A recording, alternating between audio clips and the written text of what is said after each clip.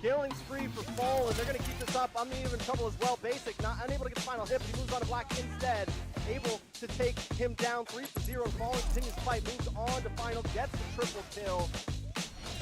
Triple on to Khan. The decimation, the Maniac, is it the Savage? Yes, easy peasy with the first one in NACT. Best player on a killing spree now. Mark Cutie places Yuwei to the backside. You'll see there as well. With that Shadow Stampede, but the hook comes in.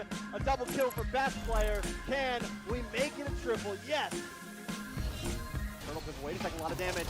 Comes in, on to Kai, takes him out. Next is going to be powerless. The hook just falls away from Pow. And luckily Zero is able to find Zoibaj there. But now Zero in trouble, taken out from Obazane.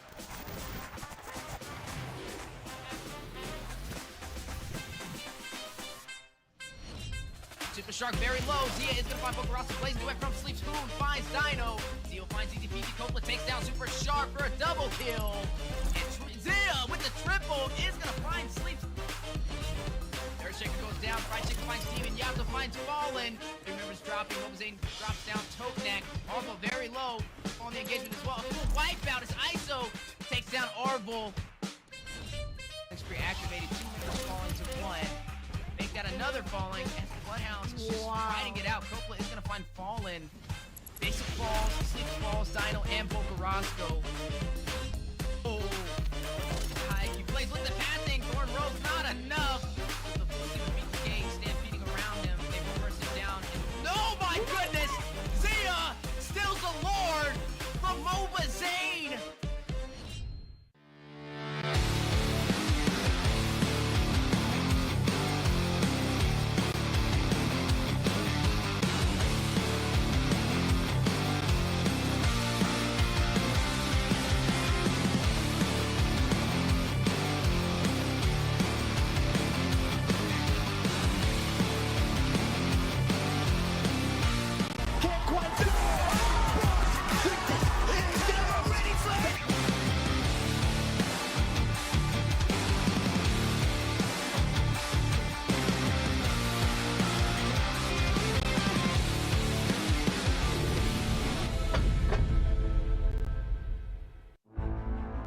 In the world of esports, every battle is a chance to prove oneself. Every moment holds the potential for greatness. It's not just about winning, but the spirit of competition that drives us forward. NACT 2023 Fall Season is where dreams are realized, where champions are crowned, and where legends are made. In the arena, we face our rivals head-on with unwavering focus and unwavering resolve. We leave no stone unturned, no opportunity wasted.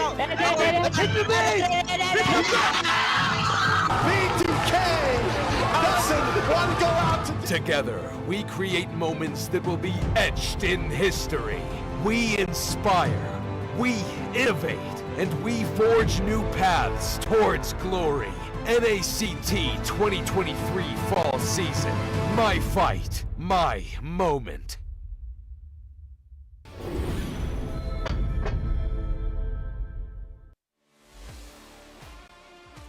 The upcoming tournament for NACT Fall. This is Mara Aquino wishing you guys luck, and I hope you guys do so well and you go to Philippines for the upcoming M5 World Championship. And you never know, it might be you that announces the winner. Hi, I'm Gideon Q. I'm from Malaysia. I'm a talent as well as a caster for a majority of the MLBB tournaments that you may see internationally. Good luck to all the teams who are coming in for NACT Fall Season.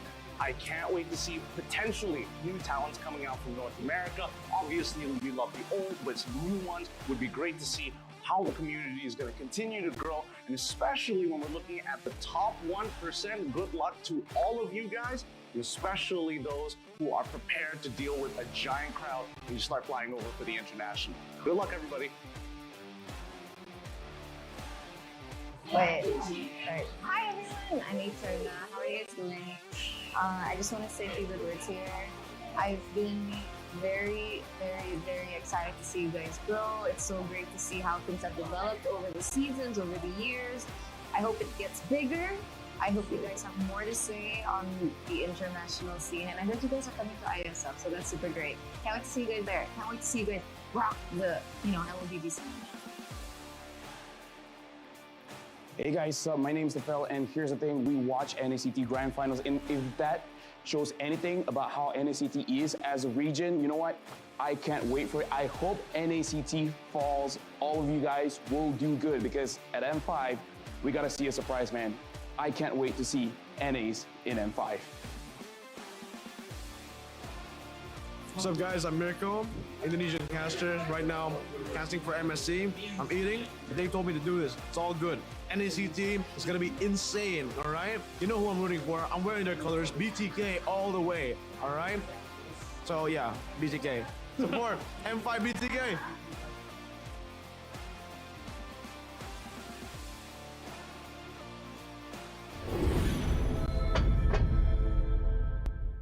Welcome to a journey through time as we delve into the transformative milestones of North American Challenger Tournament, NACT.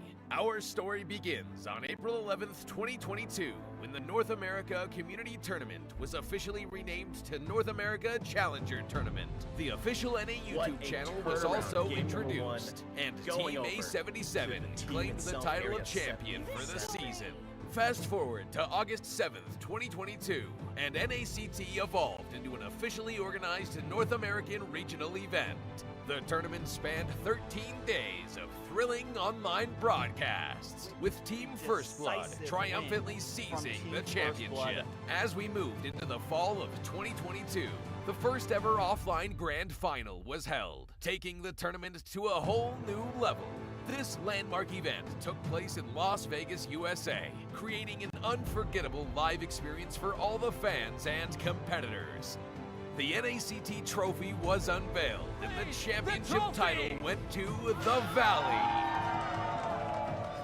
They also represented North America in the M4, finishing in an impressive 6th place. It was a remarkable moment, as it marked the start of a new era for NACT. By February 2023, the NACT spring season was underway. The offline finals took place on May 14th at the HyperX Arena in Las Vegas. Our live stream page was a sensation, reaching number 36 on YouTube's trending list. Gerald Solomon, the head of the North American Esports Association, was in attendance. BloodThirstyKings, who will represent the United States in the IESF. This has been a brief look at the significant milestones of NACT, charting its growth, evolution, and the challenges conquered along the way. Stay tuned as we continue to make esports history.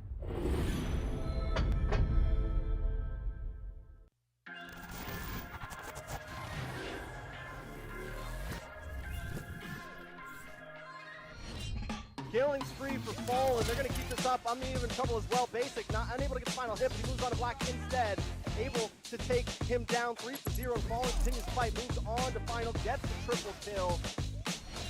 Triple on to Khan. The decimation. The Maniac. Is it the Savage? Yes, easy peasy with the first one in NACT.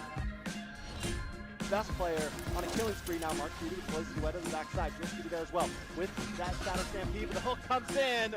A double kill for best player. Can we make it a triple? Yes. Turtle says, wait a second, a lot of damage. Comes in on to Kai, takes him out. Next is going to be Powerless. The hook just falls away from Pow. And luckily Zero is able to find Joybaj there. But now Zero in trouble, taken out from Obazane.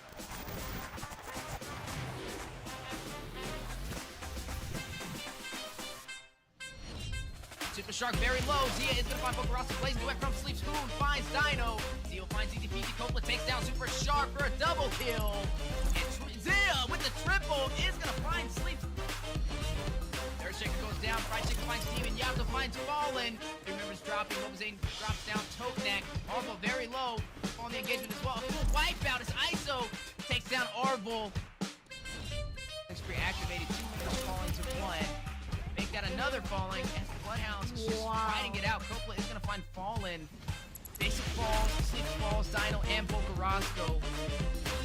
Oh. High Q plays with the passing. Thorn Rose, not enough. The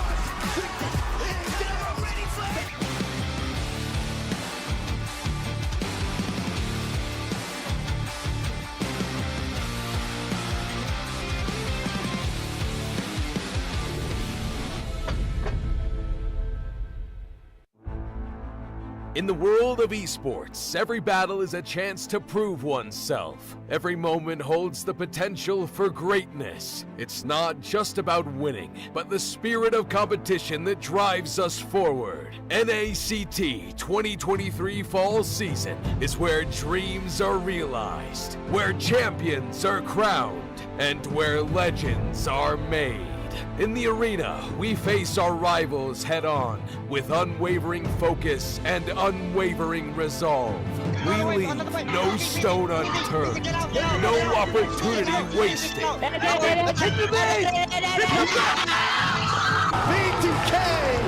doesn't want to go out. Together, we create moments that will be etched in history. We inspire, we innovate, and we forge new paths towards glory. NACT 2023 Fall Season. My fight, my moment.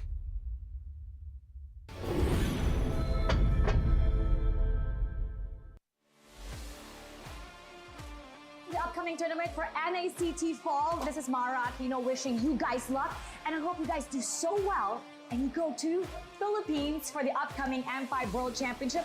And you never know, it might be you that I announce as the winner. Hi, I'm Gideon Q. I'm from Malaysia. I'm a talent as well as a caster for a majority of the MLBB tournaments that you may see internationally. Good luck to all the teams who are coming in for NACT Fall Season. I can't wait to see potentially new talents coming out from North America. Obviously, we love the old, but some new ones would be great to see how the community is going to continue to grow, and especially when we're looking at the top 1%, good luck to all of you guys, and especially those who are prepared to deal with a giant crowd when you start flying over for the international. Good luck, everybody. Wait. Alright. Hi everyone, I'm Eterna. How are you guys doing? I just want to say a few good words here. I've been very excited to see you guys grow. It's so great to see how things have developed over the seasons, over the years. I hope it gets bigger. I hope you guys have more to say on the international scene. And I heard you guys are coming to ISF, so that's super great. Can't wait to see you guys there. Can't wait to see you guys rock the, LBB scene. Hey guys, my name's Nafel, and here's the thing, we watch NACT Grand Finals, and if that shows anything about how NACT is as a region, you know what? I can't wait for it. I hope NACT Falls, all of you guys will do good, because at M5, we gotta see a surprise, man. I can't wait to see NAs in M5. What's up guys, I'm Mirko, Indonesian caster. Right now, casting for MSC. I'm eating. They told me to do this. It's all good. NACT is gonna be insane, all right? You know who I'm rooting for. I'm wearing their colors. BTK all the way, all right? So yeah, BTK. Support M5 BTK.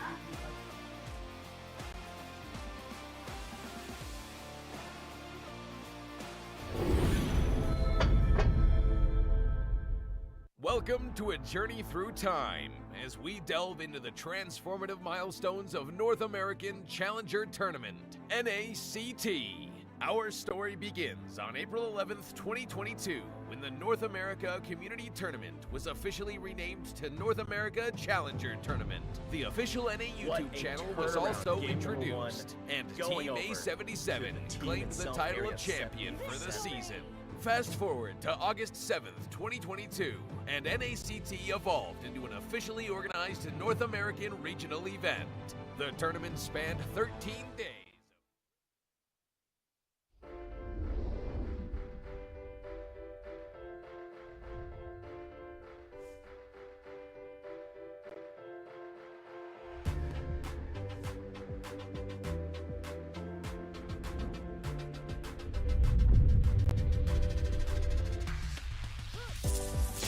When you find something in life that speaks to you, then you win that thing. 8 teams, the dream for each team, take their place on this trophy. Who's gonna win this baby and go on to M5? If you want to hoist this holy grail, then know this: you will never be forgotten. Now it's your moment. Come and get it. It lasts a lifetime.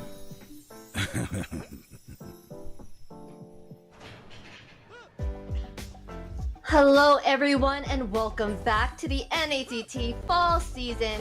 We are on day 2 of stage 2 of the regular season. I am your host for today, Sina Lily, and I am joined by our wonderful casters, the one and only Trex and the One Punch Man Yuwei. How are you guys doing? I'm very excited to be here. You know, as you said, it's day 2 of stage 2. We're getting closer and closer to the end of this, and tonight we're going to be looking at some upper bracket teams for some upper tier games. And I'm just really excited to be here to cast them all. Yeah, a lot of exciting matches. We have TOB versus Bloodhounds and Avalon versus BTK. Those are some powerhouses of North America fighting for that M5 spot. Now, Zena, take us through. I guess we have something coming up. Yes, we have. I'm ready for those matches, but I want to let you guys know about the tournament format one more time. We had 96 teams join the qualifiers and only 8 teams remain. The regular season will consist of 3 stages. The first stage will be single eliminations, and we'll head on to stage 2 and 3, which will be double eliminations. Points will be awarded based on how each of these teams perform. Our top 4 teams will be going on to the playoffs, which will be happening in Los Angeles, California. Our NACT champions will be going to M5 in the Philippines. Super excited to see who will be taking the crown this NACT fall. But let us run through the brackets real fast. Trex? Well, yesterday we had a lot of tears, a lot of cheers. 4 teams did end up losing out, going down to the lower bracket. Those 4 teams are Aggravate 1, Area 77, the Night Horde, and Knights of Fate. But today, we're going to be covering the upper bracket run, as the 4 teams who were victorious from yesterday will now be facing off against each other. And that is going to be up front with the Ohio Brothers facing off against the Bloodhounds. After that, BloodThirstyKings facing off Avalon. And then to wrap everything up tonight, the 2 winners of those matches will be facing off in the winners finals. Definitely some electricity in the air, Yuwei. How you feeling about it? Definitely feeling super excited. A lot of good matches coming up. Got the Hunters versus one of the contenders. Got the Kings versus the Avalons. And, you know, those are super exciting matches. But heading over to some of the prize pools coming up. Oh, maybe not the prize pool, but yes, we definitely have a lot of exciting matches, Trex. Yeah, most definitely, and we are actually going to be jumping into the prize pool, which is going to be $10,000 for first place, $100,000 in diamonds, second place, $5,000 with 75,000 diamonds, and the prizes go on and on, Yuwei. Yes, and $25,000 total prize pool, split among the 8 teams that are in the top 8 of this NACT. Now, 700K total diamond prize pool. That is split among all 96 teams that participated. But once again, there is a lot of prize pool, and especially for that first place winner, Trex, that is a lot of money.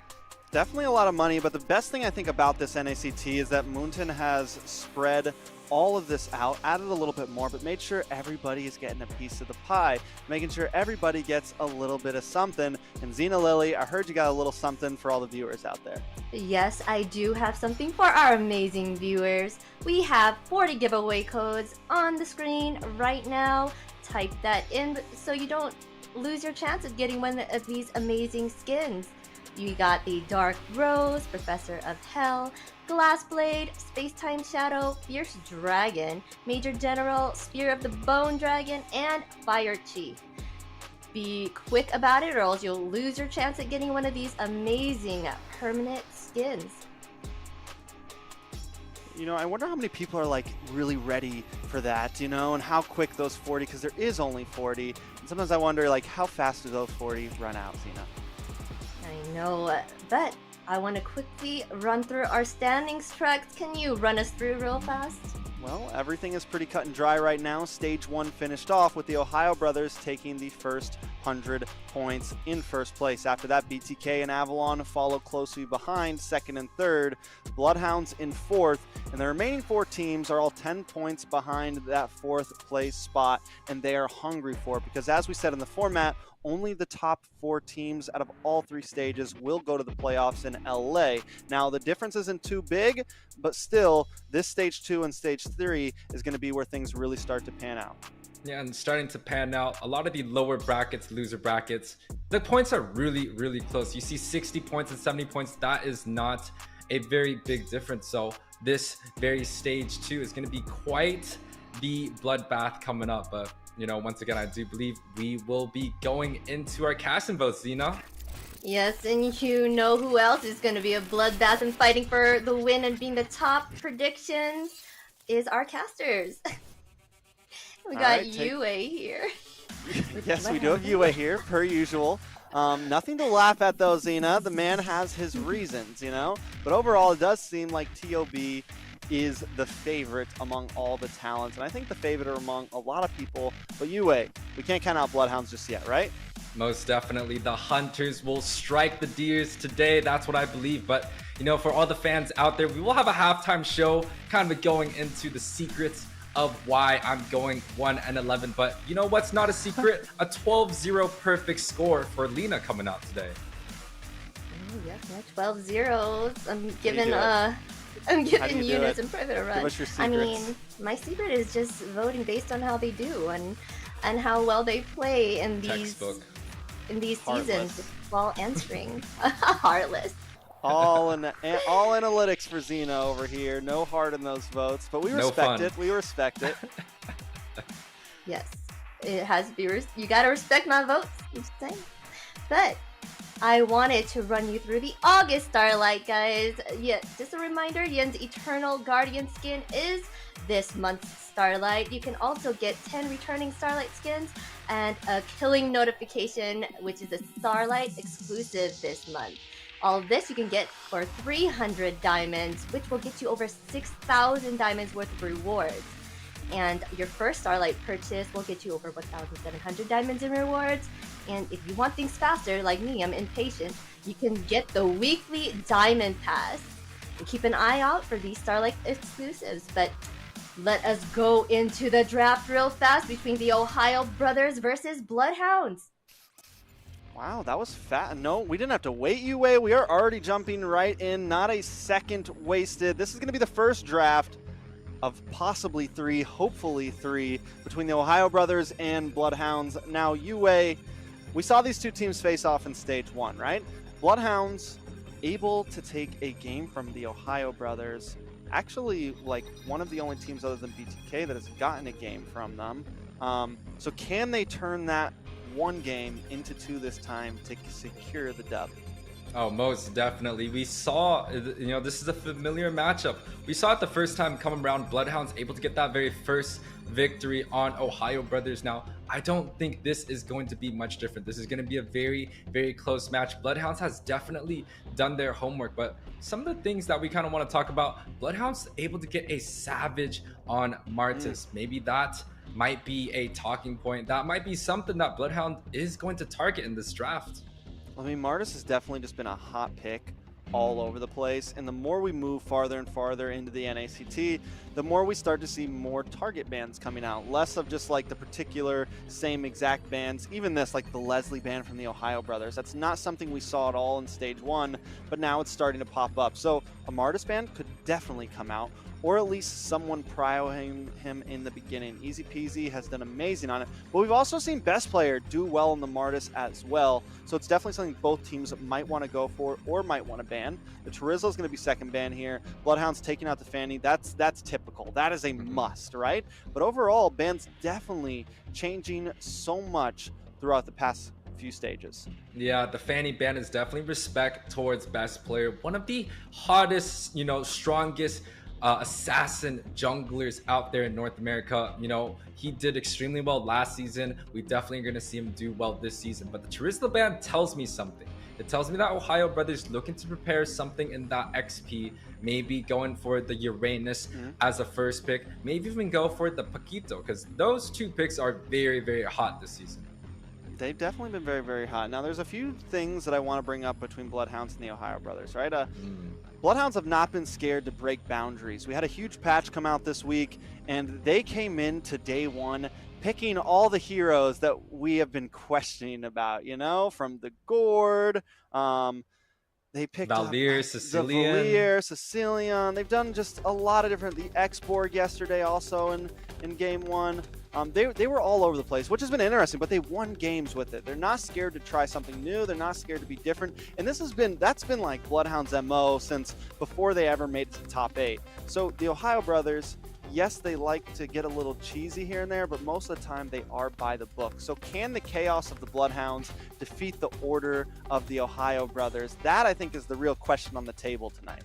Well, the chaos coming in with that Valentina ban. Ohio Brother responds with a Kadita ban. So it kind of tells me there's a lot on the table. The Uranus does get first picked up right here, but the Joy is also still available. And Bloodhound, they are traditionally one of those front to back type of team. They like to play the fighters in the jungle. They like to have that tanky front line along with a long range mage like a Valier or the Sicilian. Maybe we might even see Boca Rosso coming out with a Novaria pick coming out. But you know, right now, Bloodhound's looking to see if they could counter out the Uranus. And with the Terizla being banned off the board, you know, that leaves maybe the Fredrin for a flex, maybe even Paquito. Yeah, Fredrin for a flex, Paquito, Arlot. Also flex. We've seen some Grox go in the off lane recently. I mean, a lot of possibilities for them, and I wouldn't put anything like that past them. The X-Borg as well is still open. They haven't picked it up yet. Easy peasy going to lock in the Claude here as Boca Roscoe locks in the Edith. I'm sure those will be swapped over, but my question is, where's this Edith going to go? Is it going to be an EXP lane? Are they going to put in the roam? We've seen her all over the place, I feel like, over the past NACT for the teams that have chosen her. Now, we mentioned DXP. I think they feel like maybe they still have some time. They don't have to lock it in, and if they have to, the Edith can just go there, right? And you know, the Edith, you talked about it being a very flex pick. A lot of people like to go for that roam position, but the EXP is definitely not out of the question. This Claude, though, I think it's a little bit early, but it might be a preemptive pick because there is 2 of the mages being banned out. They have the Valentina and the Kadita. So the next in line definitely comes into play as the E, but Ohio Brother choosing to respond differently. They go for that suppression, the Franco, the Iron Hook. We've seen Shark do amazing on it, and putting best player on the assassin. That's textbook styles coming out from Ohio's. Yeah, and now I think that assassin pick may have been a little bit early. Talk about early picks. Taking in the Hayabusa. Yes, though, they do get the Franco. I think the Claude being a preemptive hit is definitely smart, because with the Valentina banned out, it wouldn't be completely unorthodox for the Ohio brothers to maybe lock in something like the Fermis for Hoon. We've seen him on it. He does wonderful with it. Normally, he favors the Valentina, but that is something that he does fall into. Now, they pick up the Valier. The Valier has done great for Boca Roscoe, but against a Franco and a Hayabusa, that could end up being a little bit of tough. Now, don't get me wrong, Boca Roscoe has great positioning. Like you said, he does wonderful on these long-range mages. It's one of the reasons why he does so well is because his positioning, knowing where to be with his team in these fights is very crucial for these mages. So his position is going to be extremely important in these fights, with best player and Super Shark looming in the midst of the chaos. But we've definitely seen this before, right? The Valier has done so well throughout this tournament. It's not really the conventional pick, but especially over here in North America, I do believe Boca Rosso just loves that Valier pick. But going into some of the bans coming out, we see this Arithal. We saw the Arithal getting buffed in the last patch. They decreased its ultimate cooldown, but also decreased the duration. But with the new Hasclaw coming out, providing not only damage, but some crits and also lifesteal, that is a huge, that is a huge buff towards that marksman. And with that being banned out, the Beatrix should be that next available option. Beatrix. I mean, I feel like marksmen have been all over the place recently, but Beatrix has been hot. Airthel, I'm still wondering. That's actually what Bloodhounds picked in game 1 of yesterday. They picked up the X-Borg, the Airthel, and the Gourd, and I was like, we're going to test all these heroes in one game, huh? Like, it just felt a little crazy, but it worked out. They end up winning that game. So, Airthel, especially with the new item, the Dragon Spear, seems like it could work well with her just because she has the ability to kite. You get the movement speed from it every time you hit crit and stuff. I mean, definitely a lot of interesting possibilities with it and with some of these new marksmen. Bloodhounds seem not to be worried about it. They've already got the Claude locked in, and now we're really limiting things down on the Ohio Brothers here. The Ohio Brothers, on the other hand, they take out the Martis, so there goes that shot on easy peasy right there. He still needs to find another jungle. Fredrin's still open. Some assassin choices still open. Still a lot of things up in the air. Now, Zia used to be a mage. I wouldn't completely put it past him to pick up something like a Harith here. Maybe we saw him do... I mean, Zia's been just a monster, and I wouldn't put it past him on pretty much playing anything he wants here and doing well with it. Well, I think giving Zia something that he could dominate in lane is going to be a style that Ohio Brothers looking to go. So maybe the Clint, maybe the Brody, these two early game marksmen that can punish, you know, the farm ability of Claude. But Ohio Brothers choosing to ban out even more utility jungle. It kind of plays into Bloodhounds' book because they like the fighters, they like the utilities. We might see a Fredrin come out. I do believe that is a good pick. They also have the Alpha, which didn't do so well against A77, but definitely were able to grab up that 2-0. So that's not out of the equation. But they also might go for that XP because right now, that Edith Flex, we really don't know where it's going to go. We don't know where this is going to go either. Honestly, the export gets picked up, and I'm not going to lie, this could also be an EXP. It could also be a jungler. So Bloodhounds definitely not showing a whole lot of cards. And Hubbard's got to be thinking, like, wait, like, what are they going with? Like, is the Edith going to be XP? Is the Edith going to be Roam?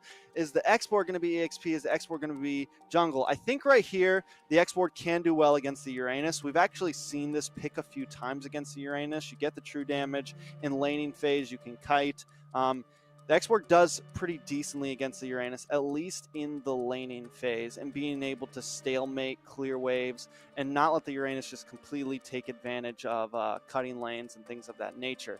So I like the answer here, but if that goes in the expanded lane, it means that Edith has to be Roam. So we're still looking for a jungler from the Bloodhounds. I like it. New first pick of the NACT, probably first pick. I mean, in several NACTs here. I'm talking like we're talking first pick in a year or two here. We got the Cyclops on Hoon right now. I know Private Dancer somewhere right now is loving this because that I've seen him play it a few times. I know he's a Cyclops fan, so Cyclops. Most definitely. Private Dancer's out there smiling. I hope he brings out the Yoda skin because that's very, very nice. But the 1-1 pick is a little bit interesting because traditionally we see the 1-1 versus Claude matchup and lean towards Claude, especially when Claude's able to hit that level 4. But Bloodhounds complete their draft with a utility jungler. No, Easy Peasy is going to be... No. Okay, Easy Peasy on a Kai. Easy Peasy on a Kai. They're playing with us right here. Easy peasy on that utility jungler. You have Dino on the X-Borg, which, you know, we've seen that X-Borg versus Uranus matchup both do extremely well into that late game. But just talk about the junglers right here. Easy peasy has the advantage when it comes to level 4. They're going to have, you know, a death ball going for Bloodhounds when they group up together. The CC coming out from Valier and also that pick-off potential coming from Edith. That is a dangerous death ball compared to Ohio Brothers, where definitely skewing a little bit more towards for the pick, a little bit more for that Franco. But Trex, take us in. All right, let's jump into the land of dawn, everyone. This is going to be game 1 in a best of 3. The Ohio Brothers up against the Bloodhounds. Now, Yuwei, let's talk about some winning conditions here. Who do we feel about early game? Who do we feel about mid? You mentioned a level 4 spike for Easy Peasy, an advantage over neutral objectives. Give me a little bit more. Well, here's the thing, right? You have the Hayabusa, which does extremely well at farming. I'm not going to be surprised if, you know, if Ohio Brothers is looking for a losing matchup, especially early on, that they're just going to put best player into straight farming mode. But wow, a little bit of a engagement coming out from Milo. He pops that Purify early, but that kind of leaves the cabbage. But ooh, Shark already annoying the side of Bloodhounds, taking away that blue buff for a couple seconds. Yeah, I mean, we saw this before with Shark. We already know that, like, once he picks up the Franco, you know where he's going to be. Someone has to block the blue buff, and this is going to slow down Easy Peasy a lot here. Look at best player, because he knows that he's already cutting into enemy jungle. He's already all over the place. So that's going to be something they have to watch out for. Someone needs to keep their eyes on Shark as usual. Yeah, so this is kind of the buff to buff strategy coming out from TOB, making sure that they grab up as much resources as possible and looking to deny. So a very, very strong opening coming out from TOB. Easy peasy. We talked about the utility side of things. Grabbing up that level 4, that heavy spin, should be able to grab up the objectives. But with the rotation coming out from best player right now, he is hardly reaching that level 4, and there's already a small gold difference. Yeah, definitely a bit of a gold difference. I mean, it's 500. It's not a lot, but normally that comes after the first turtle. Turtle's going to be up in about 3 seconds here. Another big thing, I mean, this Cyclops, right? I'm wondering about it. You do have some kite abilities. You have Spell Vamp. You have the possibility to kind of kite away from Easy Peasy when he uses that, when he uses the heavy spins and things of that nature. He also picks up the Purify to help deal with Copla, to help deal with this Edith. So I feel like the OhioBrothers do have some answers here. And wait a second, there's a nice hook onto Easy Peasy. Orange buff still not taken yet. Milo holding the distance. Luckily, Bloodhounds do secure their own orange buff non-stop. We're seeing the possibilities and aggression from the OhioBrothers. Yeah, but Bloodhounds with the Fireman on Boca Rosso, able to push away the members of OhioBrothers, making sure that Easy Peasy has a decent time in the jungle. But Shark already causing so much havoc. He grabbed up the blue buff, he grabbed up the red buff. You know, next in line, he's probably going to start grabbing up some of Bloodhounds and getting that pick off. But you talked about the Cyclops. It's interesting. I think they're looking for a strategy where they fight these unknown, these pocket picks, especially that Valier. But ooh, mid side. Ooh, a little bit of dive. The shadow kill comes in. Boca Roscoe almost goes down there, able to just get away. Best player, unable to finish what he started there. A close call, though, for Boca Roscoe. Yeah, he wasn't able to get Boca, but he did end up grabbing up that cabbage. Now, bot side, a little bit of a 2 versus 2 situation. We see this quite often in many of these games. They want to make sure that the marksman can scale into that late game. And both marksmen, you have a 1-1, you have a Claude. These are both late game marksmen. And ooh, Shark in a great position. Oh, he wants it. Shark's always in a great position, man. He's always searching for those hooks. The Franco is so deadly on him. And here comes Hoon through the backside. He might be trying to close in 3 up against 2. Sleeps uses the Blazing Duet, just clear out the wave. A nice play from Sleeps there. You know, Bloodhounds, I think they're a little bit, wait a second. Heavy spin comes in onto Hoon. The hook comes out, able to cancel it though. Boca Roscoe in trouble once again, taking out First Blood. Going over to the side of best player. Hoon though, might just fall here. The Bloody Hunt comes in the nick of time, but Easy Peasy still collecting the kill. Able to get the knock up on a best player there, but Zia is locked on. Looking for the crossbow Tang. Doesn't need to pop it, finds the kill himself. The Shark takes it away. It's a 2-for-1 trade at 4 minutes. Yeah, early 2-for-1 trade, 2K gold lead. A lot of the spells have been used though. The heavy spin was used quite early, and now with the turtle coming up, it might just put OhioBrothers in a disadvantage, but seems like it's going to be a clean trade. Yeah, I mean, Easy Peasy able to take Turtle. That's going to kind of help even out the gold a bit here. Milo might be in a little bit of trouble. Last Ascend, he comes in. That's going to secure the kill. 2-2. Bloodhounds hanging on here. Down on the boss side as well. Sleeps getting the advantage, and the OhioBrothers continue to try to get this gank. Sleeps, if he can get the kill here, at least it makes it worth it. He's not able to secure it. Can't. Oh, BMI back. Hoon looking for it. Gets the stun, locks him down. The hook comes in, and that's the finish. Hoon able to get the kill. Man, that's a wombo combo coming out from Hoon, able to grab up the stun and a guarantee hook coming out from Shark. TOB playing this early game quite well. It was a 1-for-1 trade though, because Mialo died on the top side, but Bloodhounds looking to defend the bot side. They lose that boss side though, so we're seeing a little bit of advantage come here to the OhioBrothers. Quick look at the items. Ozia has already locked in that Corrosion Scythe. Do you see that early Radiant coming out from Milo though? That is going to do so well, especially going against Copla, especially going against the Valier. That's pretty much going to protect them from everything, but looking like topside. Xborg got his shield taken away by Carlos over there. I want to say one thing. Bloodhounds, though, this is kind of the game that they play. They want to try to hit that rubber band at 7, 8, 9 minutes, maybe even later.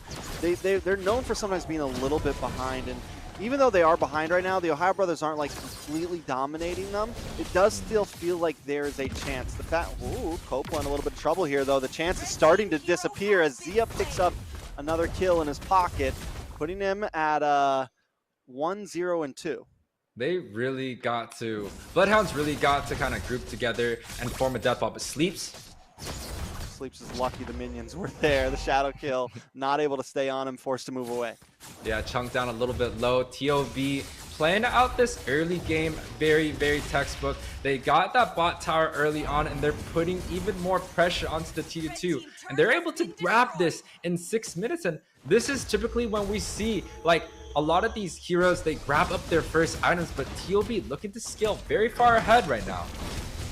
And now, easy peasy looking for this turtle once again, able to secure it. The OhioBrothers seem to not even care about the neutral objectives right now. They are still holding a strong lead of about 1.5. Wait, another hook. Easy peasy, able to get rid of it with the heavy spin. And Super Shark needs to, I think he needs to be careful about who he's hooking there. I think maybe we're like, all right, we're going to try to use up that utility. The hook does have a less cooldown.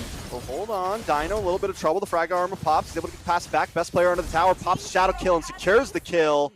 The OhioBrothers starting to pick up the pace here. Wow, very, very calculated. Best player was able to grab with that kill onto that top side, especially with the Bloody Hook, the Bloody Hunt coming out from Franco. Now, a lot has been done. TOB looking to get this defense on the bot side, but Bloodhound's able to grab up that tower, but there's so many players on OhioBrothers looking for aggressive. They're chasing down Milo there, but up in the mid side, Boca Roscoe's just been having so much trouble. Feels like he hasn't been able to leave this mid lane at all, and there's kind of your problem with the Valier. The mobility isn't there as much. Bloodhound's still very split up, whereas the OhioBrothers have so much control over the map. They're able to move around as a unit and pick them apart piece by piece right now. Yeah, OhioBrothers really having this 4-man deathball squad. We were kind of talking about how Bloodhounds should be the one grouping up, but it seems like TOB, they have the potential to group. They have the potential for pickoffs, and especially with best player there. Ooh, nice pin on to best player. Speaking of him, he's able to dash away though. Sleeps picking up the orange buff. Milo and Zia look for something. Coppola gets the flip of Zia, able to get away. Pops the crossbow of Tang, and down goes Coppola. Dino a little bit of trouble as well, the passive procs. Now Milo on the chase, Sleeps, possibly blazing duet, trying to get the kill onto Milo. Still not enough damage. Can he get the finish? He does. Able to BMI away, but no, they're waiting for him. Best player with the shadow kill finds him. It's a 2-for-1 now as the OhioBrothers consistently pursue in this mid lane. OhioBrothers is just winning every single skirmish. They could go onto the bot side and they could win that. They could go onto the top side into that jungle and win that. And they're looking to take this blue buff, but easy peasy has that retry. Now, that kind of gives the opportunity of TOB for this free lord. But Bloodhounds, 9 minutes in, looking to group up. Yeah, they're looking for Hoon here. He does pop the Purify. Dino comes in with the final insanity, able to get the kill. So now they've kind of evened the playing field a little bit before this lord. Yeah, that's quite a nice pickoff. You see around a 3K gold lead for the side of Ohio's. Might looking to engage, but Milo in the middle. Milo is such an annoyance, and every time he goes in, best player's there with him. Finds a kill onto Boca Roscoe. Coppola goes down next. Zia picking him off one by one, but the hook does come in. I mean, the pin does come in, but here comes best player once again with the shadow kill onto Easy Peasy. Easy Peasy gonna go down. An unstoppable kill for best player. Next will be Sleeps. That's 4-0. The OhioBrothers taking off right before 10 minutes. Yeah, they're definitely playing a very textbook style. OhioBrothers pushing for this lead. They're showing their dominance. They're showing what a contender they are for this championship. And of course, we never counted them out, even if my vote was onto the other side. OhioBrothers looking to take this lord uncontested. You know, Zia on this 1-1 right now, I think it was a great answer to Coppola and a great answer to Dino on this X-Borg. X-Borg's not the most mobile hero. He pops that first skill and just kind of, you know, moves in slowly, moves away. And Zia can kite those flames perfectly. The range of the basic attack just matches up so well against it. And as long as Zia can kind of sit back, this was a problem I was talking about. Same thing even with Hoon. As long as Milo's in there absorbing some damage, they have so much time to just get those ults off, get those second skills off, and cause mayhem. Now, speaking of mayhem, Dino in a little bit of trouble. They're going to move in on to that top tier 2 as the Lord crashes in on the mid side. Easy peasy, got hooked in. Zia with the crossbow of Tang looking for the finish, not able to lock on. Now Zia in a little bit of trouble, going to get knocked up, taken out under the tower. Boca Roscoe picking up the kill. Best player, forced to quad shadow away. Sleep still on the chase, maybe going a little bit too deep, but wait a second, Dino comes in with the last insanity. Can they finally get the kill onto Milo? Milo finally goes down. Boca Roscoe picking up the kill, 2-0. The Ohio brothers bite off more than they could chew there. Yuwei. Yeah, definite small over-aggression, but Bloodhounds are still looking as they sniff some of the members out from TOB. It seems like a small over-aggression is going to turn into a push, a siege come out from Bloodhounds, but best player. They finally find him, but still the quad shadow helps him get away. Best player is so slippery right now. A hook just misses. Bloodhound's about 5k behind, still being aggressive though. They're going for the push on this. Last Insanity comes in just to try to give him some space for this tower. Dino now trying to get away, but Zia wants to lock on, wants to get the kill, ends up finding it. Best player gonna get flipped up. Shark comes in with a flicker but misses the hook. Star power lockdown does land onto Bocarasco. Zia trying to get the finishing shot, can't quite connect. Copla forced to pop the Primal Wrath just to get away here on the run, using the conceal as well. And able to just make it, but they are back pushed into the base. Yeah, they're able to grab up that mid tower at the fall of Dino, and I would say on a losing matchup, that's definitely worth it. Now, 6k gold lead, 12 minutes in. A lot of the items are going to be completed. I believe Zia already has her Trinity build. She can scale and just dance around the opponents. But on the other side, Bloodhounds, they kind of have to make sure that the heavy spin coming out from Akai is not a defensive heavy spin. They got to figure out how they can put themselves in an offensive position, especially with the utility jungle, get that fight set up. But ooh. Yeah, I mean, positioning is definitely going to be key, but the star power lockdown will take out Bocarasco. It's a long-range skill. Once he pops it, there's no escape. It finds you. It's going to do the damage, but up in the top side, a little bit of damage coming on easy piece there. He's able to get a big pin, pull him onto the tower. Can you find Hoon here? Hoon goes down. Bloodhound's able to make it at least a 1-for-1 there. We definitely like that, but that is a lot of spells being used by the side of Bloodhounds, and it kind of seems like although they are pushed into their base, Bloodhounds, they don't have the necessary clear, but a pick off? Possible. Copla continues to go in and look for those picks, but he is starting to be a little bit safer while he's doing it. As the gold's getting higher, they're getting a couple more tank items in. It doesn't seem as bad as it seemed before. They're going to start up on this Lord, though. Yeah, I like this. Bloodhound's looking to go aggressive, but it might be a little bit over-aggressive. They got to try to see if they can get a pick off before Milo. Yeah, Milo continues to harass as usual. Sleeps, gets some nice basic attacks onto him. Wait a second. Best player on the base, though, and they can't get back. That's going to be it, possibly. They're all stopped. No TPs here. Best player able to secure it with a back door. You can see Sleeps trying to come in there as well with the Blazing Duet to clear the minions, but it was just too late. Bloodhounds thought they had an advantage on the Lord there, but the strategy was there the whole time for the Ohio brothers.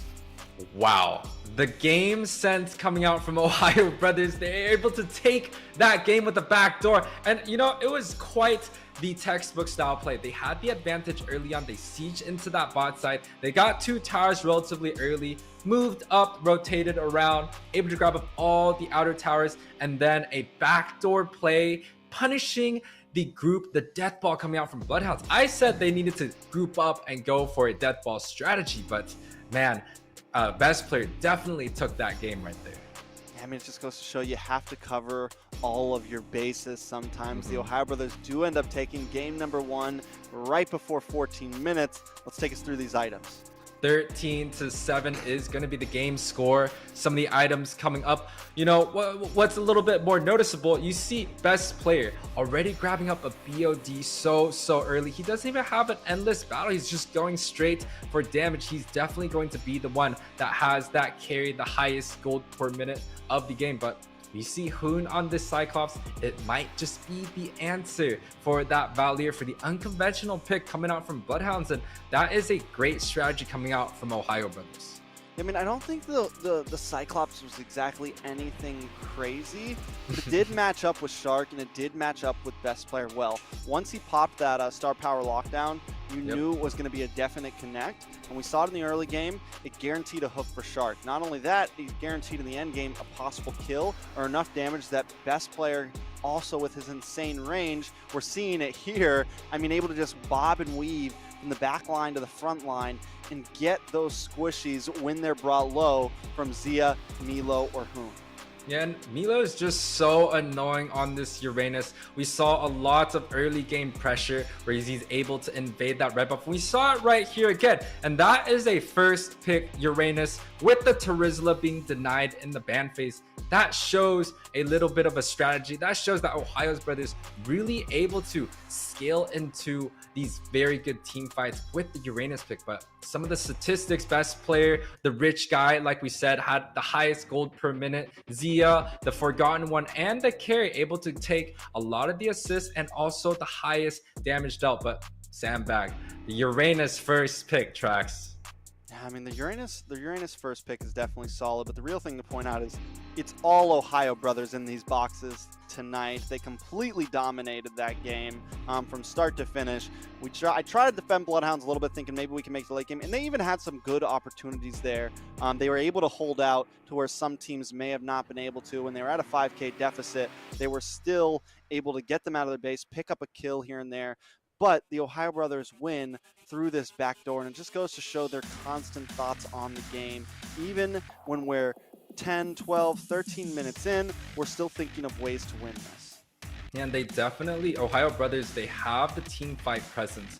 They were able to kind of group up as a 4-man unit, excluding the Uranus, and siege the towers. They got the bot early, they pushed into that second tower, and again, the story goes on. They go to the top side, they get the top side, they get the mid. It's very textbook heavy, but honestly, the ability to punish Bloodhounds as a moving death squad right there, especially that backdoor play coming out from best player, they're playing this game on different dimensions. They have the team fight, they have the strategies, and they have that backdoor. Yeah, and this is like, we talk about sometimes some of the top tier teams and how they differ from teams that are close to them. Like Bloodhounds is definitely up there, right, in terms of North America. But how big is the gap between a team like Bloodhounds and a team like the Ohio Brothers, you know? And there it is. Bloodhounds have great drafts. They have an interesting play style. They know how to fight in the early game. They know how to skirm. They know how to take it to the late game. They have all these little things, but there's these small nuances that teams like the Ohio Brothers do, like taking the risk on a backdoor and making it work. There's these small things that the Ohio Brothers do that separate the boys from the men. So if Bloodhounds want to be men today, they got to come in strong here. They got to take a game here, because we said it last time, they were able to take one game. Now it's a question of not just can they take two, but can they at least match that and take one again? Or is the Ohio Brothers the team that has actually gotten better since last week? Well, definitely from Bloodhounds' side, right? They have to make sure that they use their ultimates in a very offensive way. Maybe they have to not fight as much. Maybe they have to find a way where they can group the Ohio Brothers up and kind of mesh them together to make sure that Bloodhounds can win, especially with the Valier and with the Akai pick. But now Ohio Brothers chooses to ban out their first pick. They had the Uranus last game. Now they're looking to ban it out. And the Leslie ban comes out again. So these are kind of standard bans, but what is still on the table, the Fanny, the Joy, and you know, the Paquito, maybe even the Eve, the Fairmiss, that's a lot going on. Yeah, there's definitely a lot of things to choose from. Not only that, but it's like, okay, they ban out the Uranus, but that means the Charizla's still open. Bloodhound's kind of in a spot here, right? Like, do we ban the Fanny? Do we ban the Charizla? Eve is still open. A lot of things still out there, right? We already used up the Valentina and the Ling. So they either need to leave a lot open and try to make a fair trade happen. But the Ohio Brothers, I feel like in terms of bans right now, they're feeling pretty comfortable. Yeah, they banned out the Uranus, but that's because they know they don't have first pick, right? So Bloodhounds decide to go something a little bit of a different route. They ban out the Kadita. So still, Charizla open. A lot of things still in the field. Yeah, Bloodhounds, it feels like their strategies to protect Boca Rosso. They want Boca on a more unconventional pick and to force the enemy mage to do the same, but that leaves open a lot of heroes, right? The Fanny is not being banned out by Bloodhounds, and I don't know if they have the Fanny in their pocket right now, but what is still available? Martis is available for easy peasy. That is a strong pick. And something we haven't seen is the Angela, right? Knights of Faith was able to grab up one win with that Angela pocket pick yesterday, and they got banned out for the rest of the tournament. That's something I kind of want these teams to maybe play around with. Definitely possible. I mean, it feels like there's so many clutch picks that like aren't always getting banned and are always getting picked, but when they show up for the day, they always do well, and that's where we're sitting right now. There's so many different lanes to take in terms of drafting here. Angela being one of those lanes. Now the Fanny is still open. Terizla's still open. Wonder if we're going to see either of those two up front, but no, Bloodhounds want to secure easy peasy something strong, and best player is quick to respond. It's like, fine, you want the Martis? We're going to take the Fanny. And then Terizla's still open if the Ohio Brothers want to take that, but no, there's your Angela. Angela and Fanny, two of the great picks come out from Ohio Brothers. They didn't do so well. Yeah, it's a scary combo, but they didn't do so well with Angela first time around. But I think the Angela and Fanny is going to be hard. Now, the response coming out, I know Coppola's got this Kufra, and I know he's played the Minsatar. Maybe both comes out to respect the Fanny coming out from Ohio Brothers, but there's also still a lot of good picks, right? You could go for the Grok, a little bit of an early game aggression into the invades, or maybe going for that Kufra to really protect some of your backline units. I mean, Franco as well, Kufra, maybe a Grok, like you said. I mean, there's definitely a lot of possibilities, and I definitely don't think a tanky lineup could be bad. Maybe throw the Grok into the XP and still pick up the Kufra, something like that. They do go for the Kaja with Kaja open, so Sleeps is going to pick up the Brody. Another not horrible combo against the Fanny. You have that second skill to kind of bounce away and reposition yourself. Question is with this Angela, man, best player is going to be hard. Like, Fanny's already hard to kill, let alone when you have a Heart Guard on top of you. So they definitely need a lot here. Well, I like the Bloodhounds response, right? They played a late game marksman earlier. They had the Claude. It didn't do so well. There was a lot of aggression from Ohio's going into that lane, but this time around, they pick up two early game heroes. Kaja trades well early game, does well in the sustain department, and has that pick off potential. And Brody has the kill pressure, especially at level 4, has the lane bully. So when they do rotate onto that gold lane, it seems like there is going to be a lot of kills. But Ohio Brothers picks up one of the best EXPs after Uranus. The Terizla is extremely good. I'm hoping for maybe a Paquito response, or we might see an Edith to counter out Fanny's mobility, making sure that they can get at least one pick onto that hero. And I love the Ohio Brothers bands here. It's taking out the Valier. Taking out the Valier plus the Faramis, which the Faramis can also help against the Fanny, right? It's something that give everyone a little bit more life, give everyone a little more sustainability, and make it a little bit harder to just like one-shot people to come in and kill them in a matter of a second or two. But they take that away from the Bloodhounds here. So now it's, what do we pick for our mage? Sicilian. He had a great game last time. Yeah, but the mobility against a Fanny, it just seems a little tough, man. I don't know. Same thing. I mean, like, could go for the Farza, because the wings by wings, you can kind of get away, but still with Shark being on Cho, with Terizla. Yeah, I mean, no matter who you pick, right? Fanny's going to get on you.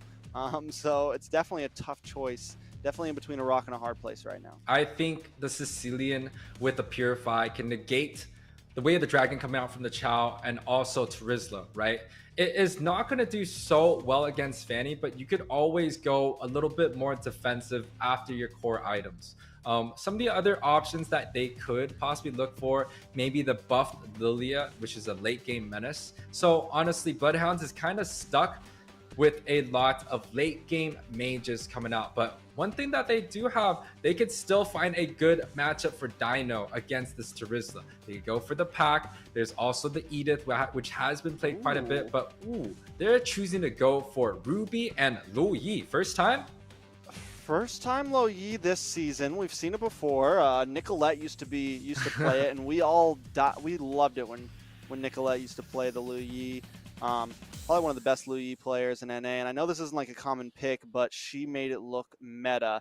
The Ruby pick is what I really want to talk about. I'm a big fan of Roam Ruby, and I think in a it does so well against Cho Roam. It does so well against fighters, and I think against the Terizla can do well. Same thing with the Fanny. So now they have a lot of answers for this Fanny here. You have the suppression.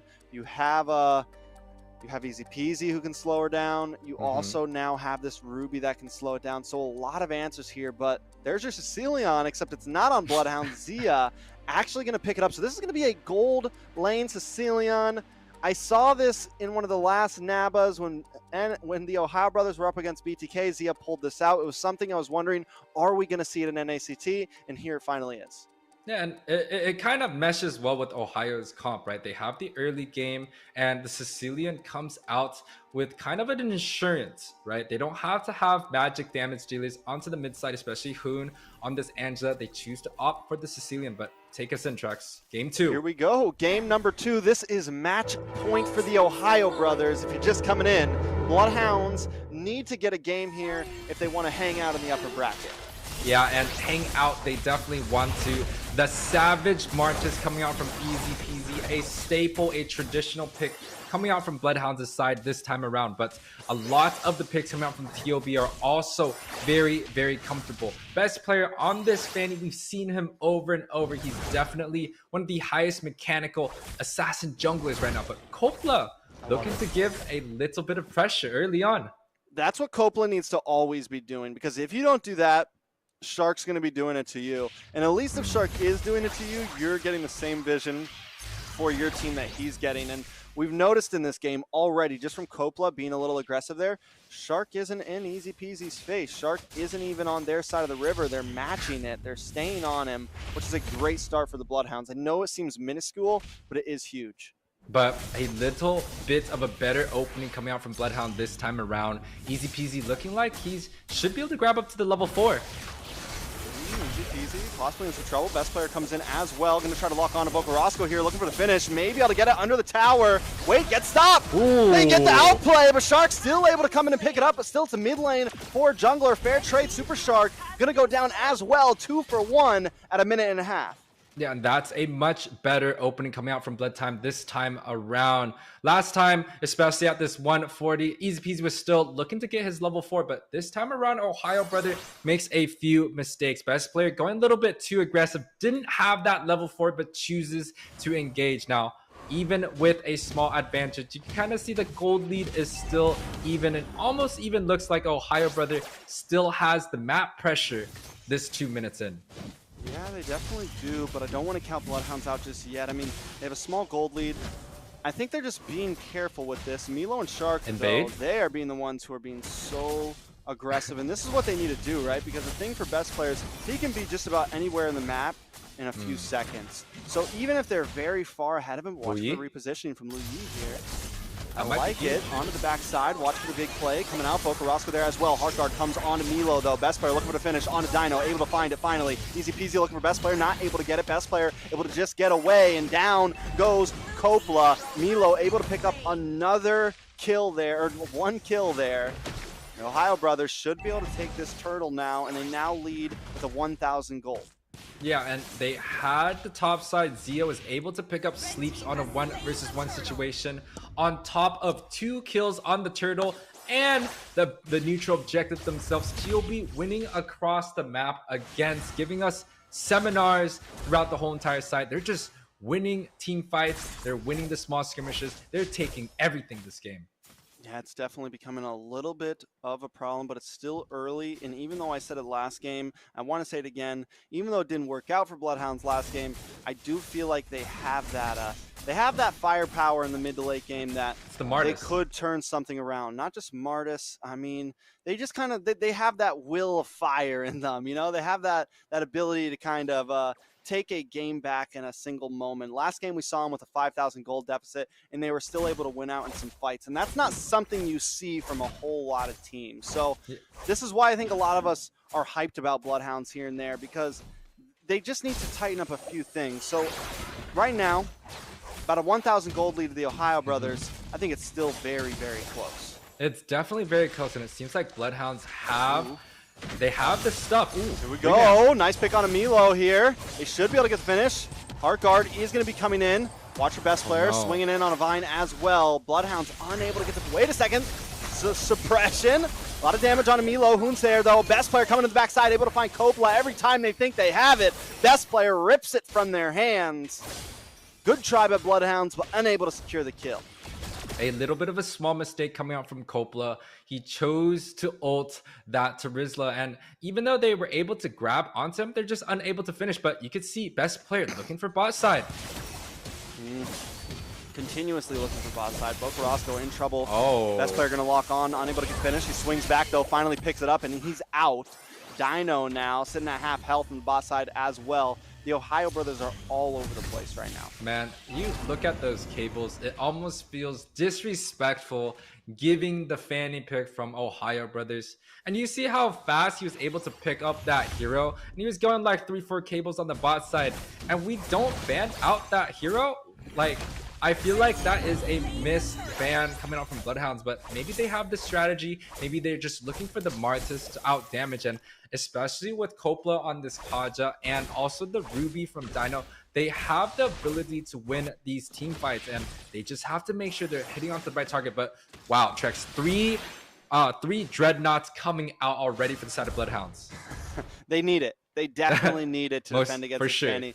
And here's one of the issues that I'm seeing, right? Bloodhounds, look at the mini-map. They're spread apart, man. It's like they give one person to the gold lane, one person's down in the EXP trying to help out there, one person's next to the jungler, and they're running this like 2-2-1, maybe 1-1-1-1, like all over the place. Whereas whereas TOB, Super Shark and Hoon are almost always together. There's always at least 3 members coming in, and that's what's making them always find these picks. Bloodhounds need to give their trust to at least one person to be solo, and then the rest need to kind of protect another. They need to really hone into the gold lane like the way that the Ohio Brothers have been honing into the EXP this game. They really need to hone into one spot or find a position, because right now when they're everywhere, best player's taking full advantage of it. Yeah, and 6 minutes in, this is around the time where some of the items are going to be finished up. I kind of want to see what Zia has. I believe he should be going for kind of a Clock of Destiny into that Lightning Truncheon. Yes, and wow, already a 1k difference onto that gold side. The jungler, it's not split too much apart, and the rest of the units, I believe, you know, the goldies pick it. Coppola going for the pickoff, looking for it on Hoon, able to find it. Bocarasco picking up the kill, but here comes best player, cabling in, swinging from the vine, once again, locked onto the wall, able to pick it up with a mega kill. It's gonna be bad for Milo though, he's forced to use the flicker away. Sanguine Claws comes out, gets damage onto Dino. Dino able to get the I'm offended because he's offended. Looking for Milo here, can Sleeps get the final shot. Able to get kicked away, the dragon pops off. Sleeps might just be in trouble. Forced to flicker away as well. Bloodhounds trying to fight here. It's 1-for-1. Yeah, it's a 1-for-1, but it definitely felt like Bloodhounds had the ability to win those fights. It's a little bit unfortunate that Easy Peasy was not able to get the decimation resets on there, because that definitely could have meant a winning fight for the side of Bloodhounds. And another neutral objective going for TOB. That smells trouble, because a Fanny is not supposed to be able to dominate these neutral objectives early. Man, and Shark is so annoying, bro. Oh my. I mean, I love him there. to death. He's not annoying for me, but I know when you're playing against him on something like this, Joe, man, he's just like, leave me alone, bro. He's just always in your face, and you gotta love it, man. It's just his style. He's definitely doing his thing right now. He's always got vision. Bloodhound's finally starting to tighten it up a little bit, but still, it feels. You know, every time I see this teleport, every time I see this, I forget the name of the skill. Every time I see him move, it is. I feel like something's gonna happen. It reminds me of not as good as Nicolette. Nicolette's the goddess on that hero, man. Best player would pick up another kill though.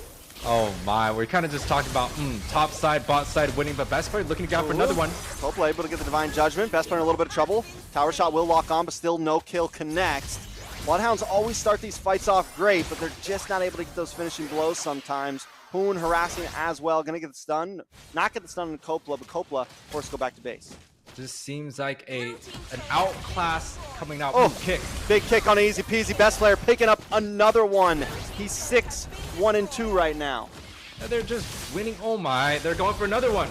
Another kill onto Milo there. No, not onto Milo. Milo taking a little bit of damage. Coppola able to just flicker away. Sleeps, gets the kill with the torn apart memories. A nice pick off there. 2-for-1 still. Bloodhounds find something, but they're losing so much in return.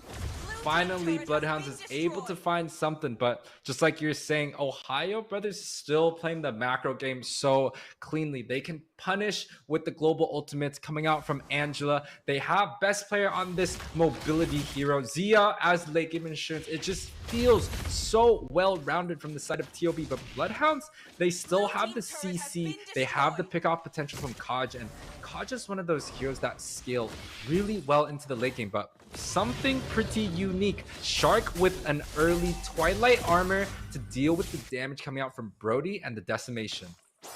Most definitely. And now Bocarasco does finally get this Lightning Truncheon as well, so maybe a little bit more damaging there. They got to find a way to make this diversion work. I remember the skill name now. To make this diversion work, to get a good positioning. This is when it comes crucial, right? On these Lord fights. They need to use it to be split pushing, to be repositioning, to be psyching out the Ohio brothers. You know, they have to use it correctly. If they don't, it's essentially just a waste of an ultimate. It's just a button that does nothing. So if they can't figure it out, it's going to cause problems. Yeah, but look at Zia. He has no death. The Shark. A little bit of damage on a Shark. Shark tries to come in, but best player does have the heart guard. Once again, moving on to Coppola here, looking for the finish. Gets the final shot. That's a godlike kill over the side of best player. Zia's going to flicker in. Double kill. Dino goes down, and best player continues the torment. Make it a triple. Looking for the Maniac. Can he lock on? He's under the tower. He doesn't care. Boca Roscoe trying to get the outplay, but Zia takes the kill from his hand. Still, it's a shutdown. Boca Roscoe finally finds one, but it's 4 for 1, and the Ohio brothers continue to maintain a dominating lead. Yeah, and best player the whole entire fight. He still had energy to dive onto that mid side. The energy management coming out from that kid, man, that is crazy. But mid, easy peasy? Easy peasy, taking some damage. Zia's becoming a huge problem. The range, it's 3-0 and 6. This is a late game hero, and he's already bursting him down in 11 minutes in. Yeah, Bloodhound definitely has to find Zia in these team fights. They have to get through quite the tough unit. They have a Terizla, they have a Chow. Those are two frontliners that it's really hard to get past. But if they're able, a 5-man teleport. Uh-oh, trying to move on to Milo here. Milo taking some damage. Oh, Harkar does come in, but he reacts with the penalty zone. 5v1, and he's still getting the outplay. Best player comes in to clean things up. Gets the mega kill for Zia. A triple for best player. Hoon actually ends up taking it, but still, even when Bloodhounds put all of it into one big shot, they can't connect. The goal deficit, the diff is too big, and the Ohio brothers are going to try to close things out. Man, what a risky play coming out from Bloodhounds, but just unable to get anything as TOB got that 4 players down from the side and looking for the last one. For the last one, that is true. Coppola and Easy Peasy are back up. They're able to take the inhibitor. Coppola trying to defend. They just want to clear the waves. They don't need to do too much else. The Ohio brothers have already taken so much. They crack an inhibitor. The bottom inhibitor is almost gone, and Lord is up and ready to go to TOB. That's just so unfortunate, right? From the side of Bloodhounds, typically when you go for like a 1 versus 5 situation, it typically works, right? You get that pick off, you rotate to the other side, you grab the rest of the map. But from the side of Ohio brothers, they have the Angela pick, and that is just why that pick is so good. A global ultimate along with the Fanny flying through from the base. TLB just had that in the back and almost felt like it was a counterplay strategy, letting Milo sink and soak up all the ultimates. But Shark looking to defend against 3 people. I mean, best player. That damage is so insane. Under the base, under the tower. Heartguard comes in. Best player gets away safely. Nobody's safe right now on this map. Unless you are with your team, if you veer off on your own, you are not safe right now. Man, and Boca Roscoe, he was already inside the base. He was out. Like, nobody should be able to touch him, and the Fanny just comes in and whomps him up. But looks like TOB looking to go for this Lord uncontested. You see Milo right here. He was on that Uranus last game facing his death. Now he's on this Terizla, and there's just nothing Bloodhounds can do about it. Zia. Zia looking for the pick off if they can do it. Wait, no, penalty zone. Luckily, Zia still does go down. A shutdown for Easy Peasy. Nice time offended, locks on a Shark and Milo. Here comes best player though, Sleeps able to find Shark. Milo forced to use the flicker to get away. Bloodhounds take 2 before the Lord connects. Oh, that is definitely a misplay coming out from Ohio brothers. They do not want to lose members this early on. And with 2 of the members down from Ohio, I could definitely see that Bloodhounds should be able to defend this. Oh my god, the damage. Best player looking to get the finish, taking a little bit too much damage. That's going to be 2 members out because the Heart Guard is on him right now. They're going to look for Milo next. Bloodhounds is trying to melt down the Lord. Penalty zone comes down. Milo still standing though. How is he this tanky? Immortality pops. They're able to take down the Lord, and Milo goes down next. 2 for 1. Bloodhounds still defend. Yeah, not much of a disciplined play coming out from TOB. They had 2 of the members down, choosing to fight a 3 versus 5. Going for another one. Sleeps able to second skill, trying to get the outplay, but a shut down. Best player Bloodhounds know what they got to do, and they're trying to do it, man. They have not lost another inhibitor yet. They defend the Lord, and now we're creeping in to second Lord territory, or third Lord territory, actually. No, second Lord territory. 15 minutes. If they can drag this on longer, will Bloodhounds have a chance? Yeah, and take a look at some of the items. You can see both the Marksman, the Brody coming out, and also the Cillian going for full items already. Fanny has scaled up, also got full items, but Martis is looking to build onto that last item. And with some of the trades coming out from OhioBrothers, it's not really putting them at a very high spot. They're trading some of these small kills onto the side of Bloodhounds, and they're just kind of feeding the Hounds over here, and it might be a mistake because Bloodhounds is still a great team. Uh-oh, Super Shark tries to get the way of the dragon. Boca. Not able to connect, but Milo comes in with the penalty zone. Still not able to fully connect. Boca Roscoe in a little bit of trouble. Going to get away with the dragon again. Best player able to pick up the kill. Heartguard on best player once again. I mean, that's the lock-on for Hoon, right? Every single time it's going to him or Milo, but that's all they need to do. They're going to take another buff, another piece of gold, another jungle away from Bloodhounds. Starting to get a little rough here. It definitely feels like TOB has matured with the strategy and style of playing Angela. I know the first time that Hoon had it showing on Angela, it didn't work out so well, but it definitely feels like they found the groove, they found the strategy. Hoon 2-1-18 on this hero. That's quite hard to deal with, but the power play comes from best player 15-3-6. He is completely dominating Bloodhounds. Definitely dominating right now. Bloodhounds, though, with the point that we're getting to in this game, we're creeping up closer to that 20-minute mark. Even if they don't take this Lord, if they can just survive past this Lord, it gives everyone a little bit of hope. All the Bloodhound fans out there are just waiting. They just need maybe a little more time. But speaking of time, is it already sealed, right? Because you have Zia on the Sicilian. Sicilian's essentially like the late game king. Infinite, you know, there's this infinite scale there, essentially. But watch the Bloodhounds. They're going to come into the mid bush. Easy peasy does poke, though. Who knows it's coming? So, because he diversions out of that bush a bit, they're not able to make a play with that. Conceal coming in. OhioBrothers also not able to respond. Man, they always punish. OhioBrother always looking to punish Bloodhounds' death ball rotation. Although I think the 5 versus 5 should be an advantage for Bloodhounds. They have the Ruby, the I'm Offended. They also have Divine Judgment. And they have to make sure that they can get onto Zia, right? Earlier with that Lord coming down, they're able to pick off Zia. They're able to pick off Shark. But this time around, it may not be so lucky. Ooh. They go right in the midst of it. They look for the kill. They find Hoon. That could be big, but Sanguine Claws locks on to 3 members. Dino taking a little bit of sleep. Able to find Z in the backside. Here comes the play. Can they finish it? Immortality pops with sleep. Bloodhounds looking for something still, but Dino trying to lock up Milo. Sleeps finally falls to best player, and now Bloodhounds are on the run. Boca Roscoe not there to defend. He stayed back to defend the base against the minion waves. Can 3v2? Can they make it work? Best player going to try to come back involved in this as Super Shark and Milo hunt down the rest. Best player finally here, locks in the cables onto Coppola. Looking for the finish, Cutthroat trying to get it. Oh, penalty zone, lots of damage. Coppola just trying to get away, but best player won't let it happen today. A killing spree in his hands, 17-3-6. Wow, a late 2-for-2 coming out from TOB, but Coppola's death timer is extremely long. OhioBrothers definitely going to look to start up this Lord. Best player might even assassinate 1 or 2 players here. Oh, he's looking. I mean, yeah, he's always hanging out. He's there. He's always looking for it. He's going to get locked up, though. The I'm Offended does come on. Best player forced to run away, and the Heart Guard is exposed as well and used. They should be able to get this Lord uncontested. The Bloodhounds still possibly able to defend this.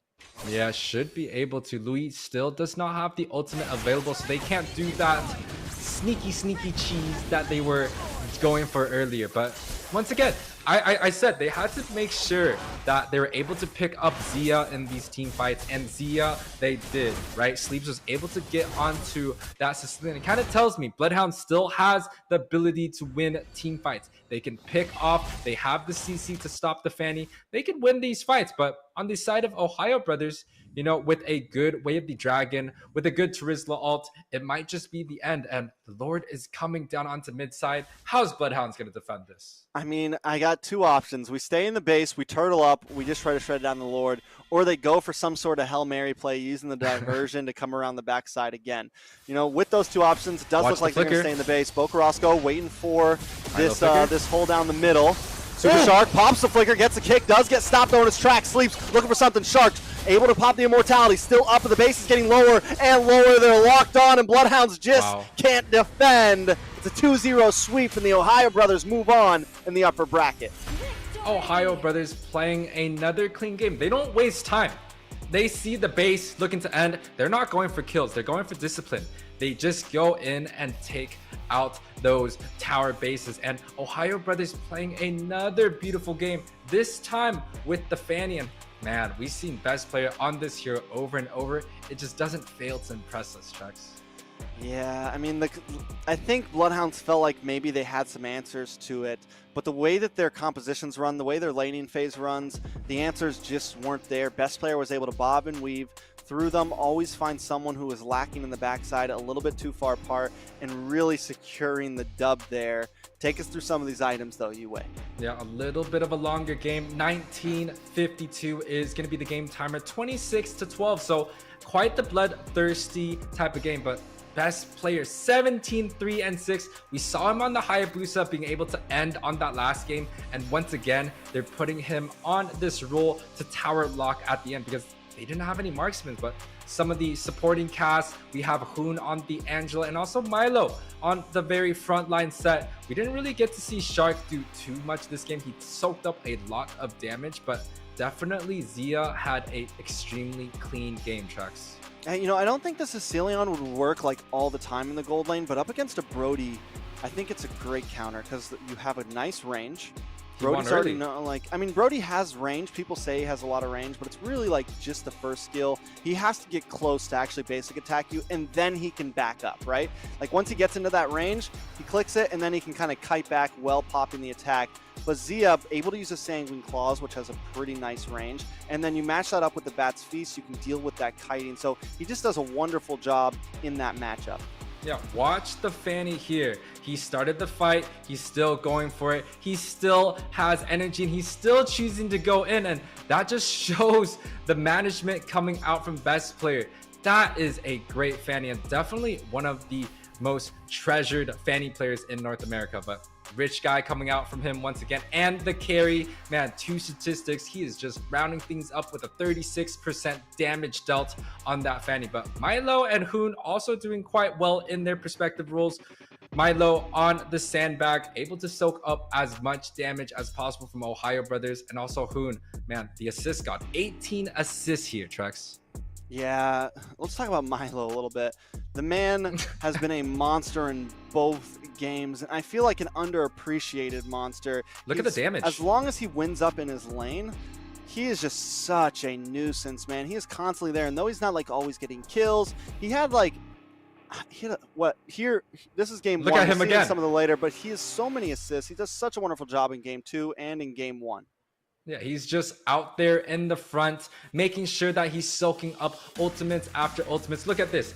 The heavy spin coming out from Easy Peasy. You're going to see Divine Judgments coming out onto him. They're just unable to kill Milo, and that, I feel like that is the recipe of success for TOB. You have to make sure Milo is on some of these tanky, more sustainable units like the Uranus and the Terizla, and that opens the draft up quite a bit. And best player here.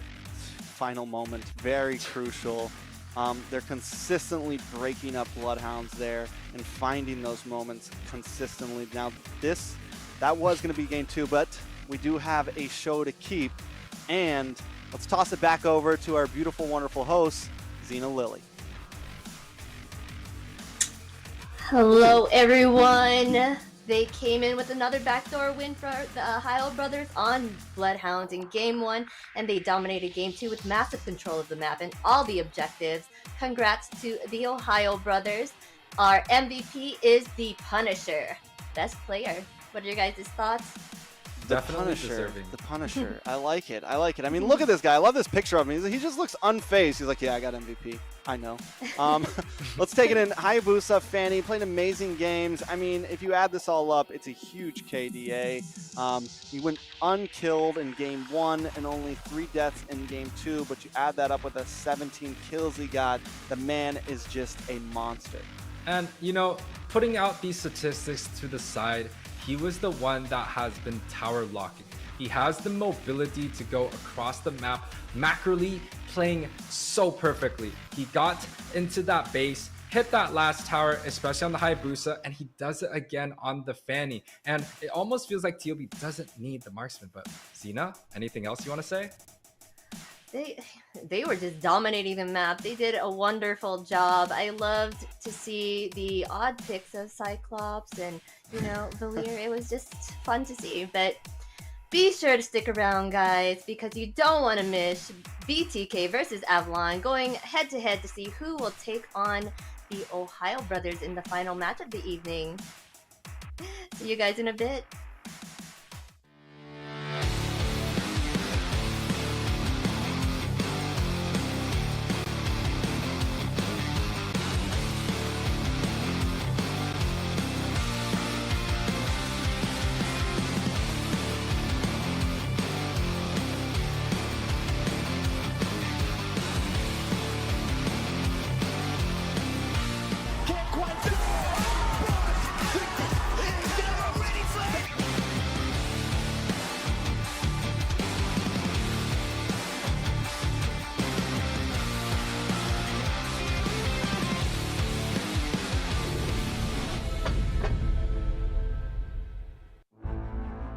In the world of esports, every battle is a chance to prove oneself. Every moment holds the potential for greatness. It's not just about winning, but the spirit of competition that drives us forward. NACT 2023 Fall Season is where dreams are realized, where champions are crowned, and where legends are made. In the arena, we face our rivals head-on with unwavering focus and unwavering resolve. We leave no stone unturned, no opportunity wasted.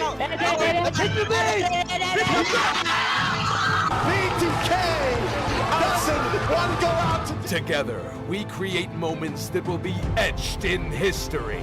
We inspire, we innovate, and we forge new paths towards glory. NACT 2023 Fall Season. My fight, my moment.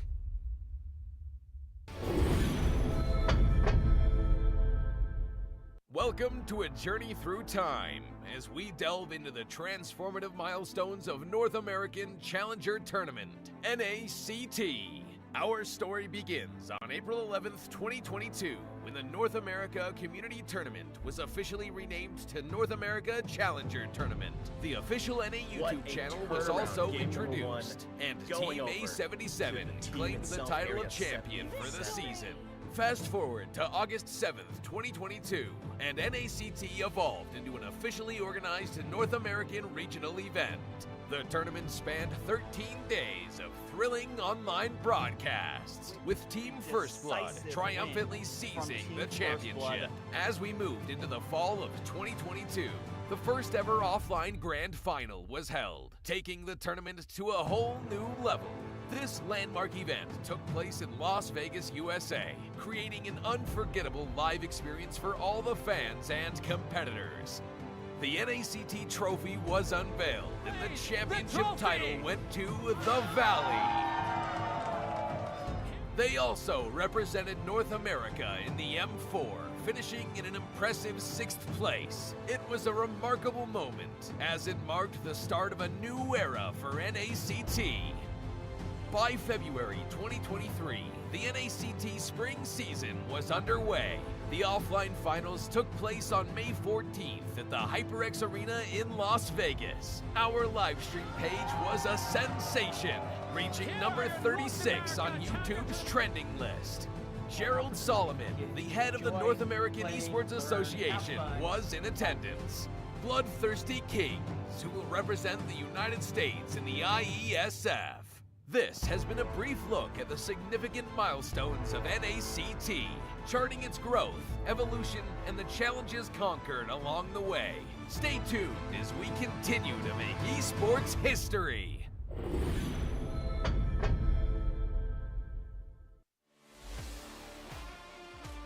The upcoming tournament for NACT Fall. This is Mara Aquino wishing you guys luck, and I hope you guys do so well and you go to Philippines for the upcoming M5 World Championship. And you never know, it might be you that announces the winner. Hi, I'm getting Q. I'm from Malaysia. I'm a talent as well as a caster for a majority of the MLBB tournaments that you may see internationally. Good luck to all the teams who are coming in for NACT fall season. I can't wait to see potentially new talents coming out from North America. Obviously, we love the old, but some new ones would be great to see how the community is going to continue to grow, and especially when we're looking at the top 1%, good luck to all of you guys, and especially those who are prepared to deal with a giant crowd when you start flying over for the international. Good luck, everybody. Wait, alright. Hi everyone, I'm Eterna. How are you guys doing? I just want to say a few good words here. I've been very excited to see you guys grow. It's so great to see how things have developed over the seasons, over the years. I hope it gets bigger. I hope you guys have more to say on the international scene. And I heard you guys are coming to ISF, so that's super great. Can't wait to see you guys there. Can't wait to see you guys rock the, LBB scene. Hey guys, my name's TheOhioBrothers, and here's the thing, we watch NACT Grand Finals, and if that shows anything about how NACT is as a region, you know what? I can't wait for it. I hope NACT falls. All of you guys will do good, because at M5, we gotta see a surprise, man. I can't wait to see NAs in M5. What's up, guys? I'm Mirko, Indonesian caster. Right now, casting for MSC. I'm eating. They told me to do this. It's all good. NACT is gonna be insane, all right? You know who I'm rooting for. I'm wearing their colors. BTK all the way, all right? So yeah, BTK. Support M5 BTK.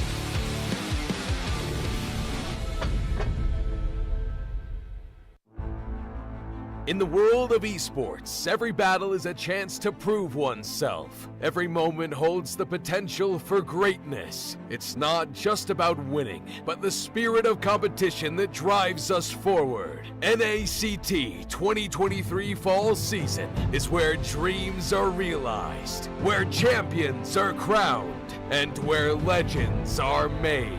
In the arena, we face our rivals head-on with unwavering focus and unwavering resolve. We leave no stone unturned, no opportunity wasted.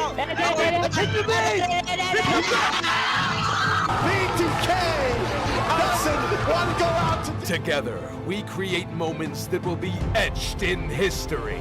We inspire, we innovate, and we forge new paths towards glory. NACT 2023 Fall Season. My fight, my moment.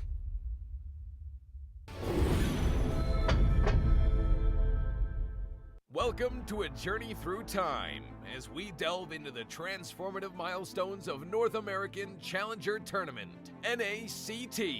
Our story begins on April 11th, 2022, when the North America Community Tournament was officially renamed to North America Challenger Tournament. The official NA YouTube channel was also introduced, and Team A77 claimed the title of champion for the season. Fast forward to August 7th, 2022, and NACT evolved into an officially organized North American regional event. The tournament spanned 13 days of thrilling online broadcasts, with Team First Blood triumphantly seizing the championship. As we moved into the fall of 2022, the first ever offline grand final was held, taking the tournament to a whole new level. This landmark event took place in Las Vegas, USA, creating an unforgettable live experience for all the fans and competitors. The NACT trophy was unveiled, and the championship title went to the Valley. They also represented North America in the M4, finishing in an impressive 6th place. It was a remarkable moment, as it marked the start of a new era for NACT. By February 2023, the NACT spring season was underway. The offline finals took place on May 14th at the HyperX Arena in Las Vegas. Our live stream page was a sensation, reaching number 36 on YouTube's trending list. Gerald Solomon, the head of the North American Esports Association, was in attendance. Bloodthirsty.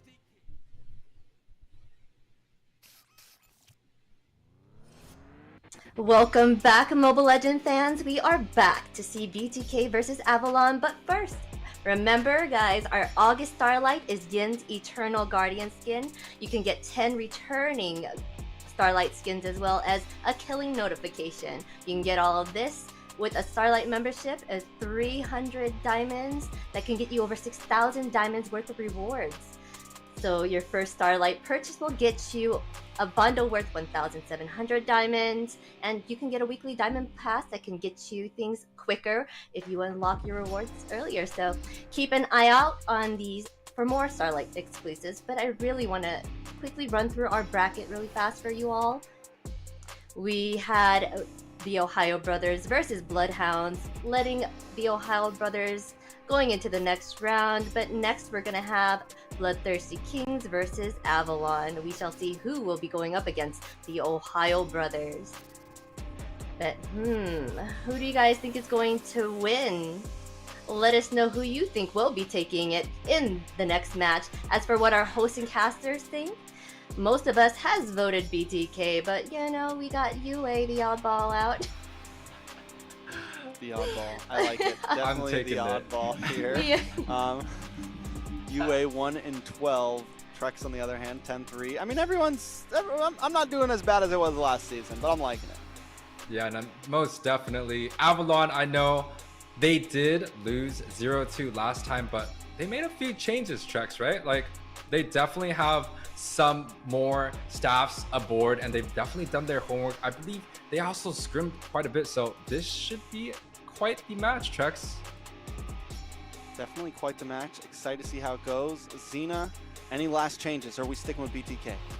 Well, for this time around, I'm sticking with BTK, but I did hear that Team Avalon have been doing really well. So, I don't know, this might be a fun match to watch. There's probably going to be a lot of bloodshed. We shall see. I like it. I think that Avalon is definitely, they're a team that have come in, you know, a lot of members were part of Empire before. They're a team that's come in that a lot of people are putting as like the number 3, you know, number 4 team here. And I think this is going to be a moment. They got 2-0'd last time when they faced BTK. From what I know is they're much more prepared this time. They're ready, you know, they have some staff behind them, they have some coaches, they have some analysis. They've been studying up for this game, for what I hear, so I'm excited to see if they can pull it off.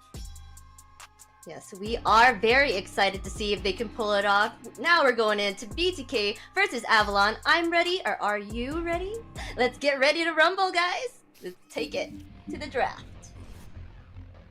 I love the intro, Xena. We're coming in, BTK versus Avalon, and you know what I'm loving even more, Yuwei? I'm loving these player pictures on the screen. Look at BTK, Joy Baj. I want to do the guy looks ready. He looks like he's always having fun. I love this kid so much. He's come such a long way from Team First Blood to being on BTK now, being in, you know, possible one of the best roamers in NA. So I'm excited to see how they do this. But between these two teams, what are some major talking points? Yeah, honestly, you see Twinks running a lot of the tank EXP. Now, the talking point definitely belongs to him. He is the XP laner for Avalon, but we've never seen him play XP until this tournament. So this is going to be extremely hard because he has to deal with fried chicken, which, you know, what we say is one of the best EXP in North America. He did so well in the international stage, and he's about to have another seminar going through right now. And with the Terizla being banned out, we've seen Twinks being on this hero quite a bit. Some of the other heroes I think might be targeted. It could be the Uranus coming out from the Bloodthirsty Kings, or he could even be an Edith EXP, which can build a lot of tank and has that kill pressure early. Most definitely. Now, Bloodthirsty King's going to be taking out this Claude immediately, focusing in on Basic. We know he plays a wonderful Claude, but we've also seen Basic play things like we saw him on the Leslie a lot. Leslie's become a very hot pick. He did a great job on it. We know a lot of these things are possibilities. So where Avalon, their drafts, their bans, I mean, we haven't seen a Joy band in a while, and yes, it's a good target toward Fried Chicken and the EXP, but another thing I want to give up to Fried Chicken, his R-Lot has been monstrous. Even when the Terizla and the Uranus are banned out, he brings in that R-Lot, which a lot of other teams aren't playing, but he still makes it look very, very good. When they played up against TOB, yes, they ended up losing, but he still made some insane plays in those losing games. I think the R-Lot is good, but definitely in the recent patches, there was a slight nerf onto R-Lot. I believe his ultimate was pushed back a little bit on the cooldown, and the cast wasn't as fast as before. So I definitely think the R-Lot still has the potential, but there is a lot of great picks. And speaking about great picks, the Valentina is available. The Uranus, which was a hot pick from last game, is still available. That might be something worth considering BTK's first pick here. Most definitely. I mean, well, there goes the Uranus, Terizla gone. So Valentina? The Valentina's going to get locked in. Give that over to Yato. Yato does a wonderful job. Now Avalon, though. Do we lock in the XP lane first? Do we go for Mage? What's the plan here? Well, there's definitely still a suppression available, but it might be a little bit too early, right? The Franco is still available, but once again, I don't know if that is the right way. Maybe something like the Fredrin to deny Zane on one of his best heroes. Maybe the Beatrix, which is with the Claude being banned out, Beatrix definitely shines a little bit more. Beatrix, Fredrin. We could also go for the XP with the Uranus and Terizla being banned out. The pack definitely shines quite a bit. I wouldn't really necessarily pick up the Roam early, but Avalon has quite a few different choices here. Yeah, they're gonna lock in the Franco. Another player we got to keep our eyes on here, Fallen. Fallen, aka the Thief. There goes that Fredrin pick though for you, and this is definitely a very flexible pick for Avalon, right? Because we know Fallen can run the objective roams. He can run the assassins. He can run the tanks. He can run the fighters. He definitely has a very deep hero pool here. So, and that's what I was about to talk about. Is Fallen has really kind of taken the spotlight on this team of Avalon. He does such an amazing job at getting these neutral objectives. He's gone toe-to-toe with Zane before. He knows how Zane plays. He's been there when the heat is on his shoulders, and he's able to execute, man. He's able to get it done when he needs to. So that is going to be something that BTK wants to watch out for. And I was expecting Avalon to maybe put him on something a bit more mobile here. Seeing the Fredrin, in my eyes, I don't think it's going to the jungle. And the reaction coming out from BTK, they're looking to take the Kufra to counter out the Franco. I like that matchup. I think it's great.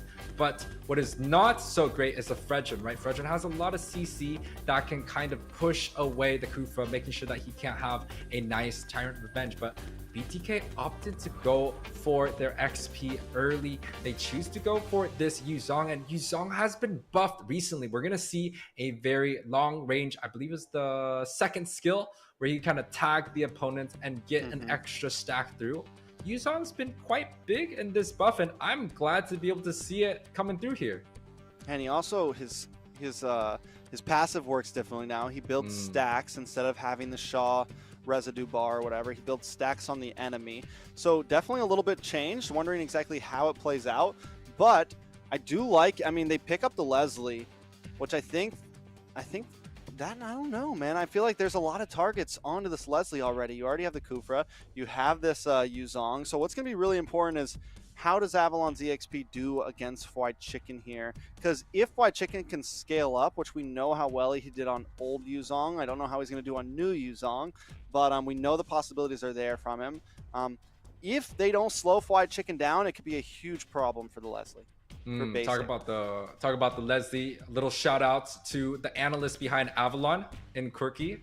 I know you're out there watching, drafting us a very beautiful game. Hopefully we can get this a very much closer series. But Avalon choosing to ban out the Akai, one of Zane's bread and butter. But you know what's still available? The roly-poly, the Foxy. The Basha. It's good. He's been playing the Basha. It's solid. It's very solid. A lot of teams have been running it, not only in North America, but overseas. It's definitely a solid jungler, especially against something like the Fredrin. And if Avalon wants to pick up some more tanky heroes, the possibilities are there. Not only that, the Martis is still open too. If BTK wants to go for a early aggression, let's get in your face off the jump, that possibility's there. A lot of things still up. They're going to end up banning out the Wan, taking away a little bit of something from ISO here.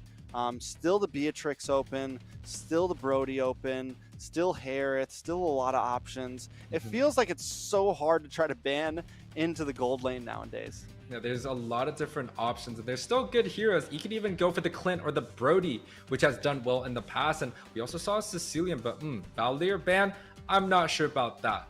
Avalon, they still have the flex with the Frederick. We don't know if that's an EXP or that jungle. You said you think it's going to go for the XP. I think also it's going to go for the XP. Put Fallen on the Assassin and give him a matchup that Mobazane does not like. The Assassin versus the fighter slash tanky utility side coming out from BTK. Yeah, I mean, but they still have, like, I don't know if they want to pick up the Fanny here, right? Because of the bouncing ball. Oh, no from the way. Kufra. And I think that's what, like, I noticed that it wasn't banned. So BTK is like, all right, just in case, we're going to pick up this Kufra a little bit early, which I think is a smart plan. And that's what I think right now. We're on Avalon. It's like, what do we do? I think they slot up their mage right now. Maybe go for something like the Farza, the Yve. They pick up the Edith. That's so that XP. is going to be that probably will be a jungle Fredrin. I feel like they might have preemptively put that XP laner up. The mage matchup is already on the table. Maybe they're looking for a much more niche mage to protect that last pick, because quite honestly, we were confused. We don't know where the Fredrin was going to go.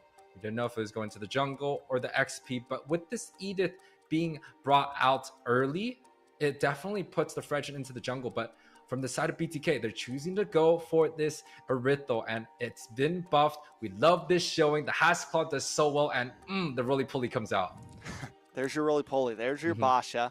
Mobazane is going to lock it in. So we got a lot of mobility here, right? Especially with Basha and with this Airthil and the Yuzong. A lot of possibilities for chase, man. If these fights get down and Avalon wants to try to hightail it and run, BloodThirstyKings are going to be there. Also, another thing I like with this Airthil is you have a lot of movement to dodge these hooks. You're never really going to have a point where you're just standing still, which makes it a little bit harder to land those iron hooks onto BTK's gold laner, onto ISO. So because of that, BTK wants to kind of keep these fights on a roll, you know, not to throw in any puns here with the Basha, but, you know, try to keep things very mobile, not be just too head first. I feel like come at things from angles, find those, but Avalon gonna lock in the Navaria.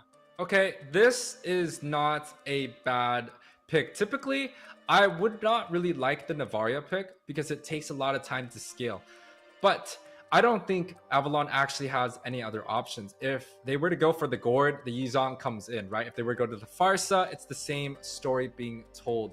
But the Navaria pick provides a little bit of a different angle to attack. It has the range, but it's also very it can get killed. It can get hit by the Yuzong. It can be chased. So it might be a little bit hard to get into the scaling. But even if Demon doesn't scale, they still have Toinks on this magic damage dealer. And I think that is a pretty well-rounded draft coming out from both sides. This is about to be a great game here.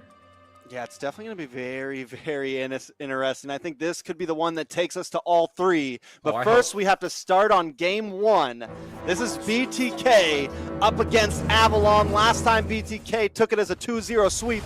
This time Avalon trying to make some change.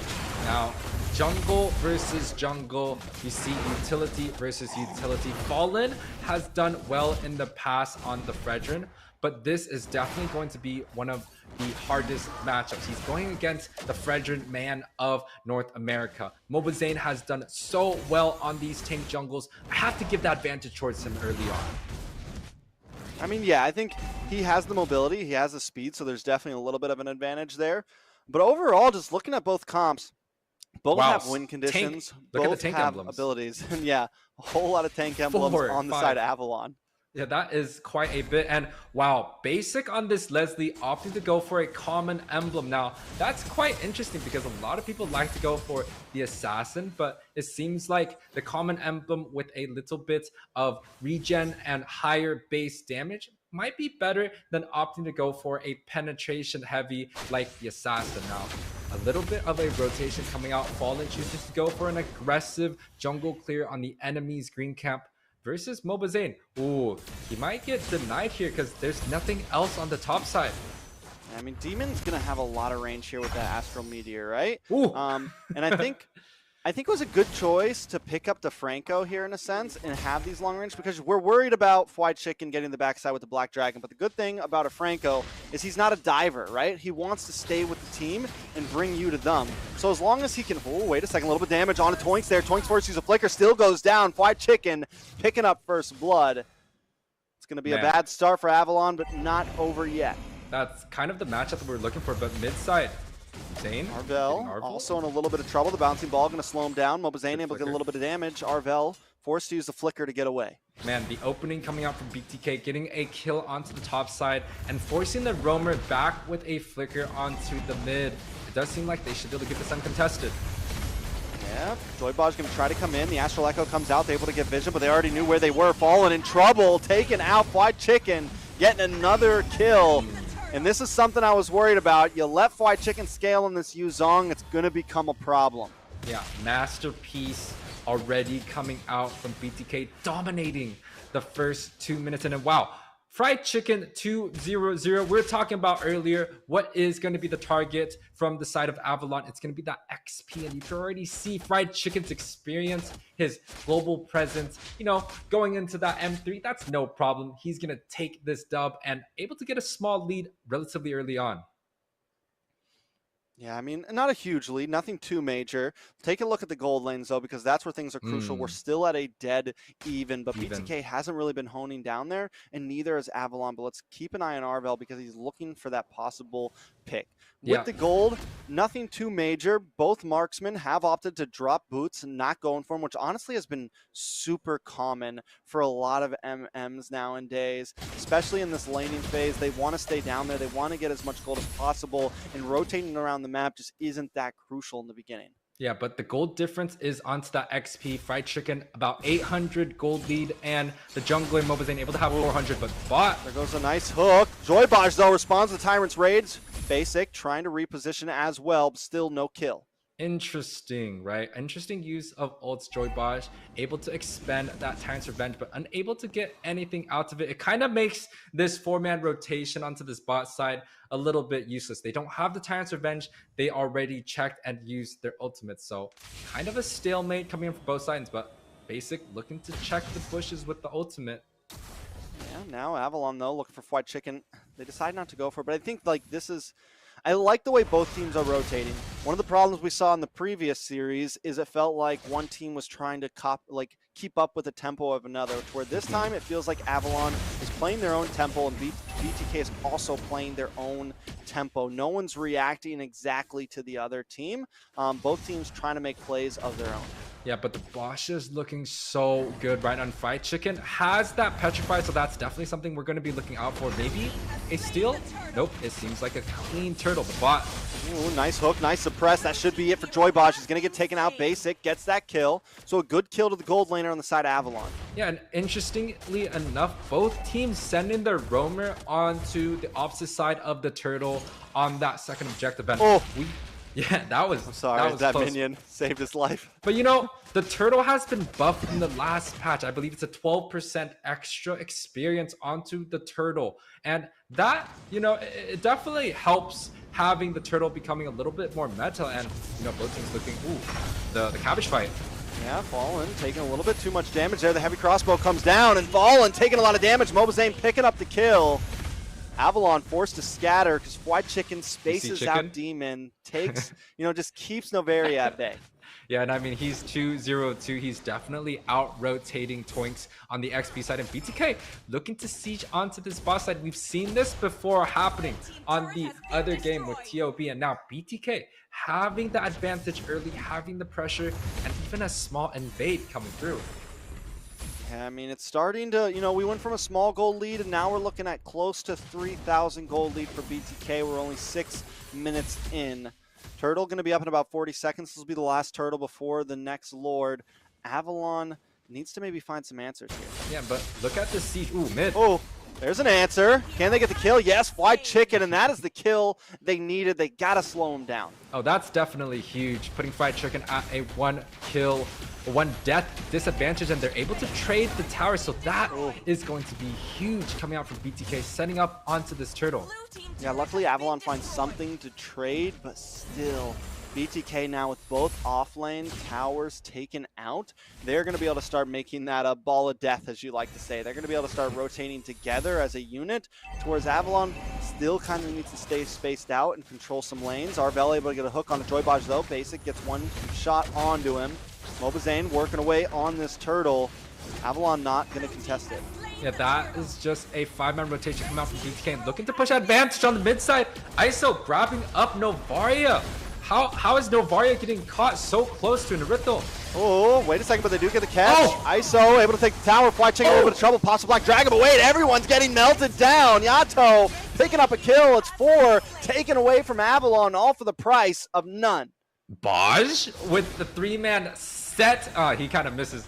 He misses the bush right there, but he grabbed up three man on that set, protecting ISO, right?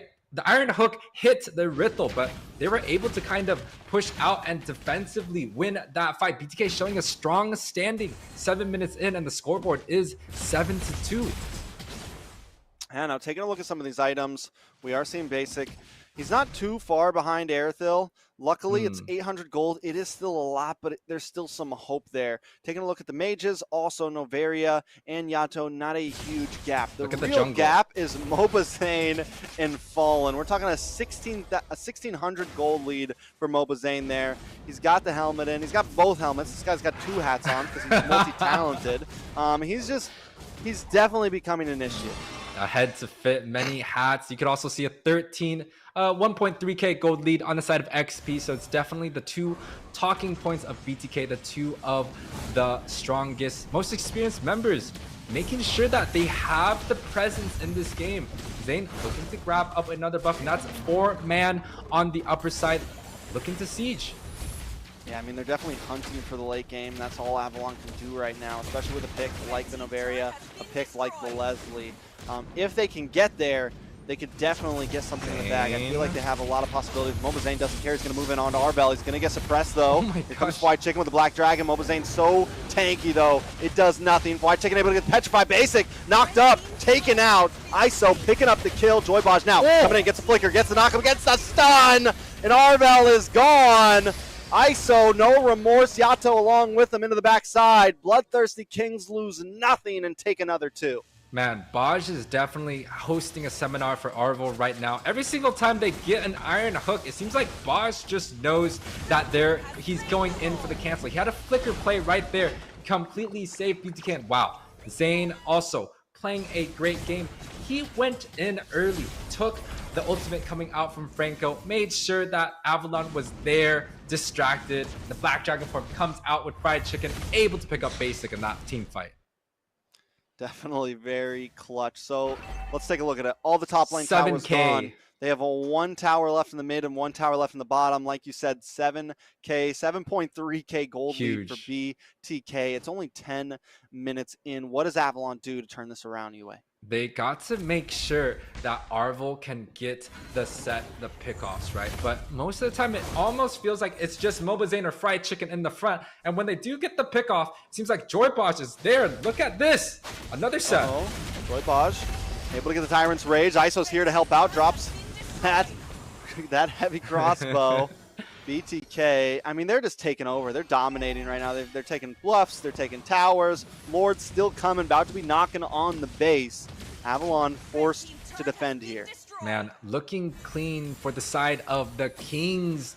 Pushing out the Wolves, the Avalons on the other side. They're just not able to get anything in. The top side siege. Joybaj looking for one.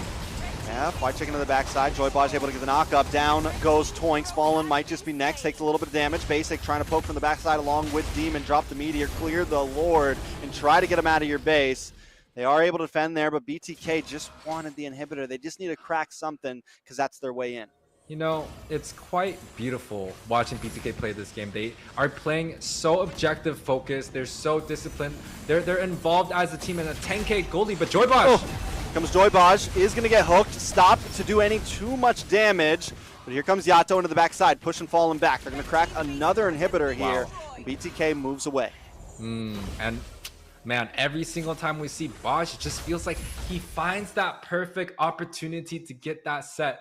Although he was unable to do too much, they were able to grab up what they were looking for, which is the objective, but maybe Demon looking to get one.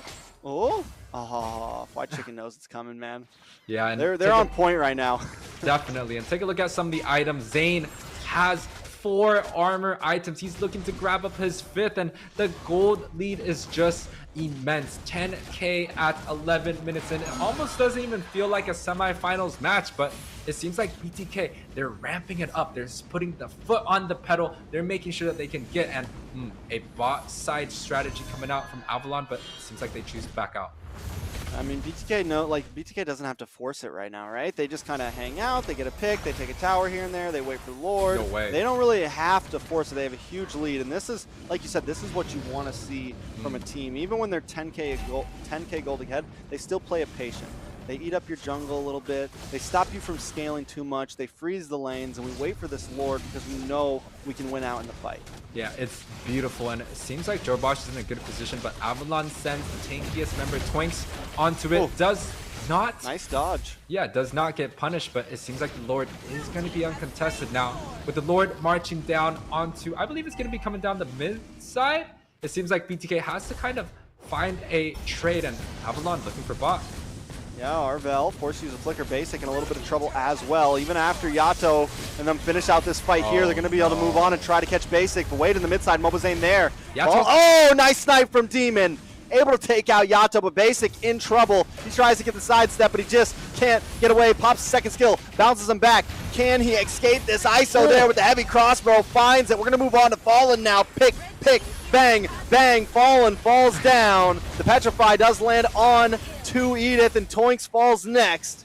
It's 4 men down, nothing but Demon hangs out on the backside with the Lord coming. 4 seconds, 2 seconds for Arvel. Man, BTK with the strong showing, picking up members left and right. They're able to grab this last one. Yeah, that is it. BTK at 13 minutes and 38 seconds take game number 1. Wow, 13 minutes, 14-4 is the overall score. We saw about a 11K gold lead for the side of the Bloodthirsty Kings. Now, you know, they had a great appearance on the M3 stage. Now they're able to kind of show it once again. They completely dominated from the start to the very end, not giving up any objectives, winning trades across the map. Man, it just seems like they are going to be the contenders this time around. Yeah, I mean, it felt like Avalon had a plan there, but they weren't ready for the Black Dragon. They weren't ready for some of these choices. And not only that, the Bashan Mobazane, he is just everywhere. It works with his playstyle because even though so many people consider him this like tank jungler, he's known for in the past being an aggressive jungler, running on those marksmen. And something like a Basha where you can really move around quickly, get in their face, be a fight starter, it works very, very well for him. And they really have to make sure Toinks can stand into his lane well, right? The early 2-0 lead from Fried Chicken, and even the Black Dragon rotation, he was just running Toinks apart. Like, it almost felt like he had like 4 different types of shoes because there was no way Toinks was catching up to any of the rotations. Now, take a look at some of these stats right here. 14-3 is the overall score. 14-minute game. MVP, I don't know who is it going to be.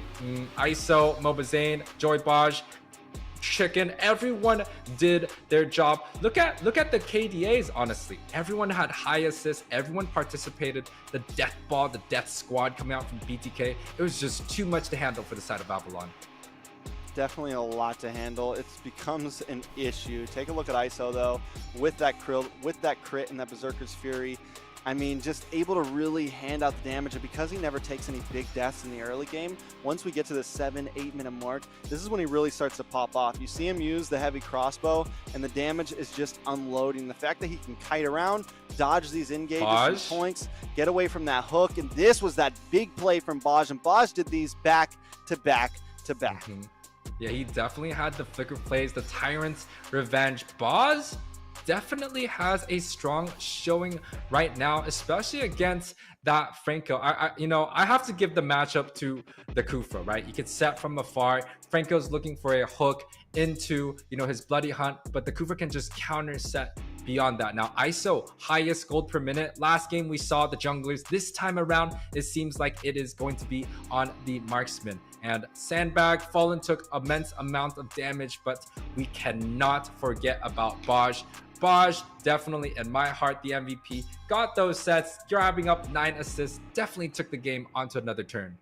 Yeah, Baj has always been a playmaker, and sometimes he can be a little iffy. Sometimes he takes too many risks, but when those risks pay off, he always looks like a star, and that game, they definitely paid off. He came in at crucial moments, just like you said all the time, and it worked out perfectly. He wasn't always the first one to start the fight, but he was always the one to help make that fight secured for BTK. Yeah, and we've definitely seen him on Kufra games before. I believe in qualifiers, he was taking the Kufra onto that next level. And this is something that I feel like Avalon needs to know. They have these matchups where they want the suppression being picked up. Kufra is traditionally good against the Kaja, against the Francos, and you can see Baj playing such a perfect match. Now, we're going on to game 2. The draft is coming up. I kind of want to see Avalon go a little bit beyond the tank versus tank jungle situation. Fallen does so well on Assassins. Why not put him on Assassin? And one of the most important thing, we saw the goal difference between the junglers and the XP. Put Toinks on something he's comfortable with. Yeah, I think, you said it. Fallen, give him something like the Hayabusa. Give him something like the Ling. I know the Ling took a nerf, so maybe not that. But we've seen the Hayabusa do wonders in a lot of games. And yes, BTK was a little bit too tanky there, but at least it would have been someone who could possibly catch ISO, because in the end, ISO and Yato are the ones who become a big problem. In the last game, you know what was causing so much issues for that Fredrin? The Terrify from Yato on that Valentina. Every time he came in, he gets terrified, he gets stunned up for a second, and that 0.5 second, that 1 second buys enough time for BTK to make a play happen. So coming into the second draft, Avalon still banning out the Joy, BTK banning out the Terizla. Yeah, I think the Joy is a good ban. In a lot of the scenes overseas, a lot of the junglers still like to play the Joy, but in BTK's side, Chicken definitely likes to body the marksmen of the enemy with the Joy. Now, the Terizla being banned out, the Uranus being banned out, so those are 2 of the heroes that Toinks likes to play throughout the qualifiers. That narrows his hero pool down to, again, the Edith once again, but the Edith just did not do so well, and that might be a problem from Avalon. I'm not sure what they're going to be picking up on this first phase, but the Valentina is still open. Valentina is still open. It could be a very solid pick for Avalon. Take it away from Yato. I agree with Edith. I'm still kind of up in the air. I know some teams are playing it, but it's not a... I feel like it's very high risk, high reward. Yes, it can be very good and it can win you games, but if it doesn't work out, it just kind of bombs, and that's what we've been seeing today at least. Well, so definitely switch to maybe a different strategy for Toinks here. I mean, definitely the other strategy would be the pack, right? And we've seen Toinks on the pack. It wasn't his best performance. I prefer him on defensive XP. EXP that can just build up to a tanky position, right? But Paquito definitely needs a little bit extra damage. Now, with the Valentina being banned out, that kind of narrows down what is available. The Fredrin is still good. The Valentina, the Valentina's gone. The Fredrin, the Beatrix, maybe the Paquito. I think those are going to be solid first picks, but I don't know what Avalon's going to pick here. So the Angela's still open too. That could be a possibility for BTK or for Avalon. Franco's still open, but yeah, with all these EXP lanes slowly getting more and more banned out, the pool is starting to get limited, right? This is a hero I've been wondering about. This is a hero we saw wreak havoc all last season, and it has just completely dropped off. I've been questioning how well it's going to do, if it's something we should be having our eyes on, and I guess we're going to have a little bit of a show for it now. I like the glue pick. I think it's super good. It's not as good as it was before because the damage got nerfed on the first skill, and the sustain definitely got nerfed. And even with the new emblem system where we think the glue should do well, especially with the common emblem regen, it just doesn't have the strong showing. But the counter play coming out from BTK, the Faramis first pick, taking that counter, that hurts the glue quite a bit. And you know, they got one of the best junglers. They got Fredman on possibly Mobazane, hopefully Mobazane, because that's what we all want to see. It's definitely a very hot pick for him. I think Avalon has to luck in the Claude now. Basha? Or the Melissa. Melissa was like number that. 2. Anything to help shred down this Faramis, and then we pick up the Minotaur. Now, this could be crucial. If you can use the Minoan's Fury right, yes, you can get a huge knockup on several members whenever they get involved in this cult altar. Not only that, but I think the Minotaur does well against the Fredrin. It does well against, you know, those frontline brawlers because you're able to slow them down a bit. You're able to knock them up. You have sustainability yourself. So Avalon looking a little more front to back right now. Yeah, but for me, why are they hiding their mage picks, right? What is the goal of that? Because BTK has already shown their mage, and it almost felt like last match, the Kufra versus the Franco. We saw the Franco being picked up on the first phase and immediately countered by the Kufra. So this time around, it feels like BTK has that roam matchup. And look, the counter play comes out. They pick up this Lolita. I don't know if it's great against the Mino, but they're definitely countering the Avalon's draft with that shield. Yeah, I mean, it'll definitely help with the shield. There's definitely going to be a big timing battle, right? Between this Minotaur and between this Lolita. Lolita's definitely... Joybosh is going to have to be careful about where he pops those Numion blasts. He needs to make sure he's doing them very sneakily from bushes, because you have a lot of things that can stun you, that can stop you. You have the Minotaur, you have Toinks on this glue who can stun you. A lot of things that can disrupt that Numion blast. So he's going to need to be careful. If he can make it work, yes, it could be a great answer, but still, it's for me, it's not like a super wow me pick. Now, into these bans, though, Valier getting banned from BTK again. A lot of teams starting to respect the Valier a lot, and Avalon banning out the Wanwan. Yeah, Dave is smiling out there, so is Bocaroso, grabbing up this Valier ban. Now, what is still on the table that I think is good is Lilia. Lilia traditionally does well against the Faramis. Now, Lilia did receive a nerf in the early on. They took away her regen orbs at using the ultimate, but they gave her half the cooldown on the orbs late game, and it turns Lilia into this late game monster. It completely changed her. So that's kind of something that I'm interested to see here, especially in that mage matchup. But BTK still has a ban on the table, and they opt to go for the Eve ban.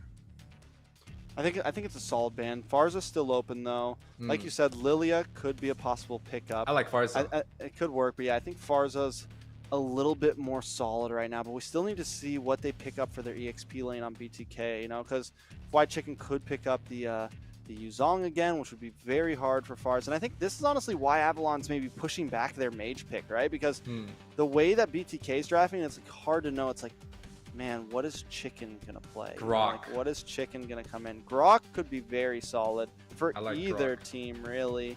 Actually, no, Avalon already has their EXP, but a Grok could be solid for the side of BTK. It's almost like a traditional Grok Lolita frontline combination that BTK likes to run, and we've seen this before, right? Chicken would go on the Grok, and Shark would just Luminum Blast Flicker set coming in. It's just like the Wombo combo trinity. And with Zane on this, I mean, I'm assuming Zane's gonna go the Fredrin. The Grok can go much more damage heavy, right? He can go for the burst, he can go for the one shot, and understanding that he has the Lolita, he has the Fredrin to tank. Now, if Shark, he does not go for that Grok and opt to go for the Lapu, and Lapu's not bad, right? Yeah, I mean, you can still you still dive into the back line. I'm pretty sure his stun from the bravest fighter still hits through the shield of Melissa. So like, or depending on where she's at in the shield, but there's still a way to kind of damage Melissa because his skills have some range to them when he's in that bravest fighter mode. So he's not just like a Grok, the wild charge. You pop up that go away just in time, it stops it, you know, like, and it's a big waste of a skill. To where Lapu has a couple more options, but Avalon, I like Fallen's it. going to bring in the Lancelot, and then we have the Gordon. Gordon's just making this huge comeback. He can literally just like spam the I like it. spam those skills right there. Spam You know, that the ball. I thought Avalon was looking to get the gourd last game because, you know, a lot of the teams have been playing it, but there was a Yuzong, right? And you cannot play any stationary mages against the Yuzong. But this time around, it's just a Lapu Lapu. BTK is kind of playing a traditional front to back comp. They have the front lines and they have the back lines supporting. So it actually works out in favor for Avalon to pick up this Gordon. With so many mages bans being put onto the table, the gourd really opens up, and with the buff that it received, I think it might just turn the favor onto Avalon's here. All right, well, this is match point, so let's see if Avalon can pull it off. BTK holding the lead right now in this best of 3. Avalon trying to turn the tables. Well, we talked about the jungle matchup. You saw Fallen kind of fall behind when it was a tank versus tank, but Fallen is now on the assassin.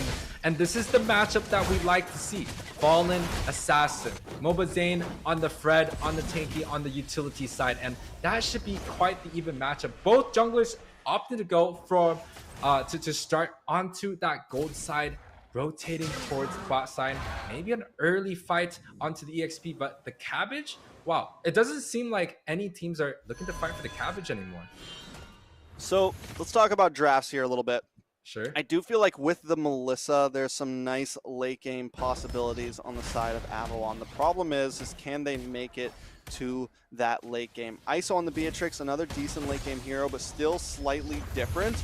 I feel like Melissa has a few more possibilities to really just pop off in those big 5v5 skirmishes, to whereas ISO on this Beatrix, it's a bit more of, can we kind of split you up, pick you off here and there, and that's what I think BTK wants to do here. It's what they did very great last time. They were able to come in, split Avalon up, and then find a member one by one by one. Basic now in a little bit of trouble, getting some damage from ISO there. Yato and Joybaj coming up to try to give ISO a bit of an advantage. Yeah, this lane is not looking good for Basic already. The cannon is kind of sieging the minions against the side of Avalon's. And you talked about the marksman matchup. Melissa traditionally does well against any matchup, and ooh, big stun. Able to take out Basic. Arvel might just be next on the chopping block. Yato gonna come here and help as well. 4 men onto that top side. Arvel able to just get away. Yeah, 1-4-0 trade. Nothing really used besides Arvel's flicker right there. And if he didn't really flicker, he was going to die. But BTK giving up the objectives for an advantage onto the gold side, punishing the blue buff. But Avalon grabs the first turtle. Yeah, I mean, but I think that's listen, gold laner for turtle, a very good trade. A very, very good trade, I feel like. So, and like, especially, yes, you get the EXP bonus from the turtle, but I've always felt like if a team can go up and make something huge happen in that gold lane, it is very crucial. Well, it's a risk, right? If you go up to that gold lane and you don't get anything happen and you get the turtle punished, right? That is going to be bad for the side that goes to the gold lane. But BTK here, they were able to grab up Basic early, and denying some of that farm for the Melissa is just going to make the fair miss even better. The ability to have the cold altar and not be punished for it AoE wise, that might be BTK's win condition. But wow, even with the turtle, the gold lead is still pretty close. It's quite the opening from both of these teams. Pretty good. Yeah, definitely solid opening. Avalon not too far behind, but BTK looking to make plays non-stop. Watch for the stun. Fallen's going to try to come in, make sure he at least gets that creep there. I'm pretty sure he was able to secure it, so Mobazane has to go back to his jungle in vain. Yeah, but look at the gourd here. He's not really able to rotate anywhere. He's kind of stuck on this mid side because he doesn't have the mobility. And look, even with the jungler rotating on the top side, gourd is still just kind of hovering over mid. And it's a strategy because I know from the MDL's Rebellion, they had a gourd pick up by Suelo, and he, has done well on this hero. He likes to hug this mid lane. It seems like Avalon has the strategy to do the same. Definitely some possibilities. Now, Turtle's going to be up in 10 seconds. Does Avalon really contest this? I think they want to, but it still feels like it's hard for them to break in. I like the positioning of Arbel right now on this backside. That could be the game changer in this objective fight. Well, something that we kind of want to see is what type of build Fallen is going for. Is he going to go for the tank jungle? But Turtle already coming down. It seems like both teams are ready. Oh, Arbel able to get the knock up, trying to push Zane away. Zane still has a nice position. Turtle does go down. It goes to the side of Mobile Zane. White Chicken into the backside with the bravest fighter, able to get Sun Fallen, forced to run away. White Chicken does find Arvel. Numion Blast comes down, but it falls short. Toinks still in trouble though. Forced to use the split. Oh, yeah? Able to get the grab, but now he's in the midst of two members. Where is he going? Is he going to be able to get away? No, pulled back, and they finally get the kill. ISO picking it up.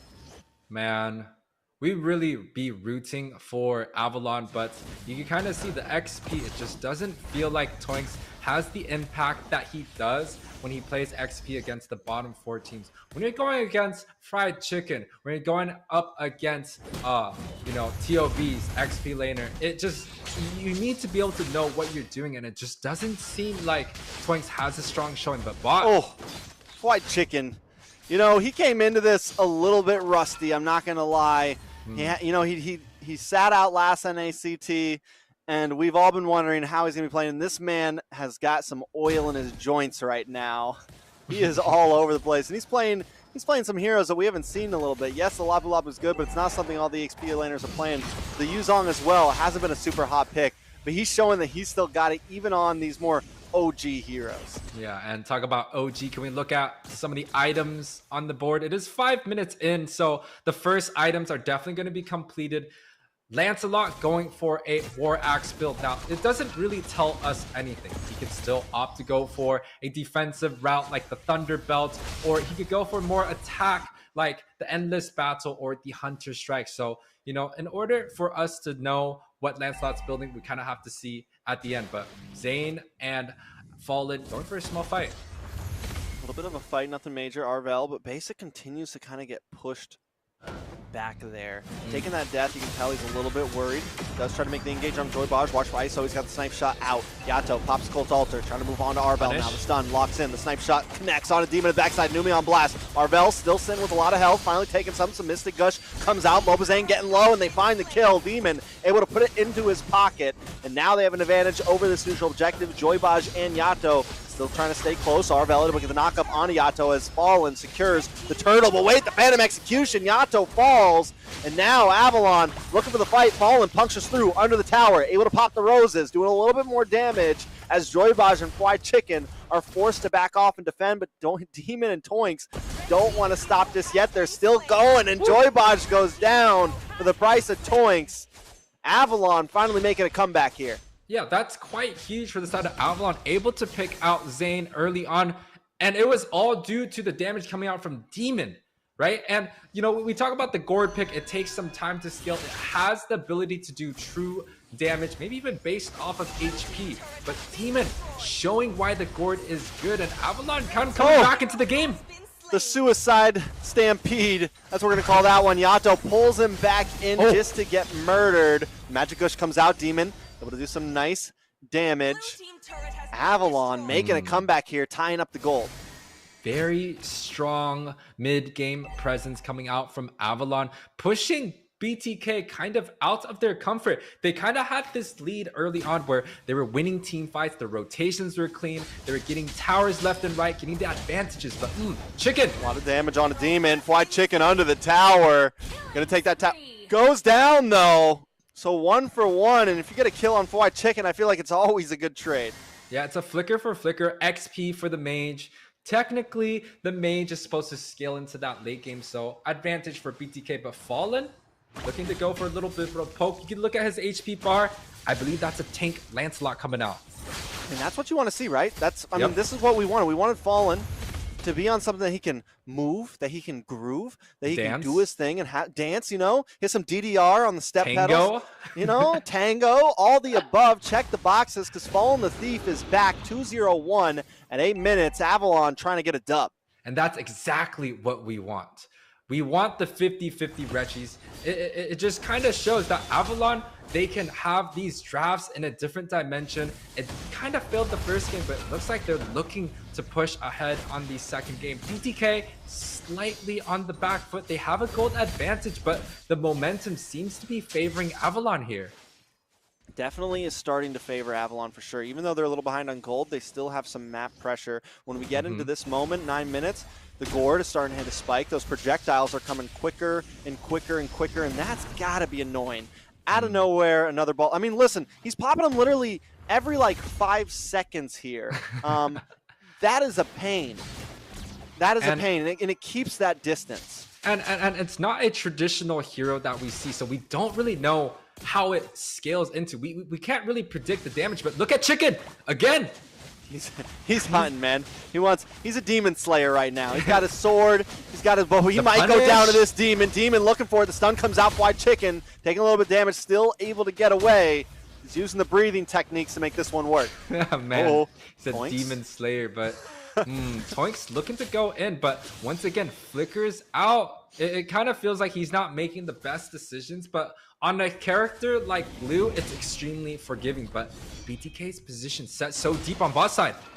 Yeah, Fallen's baiting those skills, though. He baits that bombardment every single time. Punctures away. Chicken Watch again. Joybaj. Chicken looking for Demon once again, gonna get stunned up. Forced to use the flicker to get away this time. Demon trying to slay him, and he gets it. The punish is real, and we're starting to see the table flip a little bit. Avalon taking control over the pit. Mobazane looking for a move. Gets stopped. Wait, the Nubian Blast gets canceled. The Minoan's Fury gets the knockup. Demon takes the Lord. BTK on the run this time. Arvel looking for the possible strike. Avalon still finally taking advantage of the map. Demon definitely stepping up right now for the side of Avalon. You know, we always talked about how it was Fallen's game, but Demon's taking it to the next level. Oh man, the magic gush. The magic It's gush, huge. the magic gush. I don't know exactly how to pronounce that last part, gush. It's a weird one. We've never cast it over a gourd game, really, so we're still getting used to it, guys. And he's definitely scaling ahead. He doesn't have a big oh, actually he does. It's almost a 2.5k gold lead if we're comparing the gold lane to the mid lane to the mid lane. And with the Lord marching down on the mid side, Avalon looking to make a move. Yeah, I mean, he goes for book first too, and then you get the Ice Queen wand, so you have this slow. So he's even more annoying. Like, he's not only stunning you with the projectile, but he's slowing you with the skill too. The gush slows you as well. So we're starting to see the CC matter so much. And there goes another one falling on the backside, but Baj doesn't have the flicker, so he doesn't get that Nubian Blast onto anybody. He does buy a little bit of space, but still Avalon popping off. Oh, we love to see this. Avalon having the momentum coming through, able to pick up all the outer turrets of BTK. Now, we've seen BTK in situations like this before. We're not counting them out, but the momentum coming out, and especially the gourd pick right now, it just seems like it's too much to handle for BTK. Yeah, Arvel looking for something. Avalon still poking away. They've taken all the towers except the inhibitors. Avalon with a clear advantage of 5k gold right now, and a clear advantage of map control. Yeah, so Avalon gets a little bit of time to breathe right now. They kind of get to reset. The buff does get taken away by ISO with a good snipe, but you know, Avalon gets to breathe a little bit. They slow down the tempo. They make sure that they're able to deny the enemy's jungle, and by doing so, they can create a better gold lead. But BTK already grouping up, looking to see if they could take a little bit from their side. Yeah, we just need, you know, BTK is still not out of this, right? There's still some big hits they could do. One thing that we haven't seen too much is Joybaj hasn't been able to land any huge Nubian Blasts, and I mentioned that that would be tough for him, and Avalon is definitely executing on that. They're making it very tough for Joybaj to make a huge difference here. But now, a little bit of crush, a little bit of damage on a Fallen. Fallen finally gets shut down, and Mobazane gets the gold for that, so that could be a nice game changer here.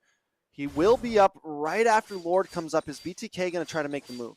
Yeah, and you know, when the Mino pick came out so early, I was kind of in denying, but ooh, wait a second, a lot of damage on the Joybaj. Instantly dropped down, still up though because of the Colt Altar, but Arvel doesn't want to let him get away. Toinks finding the kill. Toinks still there though. Able to move around, watch the White Chicken on the backside. Pops the Bravest Fighter, looking for something. ISO able to pick up the kill onto Basic. A lot of damage. That's 2 members down for Avalon, and BTK have taken control again. We do have a pause called, though, from Melissa. Whoa. From Basic. It definitely felt like there was something going on there with Basic. He kind of walked forward, and it almost felt like he was trying to go for something, but ends up getting punished by BTK. And that's a huge momentum shift. We saw Avalon winning every single team fight, especially after the 3rd turtle, leading up to getting all their towers on the outside down. Now, BTK grabbing up 2 kills. They're able to pick Fallen on the top side. Now they grab up Basic. The Lord is up 13 minutes. It's a Luminous Lord. That is a huge momentum shift going back to the Kings. Yeah, things might just be falling out. But wait a second. Let's take a look at this replay. They had just got done taking 1. A lot of damage on a Joy Bodge there. Cold Altar. Basic looking for a position. Pops the IMU. He gets pushed back. They're still able to claim a lot here. And I think this is where things start to change. Fly Chicken finally gets involved. And look at Basic. Moves in, gets taken out. Definitely maybe a slight problem there. Maybe a little bit of glitch on the phone. I don't know what happened. But that is the price of the game. BTK now with this advantage, right? Being able to take this Lord. The gold, it's not like they lost too much there. It's only a 2,000. It's still a 2,000 gold lead for Avalon, and they still have a lot of towers. Like, yes, they had an advantage, but it was never huge. So I would still say it's not like this is just like a game changer. It's not all over. Well, you know, I kind of think of this game as a very momentum-based type of game. When a team has the lead, when a team has that advantage, it feels like everything is just going their way. And BTK with 2 kills on the board, Fallen just coming back up. It seems like they have the momentum, but ooh, Toinks looking for a steal. Yeah, Toinks tried to go in, not able to get it though. BTK still able to control that. Avalon backing off, and with the way the minions are, they they definitely defend this. It's a good They shouldn't really lose an inhibitor either. I feel like Avalon's going to be able to defend the very first wave as the Lord is marching down on the side, especially with Chicken on the opposite side of the lane. But the second wave is where BTK is definitely going to step their foot on the pedal. They're looking to grab up this vision, and I feel like this is such a BTK thing to do. They love to go around this very first tower and try to kind of cut the waves. And Toinks as this front line, he didn't do so well early on, but definitely showing a presence here, soaking up a lot of skills and damage coming out from the Kings. Yeah, now Melissa, Basic is going to be on the bot side trying to defend that, but finally Basic does decide to rotate up. The crash will come in. Magic Gush able to melt down the Lord pretty well. No inhibitor drops it just yet. BTK doesn't want to force it. Toinks going to move on to Mobazane, though, as Fallen punctures through. Getting the roses off onto Yato. Another projectile comes out, but it just misses. Toinks finally using the flicker to try to get out of damage. Avalon still defending very well. Yeah, here's the thing. We have this gourd up in play by Demon. He's going to be able to clear every single wave, and especially with the items that he has. He has the glowing wand, which does percentage of HP, along with the passive coming out from gourd. It just chunks down minions. It chunks down the tanky unit, but Fried Chicken is so deep, and Demon doesn't even know it. Yeah, Fried Chicken's sitting there. He's chilling. He's waiting. He's hunting. He's slaying. The Demon Slayer. I like it. He's looking for something right now. I mean, and he always has great positioning. He always comes in from some sort of angle, some sort of way around the map that it's tough to know where Fried Chicken is at all times. But as we close in to max out items, show us where we're at. Look at the 3K gold lead coming out from the mages. Demon really showing Yato, who's the boss right now. That's a 3K gold lead on the losing side. And if you take a look at the overall, there's not much difference coming out from either of the teams, but BTK still looking to put a little bit of pressure into Avalon's jungle. I kind of talked about the momentum base. It seemed like Avalon had it early on, but with the minions pushing in now, it feels like they have to regather, breathe a little bit, set up the fights for Demon. He's 4, 1, and 3, and with the front to back comp from BTK, they shouldn't be able to reach this Gordon. If he has a good ultimate, man, it'll take out the whole entire team. One problem, though, for Avalon is BTK, like you just mentioned, they do so well at bullying into their enemy's jungle. And they just took purple buff again. Fallen, not having any purple buff. He wants to give his orange buff over to basic because it'll just serve the Melissa better. But now with Lord coming up in 2 seconds, no purple buff for Fallen, it could end up being kind of crucial. Yeah, and you know, purple buff is quite nice, but we're getting to the 17-minute mark where items don't really mean too much, but what means a lot is the immortality. And it seems like BTK, they got one on Zane, they got one on Chicken, Joy Bosch got another one, but look at Avalon. It feels like they haven't been able to build up to that item, and it's kind of bad when you're looking at 3 immortalities versus none on the side of Avalon. They don't have an insurance policy. If they die, they're gonna be out for 40 seconds. Yeah, watch for Fried Chicken, always trying to find the angle. Toinks is on to him, though. So able annoying. to get the stun, push him away. Lord brought down to about 60% now, but still the dance continues. I think Avalon maybe wants to try to force a reset. The bombardment comes down. Toinks brought down to about 50% as well. Arvel and Fallen waiting for the moment to strike.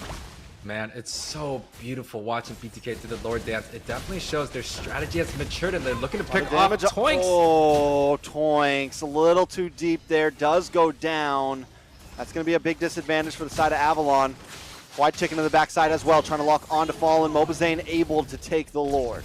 And a little bit unfortunate. Avalon unable to set up anything with Toinks in the pit. BTK taking advantage of the situation, but they still have Demon, and if Demon does not die, Demon's going to be able to clear majority of this Lord. And you know, we saw some of the fights where Demon was set up properly. He was able to get the ultimate out. It was slowing down Zane especially, and they were able to pick up a few kills. Avalon needs to make sure that the fight comes through Demon, and if the cold altar comes down, put basic on that. They have the kit, they have the tools to win these fights, and BTK setting up on the top side with the Lord marching down. Definitely love crashing in on this top side. ISO on the backside, able to fire off a couple snipe shots. Basic will be able to melt down these minions, but that's a lot of damage on a basic, especially this early in this fight. He's brought down to about 70 already, forced to go back to the fountain and get some health back. Fallen going to puncture in. The Lord will crash, take down the inhibitor. Magic Gush comes out to try to melt down this Lord. That is all Avalon has their eyes on right now. As Arvel moves over to the mid side. ISO with the Navir's Passion able to clear the wave, and that opens up another. Wait a second. Oh, just misses the Numion Blast. Fallen able to phase through. Now Toinks maybe trying to move in, play some aggression. Fallen coming up as well. Basic pops off. Joybosh taking a lot of damage. The Nolan's Fury pops as well. Immortality comes in. Cold Altar to lock on. Try to make him sustain. And another one still falls. Joybosh is the first to go. Magic Bush comes out, locks on to Fried Chicken, but he gets the stun on 2 members. Basic with the go away, makes him go away. Can he get the finish though? Suppression, winner, Truncheon comes from Fried Chicken. He tries to flicker, tries to get the outplay, and he still just gets away. It's 2 for 1. 2 inhibitors over the side of Avalon. The projectile lands onto ISO. He gets stunned. ISO finding the flickers after missing the snipe shot as Demon keeps them out of the base. It's not terrible, right? 2 for 1. You know, it's a good defense. They were trying to turn a fight into the advantage for Avalon. They're trying to set up for Demon, and he was able to get his ultimate back up and going. Now, take a look at some of the items. The immortalities are definitely going to be the ones that we're looking at. We saw Joybosh going for a flicker set, almost like a Hail Mary play. And you talked about it early in the draft. We saw the Mino being picked up. We saw the Lolita as the counterplay from BTK. Doesn't seem like it's working out in their favor. Yeah, I mean, it's up in the air at this point. At this point, when everyone's got all the items in, I'm wondering, Fallen picks up the immortality. Or no, Fallen doesn't pick up immortality. I'm pretty sure he picked up Gold Meteor for a little bit of sustainability. So I'm wondering how that's going to play out. He does have the dashes. If he has a lot of escapability. Arvel has an immortality. Toinks has an immortality. So we do have some sustainability there. Basic also picked up an immortality instead of going full damage. I think it could pay off. I mean, all he really needs is the Trinity. Arvel, though, needs to make a play happen, and I think that's what it really comes down for both teams here, is what member is going to stand up and make that moment that can secure the victory.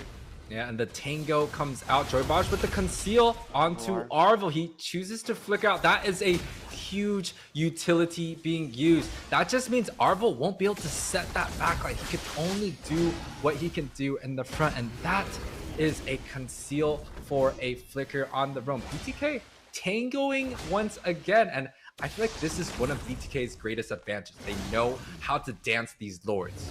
And it feels like they always have, you know, a slightly higher percentage control of the Lord Pit. Yep. They've always got that mid bush locked. They've got White Chicken or someone in the bot bush. They've got about 70% of the circle contained, and Avalon's just trying to cut in. This time Avalon wants to break in a bit deeper. Arvel secured a nice position in the mid bush. There's still some opportunity, but the Lord is brought down to about 50%. Mobazane in complete control of it. Fallen doesn't want to get involved in this tango too soon. Watch for JoyBosh, though. Hiding out in this bush. Toyn's going to try to make the play.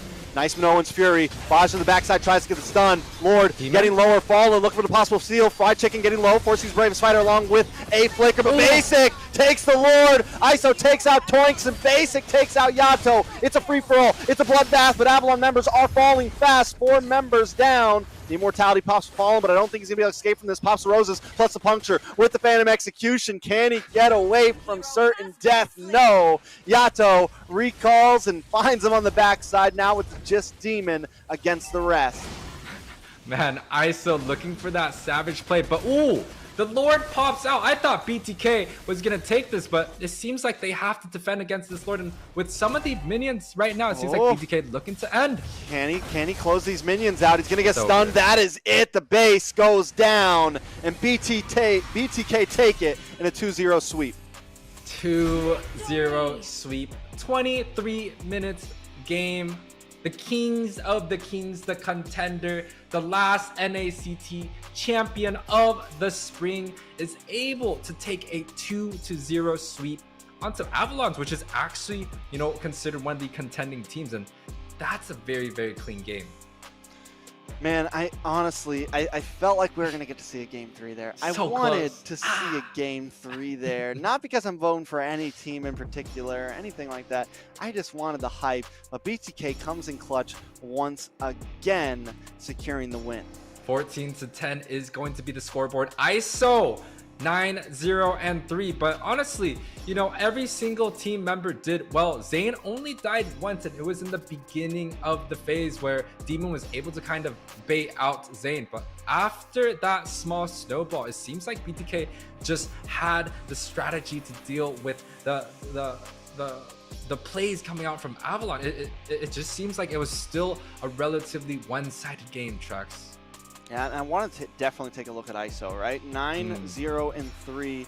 Even though it felt like there was never a moment where he like, boom, boom, boom, popped off completely. He was definitely the silent killer in these past 2 games. And he's been a very important member to BTK. Now, taking a look at his build, he picks up the Immortality. He doesn't even have boots towards the end of the game, but he picks up that Wind of Nature to add even more sustainability. And those times when Basic does come in to try to really unload, I think especially in that last team fight that we're about to see, those were the moments when that Wind of Nature comes in clutch. And look at ISO's position. You kind of talked about it earlier. He has the full items and he's not showing himself. They're making sure that Zane gets the initiation, the support coming out from Yato, and ISO is just free hitting on the backside. He picks up that first one onto Toynks right there, or barely picks it up, but that Lord is able to be picked up by the side of Avalon, but nobody is hitting ISO. ISO is free hitting, and look at his health. He's full. He got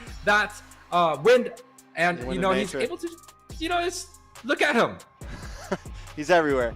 Definitely always very clutch in these team fights. And once again, BTK kind of splits Avalon up, right? Avalon tries to come in, but Toynks gets split off. They take him out. The rest of the team gets split off to the other side, and that's just that. And look at the damage. Though it didn't feel like it the whole game, ISO with 41%.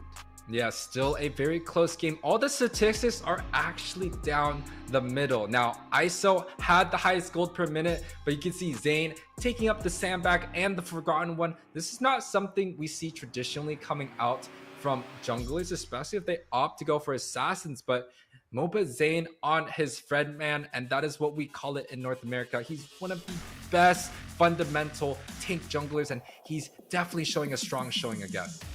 All right, so this is game number 1 when BTK, I mean, they were This is the definitely Bosch dominating throughout the, yeah, this is the Bosch set. Watch The him Bosch just set, push. 3-man. He waits for it.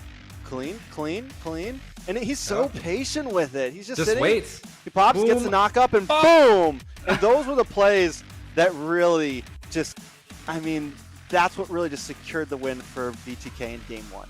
Yeah, it's quite beautiful, honestly. And once again, the Lord Dance is coming out. You see ISO waiting patiently, and Mobaze doing what he does best. You saw it on the Basha. He went in, he tanked ultimates. You're seeing on the Fredrin, he goes in, tanks ultimates. The Cold Ultra comes out.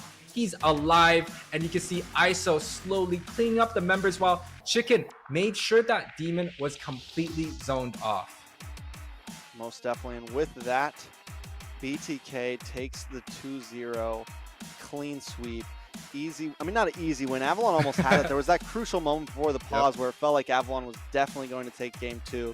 But once again, just like the first series, we have these moments that separate the boys from the men, and it's those small split decisions. It's those game-winning moments when we're at 22 minutes, everyone's maxed out items, and who can come out on top in that one Lord fight. And today, BTK did. Xena, how you feeling about it? I thought they did an amazing job, and nice try to Avalon. Congrats to BTK. Nice job for taking the 2-0 sweep on Avalon. But our MVP is the unkillable ISO in that last match. What do you guys think? KDA. Unkillable. ISO KDA stonks are up right now. Stonks are up for ISO. Put your money on ISO because this man is a monster. 0 deaths in a best of 3. And he's really matured into quite the player for BTK, right? We saw him in the qualifiers. We saw him in the last group stages, and he did so well on the Harith, on the 1-1. And now he pulls up 2 heroes, right? He pulls up the Beatrix and the Riddle. That's huge. We did wonderful. But guys, shoot, they did an amazing job. I really don't know. I mean, ISO definitely a complete monster. I think from ISO, aka Easy Peasy back in the day, used to play on Deuce Knights, used to be a jungler most of the time, like an assassin jungler, a West player. We've known him, we've seen him, and he's another player that came to BTK last season. Came to BTK along with Yato and Joybaj, and like you said, he has just matured. He has become arguably one of the best gold laners around right now in NA. He's just completely changed, I think, from style, from being able to have patience. He's definitely become a player that a lot of us have our eyes on. Yes, but do not go far, guys. We've got the top 2 teams of NA, BTK versus the Ohio Brothers. These teams will always keep us on the edge of our seats as they clash in the land of Dawn. But we are going to go to a short break. We shall see you in a little bit, guys.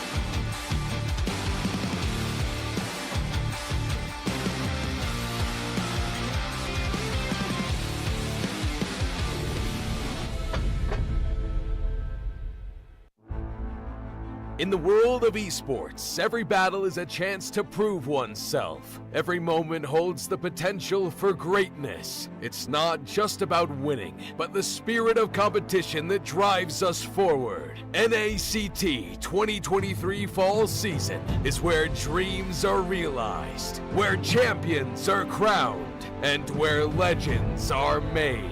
In the arena, we face our rivals head-on with unwavering focus and unwavering resolve. We leave no stone unturned, no opportunity wasted. BTK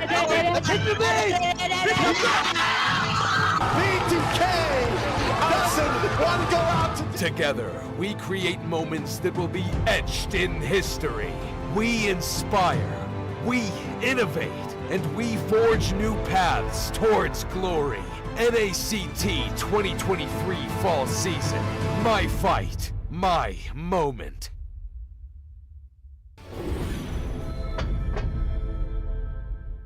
Welcome to a journey through time as we delve into the transformative milestones of North American Challenger Tournament, NACT. Our story begins on April 11th, 2022, when the North America Community Tournament was officially renamed to North America Challenger Tournament. The official NA YouTube channel was also introduced, and Team A77 claimed the title of champion for the season. Fast forward to August 7th, 2022, and NACT evolved into an officially organized North American regional event. The tournament spanned 13 days of thrilling online broadcasts, with Team First Blood triumphantly seizing the championship. As we moved into the fall of 2022, the first ever offline grand final was held, taking the tournament to a whole new level. This landmark event took place in Las Vegas, USA, creating an unforgettable live experience for all the fans and competitors. The NACT trophy was unveiled, and the championship title went to the Valley. They also represented North America in the M4, finishing in an impressive 6th place. It was a remarkable moment, as it marked the start of a new era for NACT. By February 2023, the NACT spring season was underway. The offline finals took place on May 14th at the HyperX Arena in Las Vegas. Our livestream page was a sensation, reaching number 36 on YouTube's trending list. Gerald Solomon, the head of the North American Esports Association, was in attendance. BloodThirstyKings, who will represent the United States in the IESF. This has been a brief look at the significant milestones of NACT, charting its growth, evolution, and the challenges conquered along the way. Stay tuned as we continue to make esports history.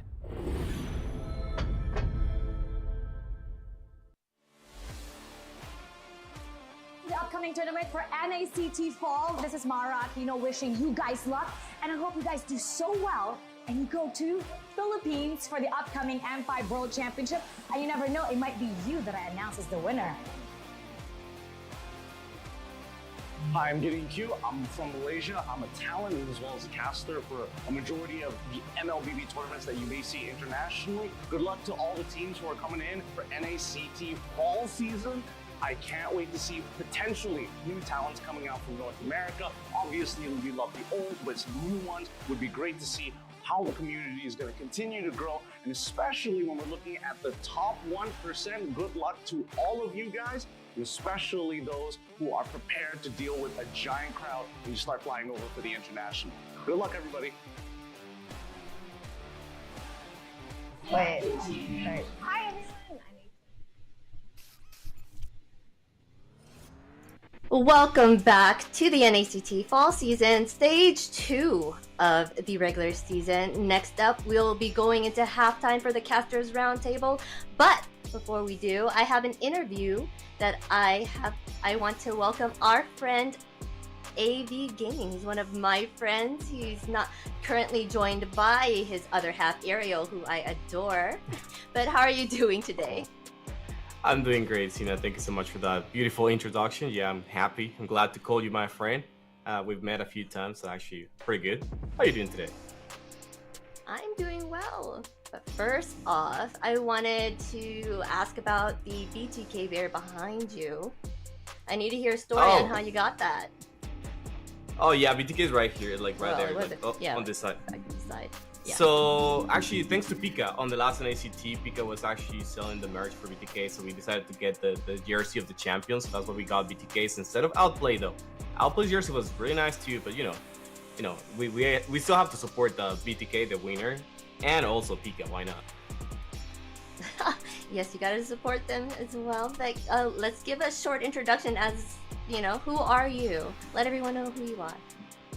Okay, so I am AV. I'm a streamer, also vlogger. We do vlog in one of our YouTube channels. I usually stream with my other half, as you said, Ariel. She's not available right now, but like, yeah, I stream on Twitch and YouTube right now. Yes, your vlogs are amazing, and we thank you for always vlogging the NACT events. Super fun to watch. But what are your upcoming plans for your next vlogs? Actually, the next plan is NACT. Yes, because the next plan will be actually the next NACT here in LA. I'm actually excited about it because, you know, it's our hometown, so we can show a little bit of more of us and not just Las Vegas, because we don't really know Las Vegas. We've been there a few times, but it's not the same thing, you know. I've been here also, like, there are meetups that are gonna happen around the same time. I've heard about one in Disney, so we're gonna be shooting that too. So we're excited to show you the behind the scenes, basically. Yes, with the Boo Boo Gamers. Fun. I can't wait to see it. Yeah, the Boo Boos are doing, you know, the Disney meetup. But I heard you joined the. I heard you joined the NACT qualifiers. Can you tell us a little bit about that and what happened? Yes. So for a while I was actually looking for a team. Since I couldn't find a team, I went into the NACT Discord trying to find teammates. So we put together a team like maybe 5 days before actual NACT. We had maybe 20 games playing together right before the start, so it wasn't as prepared, but I'm actually happy with what we got. The first day we got 1 win, then we lost against Black Bulls, which is a really strong team. The day after, we actually massacred the team, I don't remember the name, and then we got a really even match against 9 Thieves, and they still got the win, but like we almost got it. I was happy to showcase a little bit of my skills as a player. I was playing the mage role, and I think I did fine. I was the team captain, by the way, for Ocean Kingdom. What was it? Sorry, what was the Ocean team? Kingdom. Ocean Kingdom. Ocean Kingdom is it? Yeah. Oh, okay. Wow, nice. Are you planning on joining any other ones for like next year as well? Yes. I actually so this was a team that we put together just randomly with random players. I didn't know them until like they joined the team. But right now I basically disbanded the team, but I'm keeping the name of the team to create it with other teammates that are like most of my viewers that I've known for a long time. I know they're gonna be there to practice, so it's easier to actually you know, keep the momentum going and then keep more practices in, and maybe we can do better next NACT. Jeez, that's exciting. I can't wait to see you do more of that and joining and all of that. But so who are you supporting this NACT? Well, the team you know, I'm gonna avoid the big teams. I'm not gonna say anything about TOV or BTK. We already know that they're gonna be there for the finals. But I'm looking forward for the lower brackets. I wanna see maybe Zero's team, Knights of Fate, doing well, because it's really exciting to watch them play because they're really enjoying the game, and that translates into their peaks and their game style and all that. So I like them a lot. I like Aggravate 1 because one of my friends is there, their mage player. So shout out for Avery. So I'm looking forward for the underdog, basically. Yes, I know. I think we all kind of want to see an underdog take it away and come back, you know? But I had a blast talking with you. Before you go though, can you tell us where we can find you on your socials? Yes, totally. So you can find us on Twitch and YouTube under the name of AVGaming0309. Or if you are into vlogging type of content, then we also have our YouTube channel, which is AV and Ariel. You already watched some of our vlogs on the YouTube channel for an official NACT. So you can also find us there. Yes, be sure to check them out because they are going to be covering NACT in Los Angeles, guys. So check them out. But thank you for taking the time to chat with us. Thank you, Sina. Bye-bye. Appreciate it. Thank you so much. Love you, Sina. I'll see you soon. Love you. Bye. But let us go to the Casters Roundtable and find out a little bit about oddball Yuwei's picks. Take it away, Trex. All right, so we just had a great interview, but now we have a trial. Now we have to talk about Yuwei, my co-caster, my partner in crime, because there has been some issues, there have been some questions about this 1-13. And that is not 13 right guesses, that is 13 wrong guesses. The man who goes against the grain non-stop. Yuwei, what? I'm questioning your sanity right now. You know, it's been constant, it's been the whole time. Don't get me wrong, I like to put an upset pick in my votes. You normally always see at least one off pick in my guesses every week. in every set of games, but you have just been going full force. Underdogs, underdogs, underdogs. Man, Yuwei holds the worst caster prediction in NACT Ever. Fall 2023. It doesn't say ever yet. Maybe they gotta change that up because we might be trying to go for a new record. But honestly, hey, these underdog teams, I've watched a lot of them throughout my history. I've seen them, I've played with them. I know where their heart's at. So I'm generally rooting for the underdogs team because I do believe if we're having an uprising, it could be this season. So far, we do see a lot of the top teams sweeping. But honestly, the games are pretty close. There's a lot of upsets per game. For example, we didn't get to see one today, but most definitely there's going to be a lot of action coming out now. Some of the teams that I do like rooting for, I like A77. I think they're a very, very strong team, someone to hold out. I like Bloodhounds also. They've proven that they're going to go for that top 4 spot once again, and they're definitely a contender this season. I mean, I do have to agree with you in that sense, right? We have some of these some of the newer teams, the newer faces, the teams that, like I said, you know, people always know. You see TOB, you see BTK, it's like, yeah, we vote for them, right? But the thing is these are the teams that are also filling out our competitive scene, right? And yes, we have brand names like TOB, we have brand names like BTK, even Area 77's been around a very long time, but it's teams like Bloodhounds, it's teams like Avalon, teams like Night Horde that have also been around the past year and are just finally breaking the surface and building up fans. I mean, honestly, today's games, yes, they're exciting, yes, we know them, but I'm really excited for next Saturday's games when we get to see all the underdog teams, all these the bottom 4 teams right now in the point standings battle against each other, because that's new, that's new water, that's new territory. Definitely, and we can't forget about aggregated ones. They've done pretty well in the past, moving up into this top 8 spot. Now they have to compete. Last week we got to see the end of a single elimination quarter, semi, and finals. This week around, we have this lower bracket where, you know, just like you're saying, the juicy matches get to come. We get to see it next Saturday, where all the teams that have lost today and yesterday get to kind of fight it out for one spot, and that is going to be a huge talking point for everyone. And I bet you all the people in the audience are super excited for it.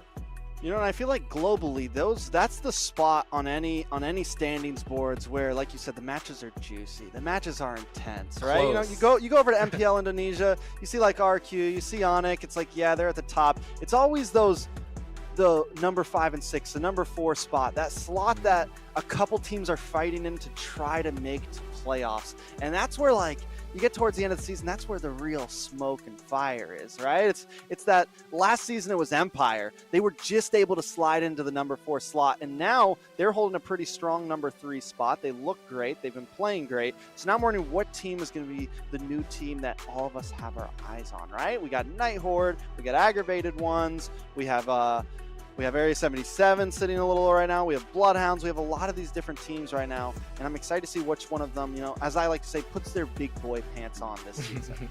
And honestly, Night Horde can move up, right? These teams, they have a second chance in this second stage.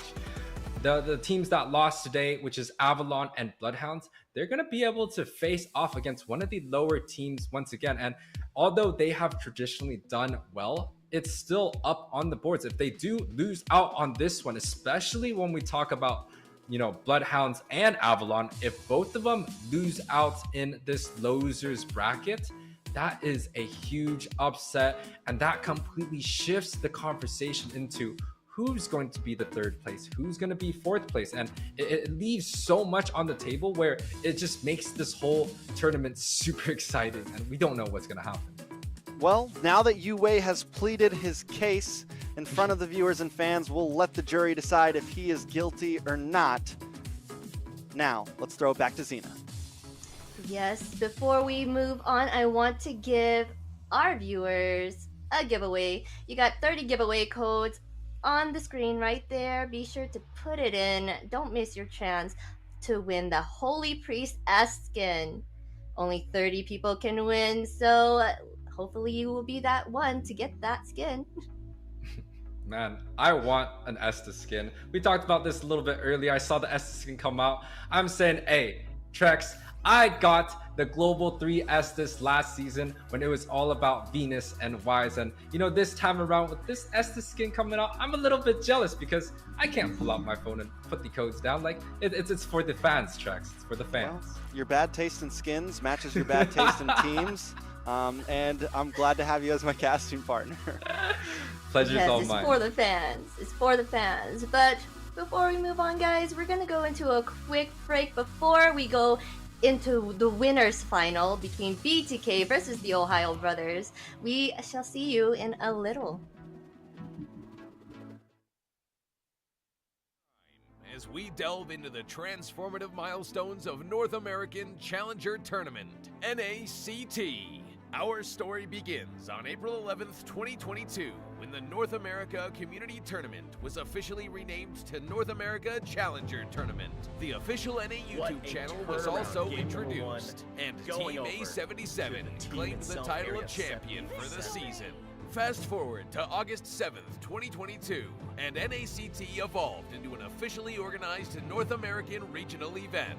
The tournament spanned 13 days of thrilling online broadcasts, with Team First Blood triumphantly seizing the championship. As we moved into the fall of 2022, the first ever offline grand final was held, taking the tournament to a whole new level.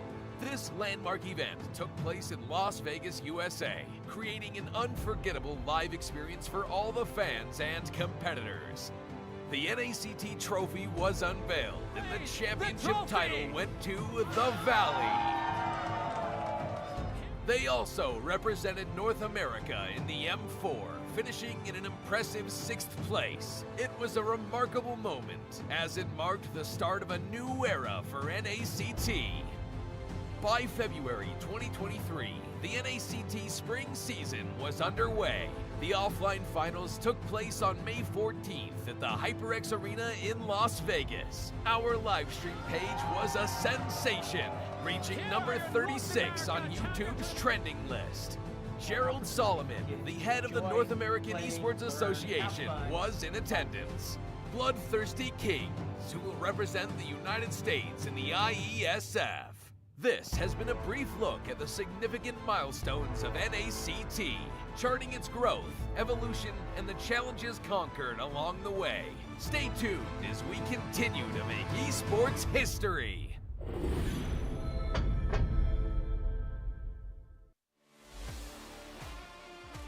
The upcoming tournament for NACT Fall. This is Mara Aquino wishing you guys luck, and I hope you guys do so well and you go to Philippines for the upcoming M5 World Championship. And you never know, it might be you that I announce as the winner.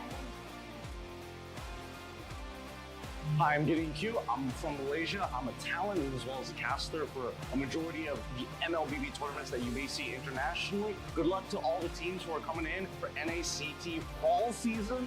I can't wait to see potentially new talents coming out from North America. Obviously, we love the old, but some new ones would be great to see how the community is going to continue to grow, and especially when we're looking at the top 1%, good luck to all of you guys, and especially those who are prepared to deal with a giant crowd when you start flying over for the international. Good luck, everybody. Wait. Right. Hi, everyone. I'm Eterna. How are you guys doing? I just want to say a few good words here. I've been very excited to see you guys grow. It's so great to see how things have developed over the seasons, over the years. I hope it gets bigger. I hope you guys have more to say on the international scene. And I heard you guys are coming to ISF, so that's super great. Can't wait to see you guys there. Can't wait to see you guys rock the, LBB scene. Hey guys, my name's TheOhioBrothers, and here's the thing, we watch NACT Grand Finals, and if that shows anything about how NACT is as a region, you know what? I can't wait for it. I hope NACT falls. All of you guys will do good, because at M5, we gotta see a surprise, man. I can't wait to see NAs in M5. What's up, guys? I'm Mirko, Indonesian caster. Right now, casting for MSC. I'm eating. They told me to do this. It's all good. NACT is gonna be insane, all right? You know who I'm rooting for. I'm wearing their colors. BTK all the way, all right?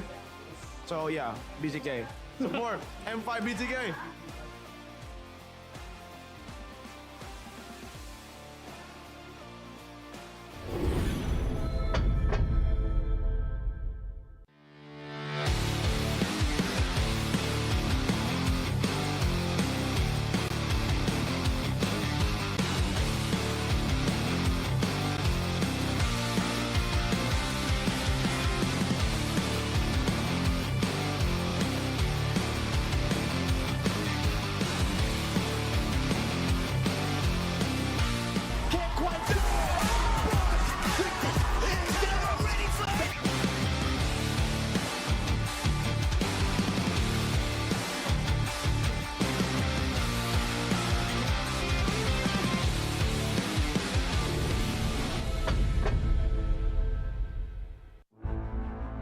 In the world of esports, every battle is a chance to prove oneself. Every moment holds the potential for greatness. It's not just about winning, but the spirit of competition that drives us forward. NACT 2023 Fall Season is where dreams are realized, where champions are crowned, and where legends are made. In the arena, we face our rivals head-on with unwavering focus and unwavering resolve. We leave no stone unturned, no opportunity wasted. B2K doesn't want to go out Together, we create moments that will be etched in history. We inspire, we innovate, and we forge new paths towards glory. NACT 2023 Fall Season. My fight, my moment.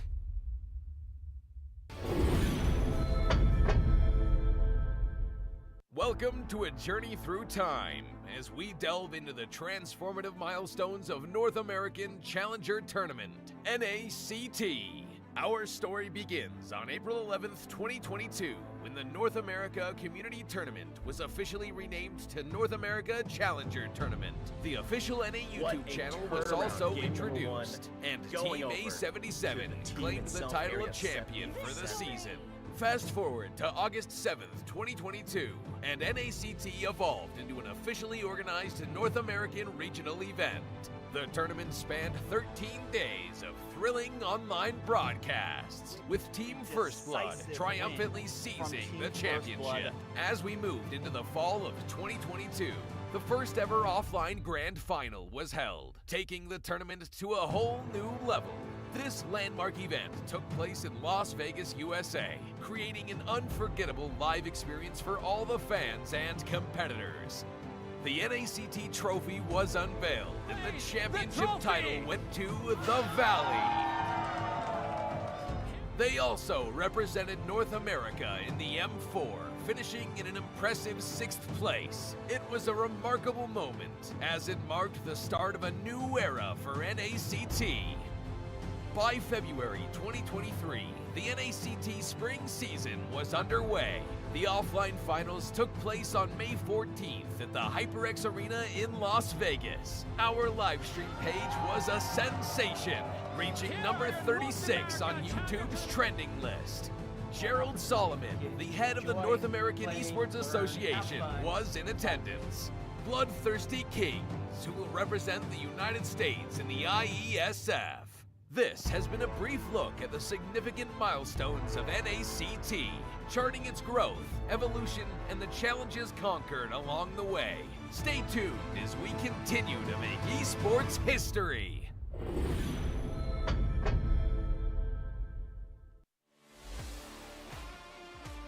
The upcoming tournament for NACT Fall. This is Mara Aquino wishing you guys luck, and I hope you guys do so well and you go to Philippines for the upcoming M5 World Championship, and you never know, it might be you that announces the winner. Hi, I'm Gideon Q. I'm from Malaysia. I'm a talent as well as a caster for a majority of the MLBB tournaments that you may see internationally. Good luck to all the teams who are coming in for NACT Fall Season. I can't wait to see potentially new talents coming out from North America. Obviously, we love the old, but some new ones would be great to see. how the community is going to continue to grow, and especially when we're looking at the top 1%, good luck to all of you guys, and especially those who are prepared to deal with a giant crowd when you start flying over for the international. Good luck, everybody. Wait, sorry. Hi everyone, I'm Eternal. How are you guys doing? I just want to say a few good words here. I've been very excited to see you guys grow. It's so great to see how things have developed over the seasons, over the years. I hope it gets bigger. I hope you guys have more to say on the international scene, and I heard you guys are coming to ISF, so that's super great. Can't wait to see you guys there. Can't wait to see you guys rock the, LBB scene. Hey guys, my name's TheOhioBrothers, and here's the thing, we watch NACT Grand Finals, and if that shows anything about how NACT is as a region, you know what? I can't wait for it. I hope NACT falls. All of you guys will do good, because at M5, we gotta see a surprise, man. I can't wait to see NAs in M5. What's up guys, I'm Mirko, Indonesian caster. Right now, casting for MSC. I'm eating. They told me to do this. It's all good. NACT is gonna be insane, all right? You know who I'm rooting for. I'm wearing their colors, BTK all the way, all right? So yeah, BTK. Support M5 BTK.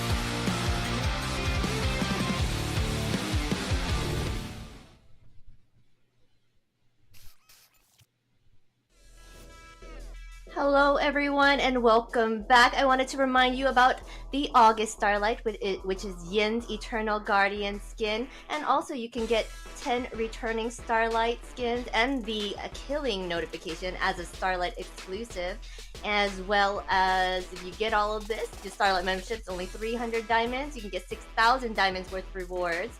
The first Starlight bundle will get you 1,700 diamonds worth of rewards. The weekly diamond pass unlocks rewards earlier, so keep an eye out for these Starlight exclusives.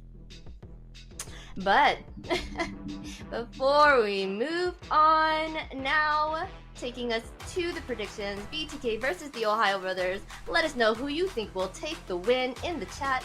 As for who we thought, there's no way. There's no way. Yuwei voted for BTK. Oh my god. There's no possible way that I am the only BTK stan here in this series. They're so close to each other. They're neck to neck, Trex.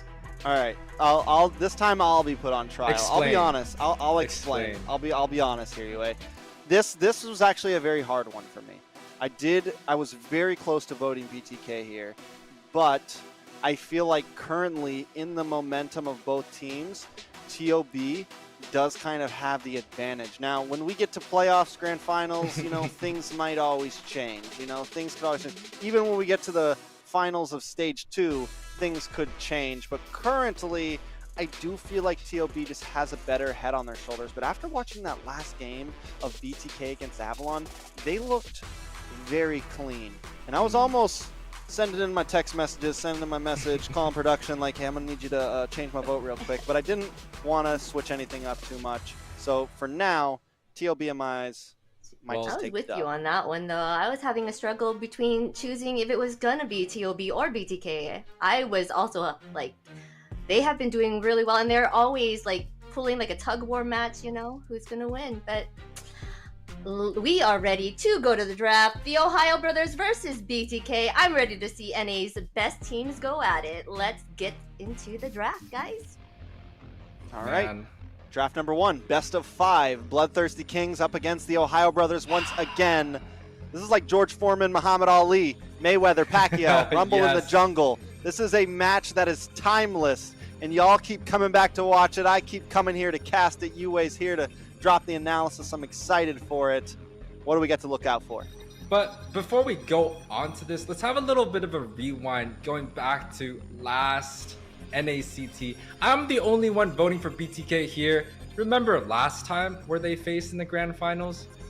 BTK was able to take the series 7 games and take the victory off of TheOhioBrothers. Hey man, I'm voting for the Kings tonight, but we can't count out the Deers, the TheOhioBrothers. The draft phase coming in, and I'm absolutely loving it. BTK choosing to opt to go for the mobility bands, the Fanny, the Ling. I wouldn't even be surprised if they go for a Joy band to completely deny and focus on best players hero pool. But the counterplay coming out from Ohio's, they don't like the Basha, they don't like the Uranus. You know, that tells a story. They don't like BTK at all.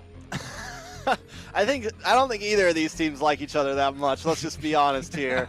We all know that is clear. The TheOhioBrothers do ban out the Basha though, so there is some respect. We saw Mobazane vicious on that Basha last game. The mobility everywhere, and it matches so well with the rest of Joybaj and Yato's play style. So it definitely creates a very strong mid lane. The real story here, the real battle here, I think, is Joybaz and Super Shark, aka Baby Shark, aka Shark, whatever you want to call him. Roamer versus Roamer, title, you know, who's the #1 in NA? Both of them very aggressive roamers. Both of them very similar styles. I will say Shark can kind of run into that support role a little bit, you know, pull out the Oh My Shark, and he makes it work. Back in the day, the Matilda, we've seen him on other things as well. So there's still some flexibility there. But knowing Hoon and Shark, they love to be aggressive, and Yato and Joybaj have definitely kind of joined that MO. So who's going to really dominate the river in this game? Because that could be crucial in match 1. Well, looking at the first pick, I do think we have 2 options. It's a very clear 2 options. Actually, 3 options. We have the Pack flex into the jungle or the XP. We have the Fredrin, which has done extremely well today. We didn't see it dominate so well, and that would be the 3rd option. Without the Kadita being banned out, that is a priority target. But the response coming in, the Fredrin is just as good to counter out some of the CC. You could go for the Akai. The Chow pick is also decent, but I do think maybe a Fred Pack, or maybe they opt to go for something more damage focused, the Beatrix, and maybe the Kaja that can do extremely well here. I mean, the Kadita, Yato on that Kadita is scary. Normally the TheOhioBrothers ban it out. They don't let it fall into Yato's hands. A lot of teams don't let that fall into Yato's hands. But because they took that Basha ban, because they did something a little bit different, there it is. Now, Hoon, also, we've seen him, a monster on this Fermis, does a wonderful job, and there's your Fredrin pick. So now we have sustainability. We have some of a core. BTK, on the other hand, need to find something to counter that. We have the Melissa, we have the Claude, we have a few options. Even the Beatrix with the De Beer's Passions and the Bombardment works pretty well. Yeah, I liked how you went over the Melissa and the Claude pick, which does extremely well against that Fermis pick. But I kind of want to talk about the Fermis versus the Kadita matchup.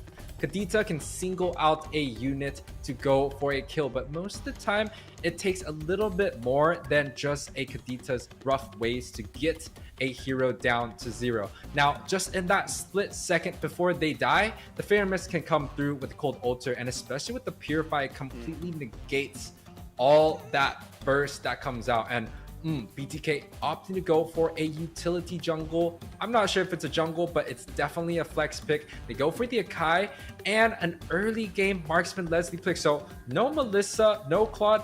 I think it might actually be not that good because they don't really have an answer for the Fermis anymore.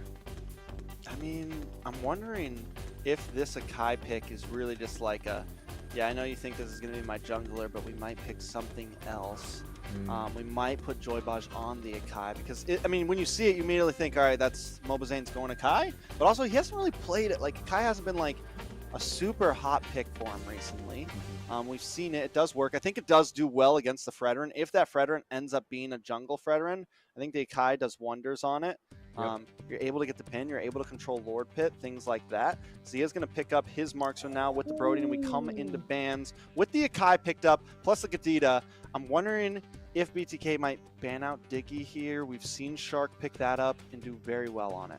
Well, it's interesting. Brody does well in lane against Leslie. Again, the early game marksman that Zia loves to pick up, by the way. He loves to go for the Clint. He loves to go for the Brody. We've seen him even on a Bruno, I think one of the weekends before. And he loves these early game marksmen that win its lane.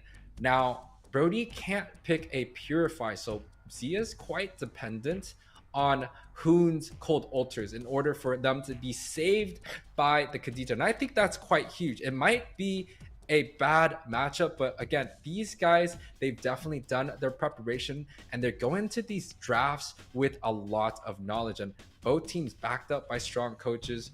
The second ban phase coming through. Yeah, so what is now targeting more into Fried Chicken? He's not getting left with a whole lot here. The Grok still open. Could be solid if they just want to go heavy CC here. And then still, I mean, they have tons of damage. There's still a lot of possibilities. They could pull that route very easily. BTK gonna ban out the Hayabusa. I'm still not fully convinced that this Fredrin is going to best player. I still think there could be some change. The Martis is still open. That could definitely be a pickup for the Ohio brothers here. A lot of possibilities still on the map. Kaja now going to get banned out from TOB. And maybe BTK, the Lancelot? Lancelot, just yeah.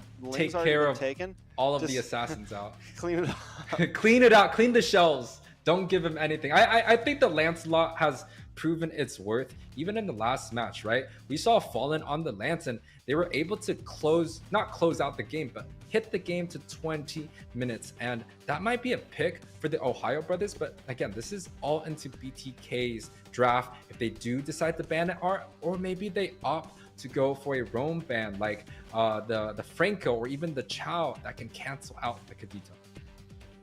Most definitely now on to these first picks. BTK finally does ban out the Lancelot. So like you said, all assassins out. We're clean now. But still, like I said, Marta's still open. If they want to flex, there's still some possibilities. But they definitely have the same idea as me. It's like, yeah, we don't think that Fredrin's jungle. we don't believe you. We're calling your bluff here. TLB going to pick up this Akai. I mean, this Franco. This Franco. My point was it doesn't do too well against the Akai. Yes. Fried Chicken. I mean, Yato on this Kadita also gonna have lots of escapability from it. So his only real target right now on the board is this Leslie. So as long as ISO is able to dodge around, I don't know how I really feel about the Franco pick.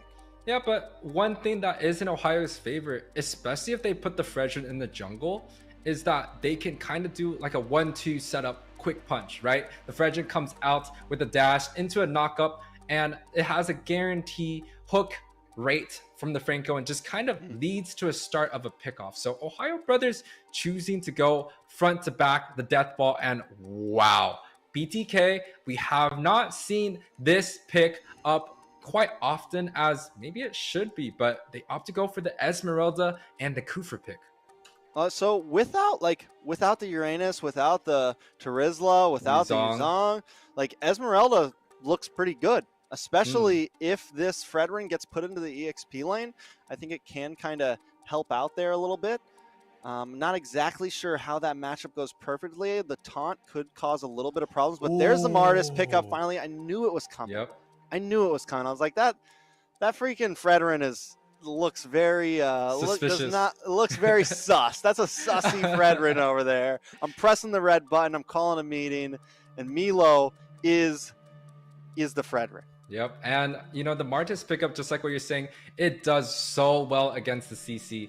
The Kufra won't have an easier time to set. Same thing with the Kadita. Also, it kind of has the ability to immune some of the crowd control coming out from Zane. So quite the masterful draft coming out from both teams.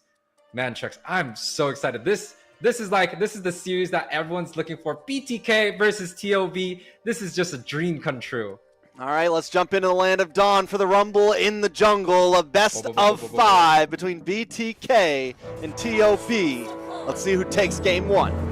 And we got Master Poe. Is it Master Poe? I don't know if that it might be Poe. I'm not sure, but we got the Panda coming out from Mobazane. A traditional pick coming out from him. We've seen him do extremely well. It's a very objective focus. It fits with its play style. Now, best player on the other hand, the Assassins got banned out, but we cannot count him out. He plays a damn mean Martis, and it's going to show some strong standings, but mid-side already seems like TOB has the advantage even early on. Yeah, Hoon and Shark, man, they're just so good. Oh, the hook comes on to Mobazane there. Shark already being extra harassing. Fried Chicken, though, rotating down to help. Yeah, and look at some of the emblems coming out. OhioBrothers not going with too many tenacity, so they're actually going for, some what just happened? Yeah, ISO picks up that first kill on the bottom side. That is a gold advantage for the side of BTK. That is huge. And what I'm guessing we're going to see now is the TOB are going to be forced to maybe go down and babysit. Sharks forced to split up, which gives a big advantage for BTK in this river. And that was something I was talking about. We saw how Shark and Hoon were bullying, but now it's like, okay, maybe we need to help out Zia a bit more. And until they're able to maybe get a kill onto ISO or something, I got a feeling we're going to see Shark down there a lot more often, which gives the mid side and Fried Chicken more room to breathe elsewhere. And look at Fried Chicken already, looking to go for cuts after cuts. They already have the rotation, but TOB looking to go for an engage. Big hook on a Mobazane. He does have the heavy spin, though, so we got to watch for that. He's going to lock on to best player, but the Mortal Coils, man, there's that nullification of the CC. Just not fair. Yeah, that was just completely nullifying Zane's. Hook. Decimation, deleted. This could be bad for Yato. He's going to get pushed in as well. Best player able to lock it in. Double kill at 2 minutes. Man, quite the opening for the side of OhioBrothers. No wonder everyone's been voting for them. They just have the ability to get advantages early on. It doesn't matter what teams they're going on, and even best player saves his retribution. He's able to grab up this objective non-contested. All right, but we can't forget about ISO with that early game kill. Gold still not 2 away from BTK just yet. It's only 400 gold, nothing major. Let's take a look at some of these first items locked in. Yeah, no boots once again, but 500 gold lead on the side of Leslie. But if we need to take a look at the junglers, Martis building up damage. So with that 600 extra gold, he's going to be able to farm fast and faster. And Zane might just be outclassed here, especially early on. White Chicken also starting to rotate, starting to harass. They're going to try to lock onto him. The hook just misses, but Shark flickers in, gets a bloody hunt. The rest of the team trying to lock in as well, but the heavy spin coming in to help out. White Chicken forced to use the Falling Star Moon as an escape tool, but that is better than dying. No, but the Purify does get expended, but Joy Bosch bot. Oh, not another one. Zia in trouble, pops torn apart memories, not able to get the finish, but the pressure is still there, and Yato's here to stop the attack. There's the ultimate snipe. Can he get the finish? Shark gets there in the nick of time. Yeah, and that is a flicker being expended from the side of Zia. That's quite the spell that ISO is able to just push out, and that kind of shows there is a small gold difference right now in this game, and that is not good for the side. Another kill. That's the fadeaway right there. That's the fadeaway, but best player looking for one of his own on a Mobazane. Mobazane a little bit of trouble. Best player able to pick up the kill. Might even be able to find another one. Dancing around looking for Baj. Baj in trouble. Hoon gets there too. So Baj able to just get away with the bouncy ball. Here comes White Chicken with the Falling Star Moon onto Hoon though. Shark able to land a hook onto Yato, takes him out. White Chicken looking for a finish, but the Colt Altar brings him back up, tops him off, and now best player in a little bit of trouble, but finds ISO. Talk about trouble. The board is switching. White Chicken now about to go down. A double kill for best player. 5-0-0. Wow, master opening at the 420 mark. 3K gold lead for the side of TOB. Man, they're definitely taking this opening great, and best player, even without too much HP, is able to grab up this objective uncontestedly. That just pushes the gold lead onto their side, and it almost feels like ISO's early game kills don't mean too much anymore. I mean, best player's dunking on him right now, man. He's all up in their zone. He's dropping balls. He's causing problems. 5-0-0. The decimation is becoming something serious. White Chicken taking a death. Mobazane taking a death. Baj, ISO, Yato with 2. It's starting to fall behind, and we're only 5 minutes in. Yeah, everyone's lining up. You can kind of see a 2.5K gold lead on the side of OhioBrothers, and I would honestly want to say that most of the gold is going to be towards best play. Nice flick by Draj. Mobazane looking for a finish, able to get the kill onto Zia there. So they find something in the midst of all of this. BloodThirstyKings still don't want to give up just yet.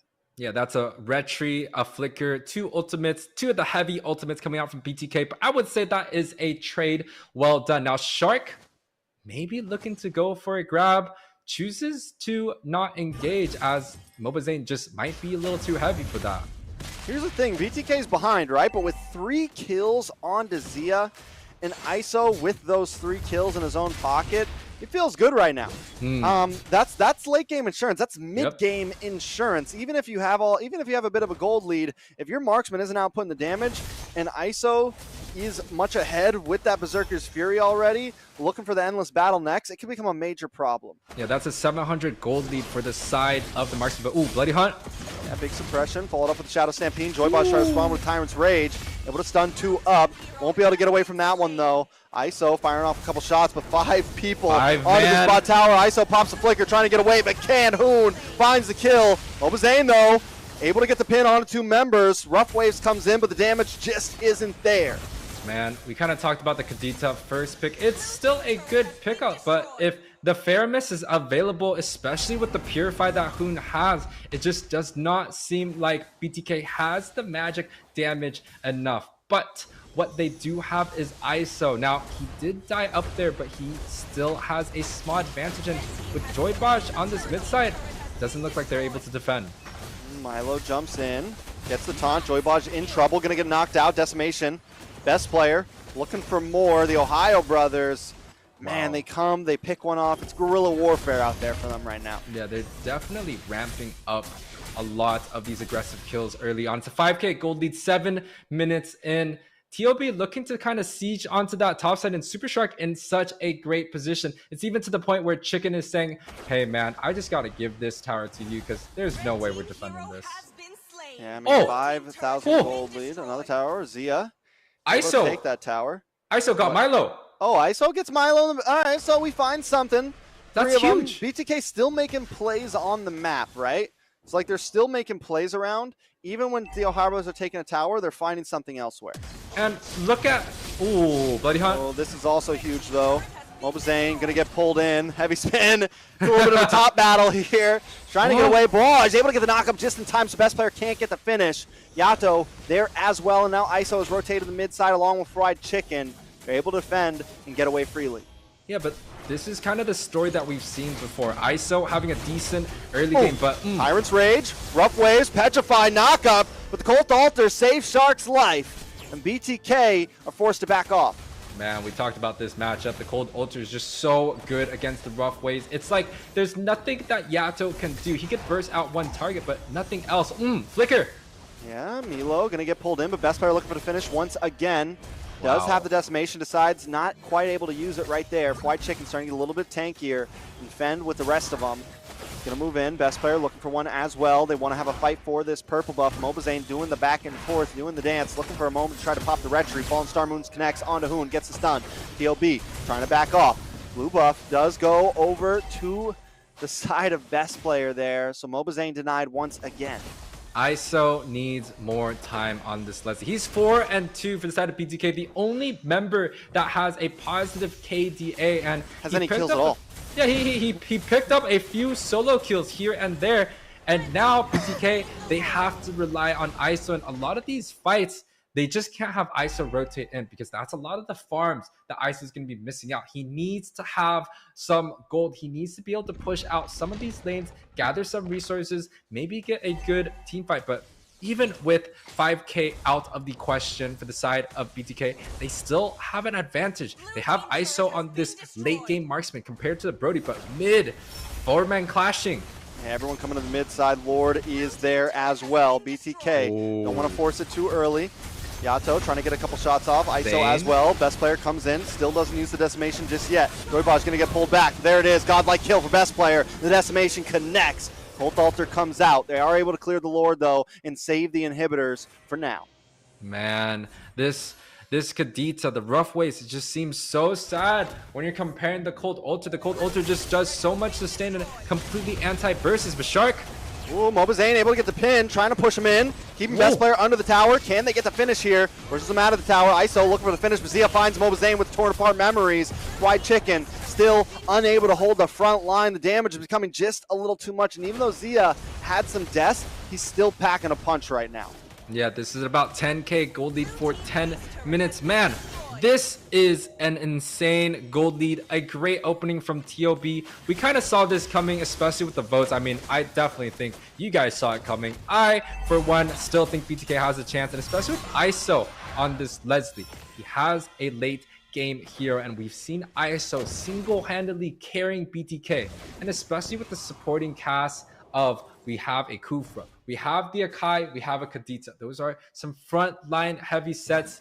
I still think BTK has a chance, especially if they can figure out how to shut down best player. Yeah, they got to find a way to shut him down. 7-0-2. I mean, and here's the thing, man. The scaling with this much of a gold lead and the heroes that they have, it is definitely a problem. He went straight for the BOD. He's got the Hunter Strike, so more speed. Now he just has to build defensively. Yeah, he has to build defensively, but another person that they have to try and figure out is Hoon. 2-0-7. The Purify is available, so is the Cold Altar, and he's looking to farm up to complete all of his items. The gold lead right now, you can already see some disparity between Zia and ISO. I believe it's about 1 to 2k difference. That is quite huge. Now, ISO, every little bit of his gold scales into another BOD, and that is just extra damage, but with what is looking at on the board right now, it doesn't seem like BTK is able to get any farm at all. You know, Fermis, you don't really notice it all the time, but he starts to pack a punch, especially when you're ahead like this. That burst damage starts to actually connect. He seems like he's a support hero, but the Ghostbusters, they start to do a little something, especially he's got that Lightning Truncheon in. You know, he definitely starts to become a problem, not only with the Cult Altar, but just the overall damage and the Shadow Stampede. Yeah, and he also received a buff in the last patch. They made his bounce less from 3 to 2 bounces, but they increased his damage, I believe, from 76% all the way to like 85%. So this Fermis definitely packs a punch. Now, with the Lord being uncontested, BTK on its back foot, 10k gold lead. Hoon? Getting chunked down. ISO also packing a punch himself. Mobazane, though, denied another purple buff there. They do get a little bit of vision from that ultimate sniper. A pick? Now, they're just going to, way. I don't know. They wait for this Lord, right? They just wait for this Lord and turtle up. ISO needs more time. He's only level 13 compared to the 14 of Zia, but the gold lead should go maybe even up to 3k by now. But ISO just needs more time. It's not enough. This 4 and 2 is just not good enough. All right, Fly Chicken holding the front line along with Mobazane. Hook lands on ISO. Pulled in, slain, taken out. Colt Altar comes out. Yato on the backside, pops rough waves with the damage still not there. Mobazane trying to pop the heavy spin, but the TK is falling back. The Ohio brothers are relentless. The base is shredded, and that is game number 1. Game number 1, 13 minutes. The scoreboard is 13-4, extremely one-sided for the Ohio brothers. The Deers able to slay the Kings this time around, and it kind of tells that story once again. Ohio brothers does extremely well, and they've done so well throughout this whole entire playoffs, even in the last one, and they are doing it again, Trex. Yeah, they're, like I said, you know, when all of this started, it just seems like they're a little bit ahead right now. BTK still, I mean, we've seen BTK lose games once and come back. It's happened plenty of times, but there has to be a switch up, not only in the game, but in the draft. Now, take us through some of these items. Yeah, Hoon and best player again. 3-0-8, 7-0-4. It kind of tells the story of Ohio brothers. They're not really looking to get the advantages onto the gold lane as much as letting best player farm and carry the game. We've seen him traditionally on these assassins, these heavy physical damage heroes, and now we're seeing it again. You got Hoon as the supporting cast, you got best player as the hard carry, and they're making sure that their mid and their jungle wins throughout the game. And 13 minutes, Trex. It's a complete domination from the side of Ohio. Most definitely. Now, here's the thing, right? ISO had a great start in that game. Zia didn't have the greatest start, but he still ends up with a strong amount more gold than ISO. I think the real issue here isn't exactly the gold laners. Even Fried Chicken was able to play around with Milo. There was no problems. I think Baj and Yato seems to be an issue. And like you said, a lot of that came down to draft, the rough waves. Yato on like one of his signature heroes, the Kadita. Wasn't good enough. Yeah, wasn't really good enough. Not the as the Ohio first Brothers pick. matched them pick for pick in that draft, and I think that's really what secured the win there. You know, one thing I could have maybe changed is they had the Kadita pick open. Maybe if they switched the mages, right? Maybe if they went for a fair miss first pick, it protects that Kadita pick, and they could even go for a Kadita roam or even switch into that fair miss roam. But you could look at the domination, the aggressiveness coming out from best player. Early on, 4 minutes in the match, sitting in enemy jungles right now, killing players one by one. And you see the side of TOB just continuing playing this almost like a 1-3-1 rotation where they have the jungler, they have the mage, and the roam all together. Yeah, that Cult Altar, man. I think that was such a decider in this game. Anytime BTK did essentially make a good play, it would be a good play if it wasn't for the Cult Altar, right? Fried Chicken coming in with the Falling Star Moon there, almost getting the finish, and just not able to provide because Hoon always saves it for the perfect time. And almost even baits Yato to try to re-engage there, and he ends up going down. Down on the bot side, ISO almost gets the finish, but almost doesn't cut it in Mobile Legends. Oh man, it is bleeding red. Ohio Brothers dominating in every single category. It's something that, you know, we definitely saw it coming in 13 minutes game. Best player, able to grab up a high gold per minute. He is definitely the rich guy, but the Forgotten and Carry, man, Hoon MVP most definitely. 42% damage dealt, had the highest damage dealt of the whole entire game, and also the highest assist. So you were talking about, you know, the fair miss being a supporting cast, but it does a lot of the damage, especially with that new buff. It definitely seems like Hoon knows exactly what he's talking about. So you have a sustainable hero, you have a hero with an insane ultimate. Not only that, you have a hero that outputs an insane amount of damage once you start to scale. And as long as you have something like the Martis in the jungle to help your team scale and to really bully in those first fights, it just pairs so well together. And TOB know that. They came in, they even picked up that Fredrin first to just kind of toy with it a little bit. And I almost want to say that maybe in that second phase of bans, BTK should have took out the Martis instead of the Lance or instead of the Hayabusa, right? Something a little bit different, because that ended up being the major problem there. Well, for me, the major problem goes back into that very first pick that BTK chose. They went for the Kadita into a Purified Feramis, and that is a tough match to deal with. Yato pretty much had nothing that game, going 0-2-0, but I do think BTK has a complete different strategy coming out this time around. They knew that their last draft did not work, and I believe maybe they're going to choose to go for something else here. I think it's definitely possible, right? I mean, maybe ban out the Feramis, maybe ban out something a little bit different, or bring out a few different picks. I think in overall gameplay, they weren't bad. I think they don't really need to worry about ISO. He always does well in his lane matchup. I think, like you said, let's focus on Yato. Let's focus on Baj. Let's try to maybe secure something nice for Fried Chicken. They did ban out the side of the TOB. I'm guessing they might do the same thing again. Maybe they'll let BTK ban the Uranus this time. But it does look like they're going to go into the Trizzle once again. Yeah, Ohio Brothers' strategy is probably going to be letting open a Uranus or even a Fredrin pickup again. Or they might even pick up the Feramis themselves. But BTK, they say, we'll give you a Ling this time around. We're opting to go for that Uranus safe ban. We don't really have too much options for the ban because they are going to be the second pick. The first pick priority goes for Ohio's. They have a lot of different options still on the table. Definitely a lot of different options. Valentina's still open. Yep. I think the Ohio Brothers may leave that open, try to secure it for Hoon, or force BTK to ban it out, right? Fredrin. Bashagan. I mean, we're still up in the air. I'm still wondering, like, Fried Chicken, we really want to see him shine. He did so well on the Yuzong pick last time. Yep. So I think I want to see him on something other, like the Lapu too. I want to see him on something a bit more aggressive than like an Esmeralda, a Uranus, and I want to see him something that he can really make plays happen. Well, with 2 EXP laners being banned out, the Terizla and the Uranus, they ban out 2 of the junglers, the Basha and the Fanny, and Ohio's looking to complete their bans with a Kaja. That kind of tells me that the Franco is a decent priority. The Ohio Brothers played it really well last time on Shark on it. And it also tells me that maybe they're looking to opt to go for that Fredrin flex pick once again. It was kind of confusing us. You called it out. You knew that, hey, they wanted to pick up the Martis, but it's still a question every single time you see a Fredrin. Don't know where it's going to go.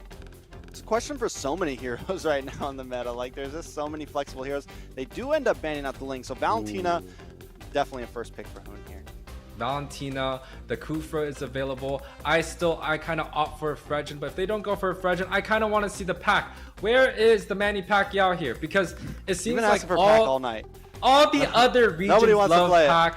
Nobody, dude. Quantum Charge pack with Sprint. Man, there's a guy named Aaron out there that's killing it in the scene, but they don't go for the pack. The Fredrin man comes through on the first pick. All right, so Valentina and Franco.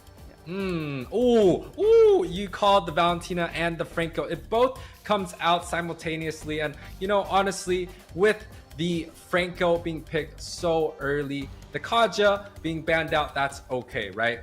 They take out the suppression, and the only suppression that's left is the Franco. They pick up one of the best roamers right now. Shark did good on it, and then they put the Valentina, which is one of the best mid laners. Now, welcome back, Trex. You didn't miss out on too much, but I do believe that they're gonna go for the marksman pick and potentially the XP to deny BTK's draft even more. Yeah, but does TOB pick up the Faramis again? Right? Like I mean, if it ain't broke, don't fix it.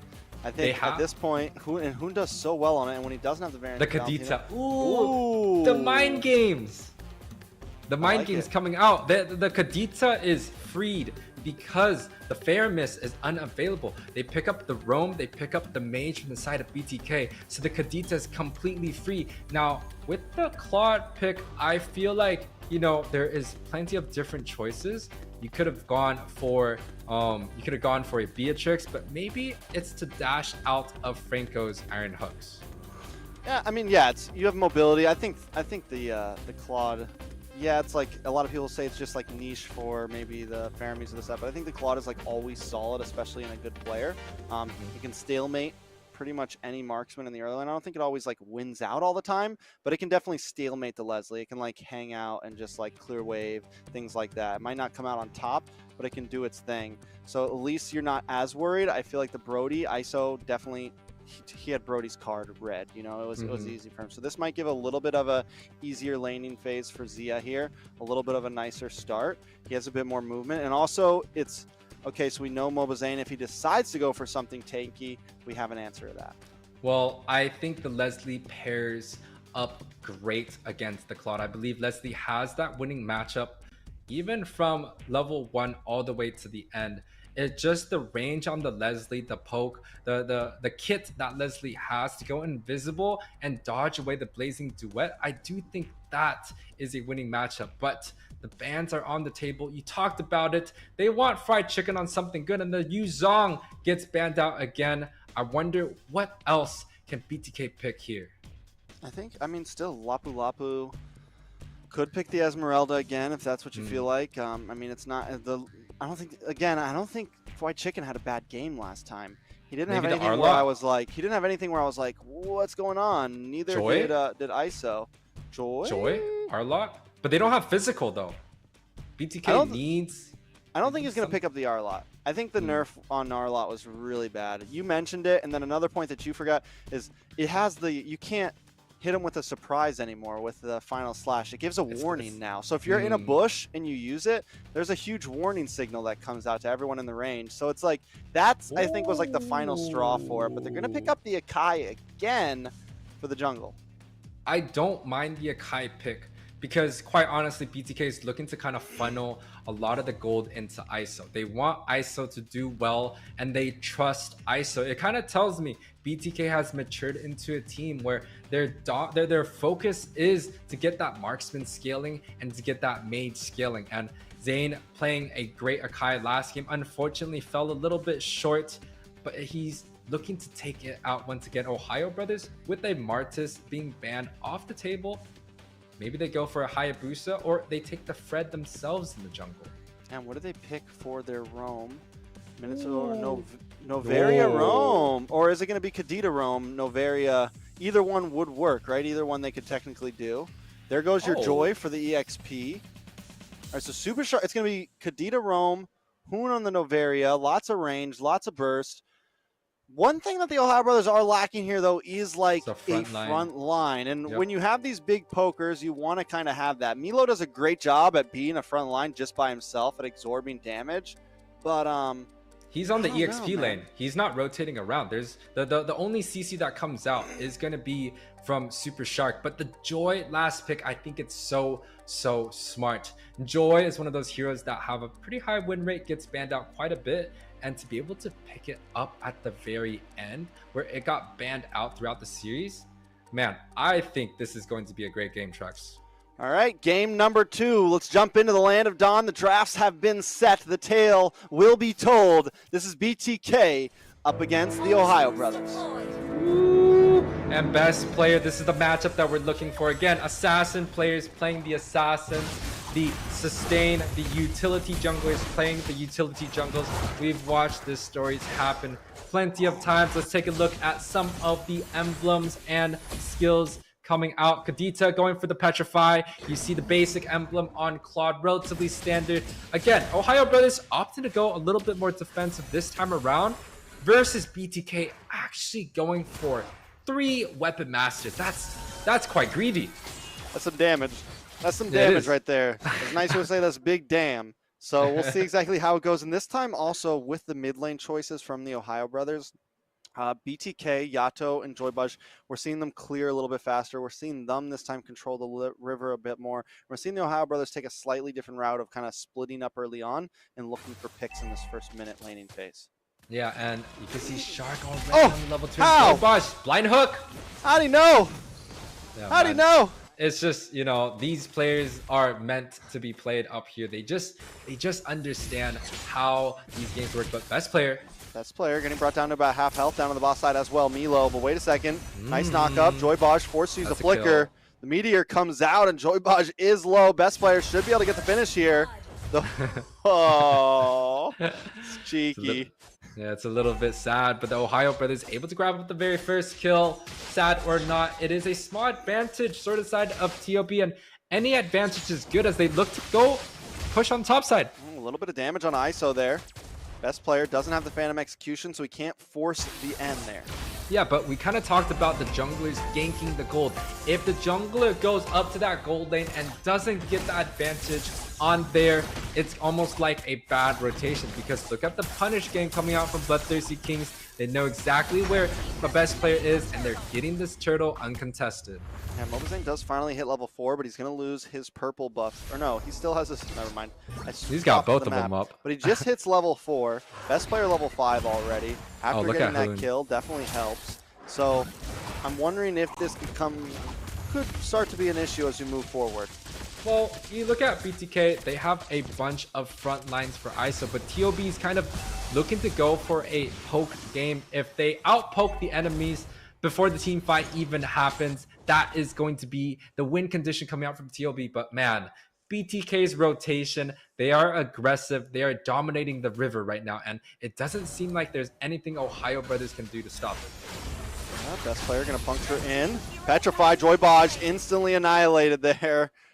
TOB once again just play. I mean, they got that guerrilla warfare style down. They just jump out of the bushes, take the hit, run away, jump back in, grab something, run away. They're so clean at this style of gameplay. And it seems like I'm definitely wrong with nothing being able to stop the rotations coming out from BTK. OhioBrothers with this Kadita Super Shark 0, 0, and 2 along with Hoon. So, you know, we talked about the Faramis and the Martis matchup last time. TOB playing again a very jungler-centric rotation. They're making sure that best player is able to get a winning matchup, is able to win a round and do its thing. But top side looking to go a little bit aggressive. Yeah, they've been really, they always got someone to help bully ISO up there. They want to give Z as much space as possible, as much time as possible, and they're doing a great job at it. Yeah, and they're definitely going to push the gold lead by a little bit up, but Zane camping out in bushes. They're able to kind of get a decent bullying rotation, but it seems like the mobility and the poke coming out from OhioBrothers is a little bit too much to handle. You see Shark right here. He's been sitting on this bush for the last 2 minutes, and he's looking at the turtle right now. Fly Chicken taking a little bit of damage. They are going to start on that turtle. The best player's here ready to also contest for this. And with him having a level advantage, his retreat is going to be a little bit stronger. 4v2. Super Shark able to find Yato as well. The OhioBrothers now taking control over the turtle pit. Mobazane and JoyBosh forced to back off. Fly Chicken holding the backside, but he doesn't want to go for that here and now. Oh my gosh, if you take a look at Valentina, who's his... What ultimate is he supposed to take? Is it the Rough Waves? Is it the Navaria ult? Phantom Execution? I mean, the Phantom Execution is definitely off a small cooldown, and with the Valentina rework on its ultimate, his ultimate is going to scale, at least for the cooldown part, based off of the enemy's cooldown. But JoyBosh. Yeah. Best player with this damage, Lancelot. You know, a lot of people have been doing the tanks a lot in the past, but he's coming in. He's got the assassin emblem on. He just locked in War Axe. You mentioned jungle centric, and that is definitely what TOB has been recently.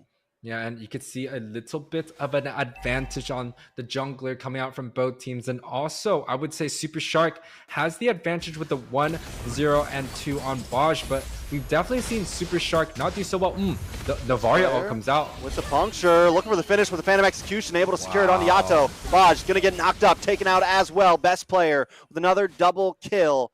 Trying to get another MVP under the belt with these games. Man, it almost looks like there is a slight draft difference coming out from both of these teams. And look at best player just dancing around. Oh, finally gets a pin. No. Oh, for a second I thought Foon was going to be able to buy enough tower shots that he would be able to get away from that. But Mobazane just finally secured the kill. Yeah, they're able to pick up 1, but is that good enough? BTK has the advantage in terms of the front line, but it seems like Super Shark is able to just burst everyone down before the fight even happens. Now, Turtle coming up 20 seconds. We're at the 6-minute mark. A lot of the items are going to be finished up. You know, I wouldn't be surprised Super Shark finishing up his lightning truncheon, not lightning, his Clock of Destiny already. I mean, this is what I meant when we talked about Shark and JoyBosh. Shark is never scared to pull out something different like the Kadita. You know, never scared to flex into something. And he could have, I think he could have played the Navaria as well, Rome. He could have done a lot of different things and been very comfortable for it. Yes, he loves to be aggressive, but he can turn these support roams in a sense into very aggressive heroes as well, even with the slow scaling you get with boots. And it kind of brings me back to like the old Onyx PH days, but fight. A little bit of damage coming down onto Milo. Can they get the finish? Yes. No. Milo takes out JoyBosh. ISO takes tower on the boss side, but somehow Milo still survives that. Mobazane now just needs to try to get out of town quick. White Chicken to the backside, dashes through, takes a meteor to the face, and a double kill for Super Shark.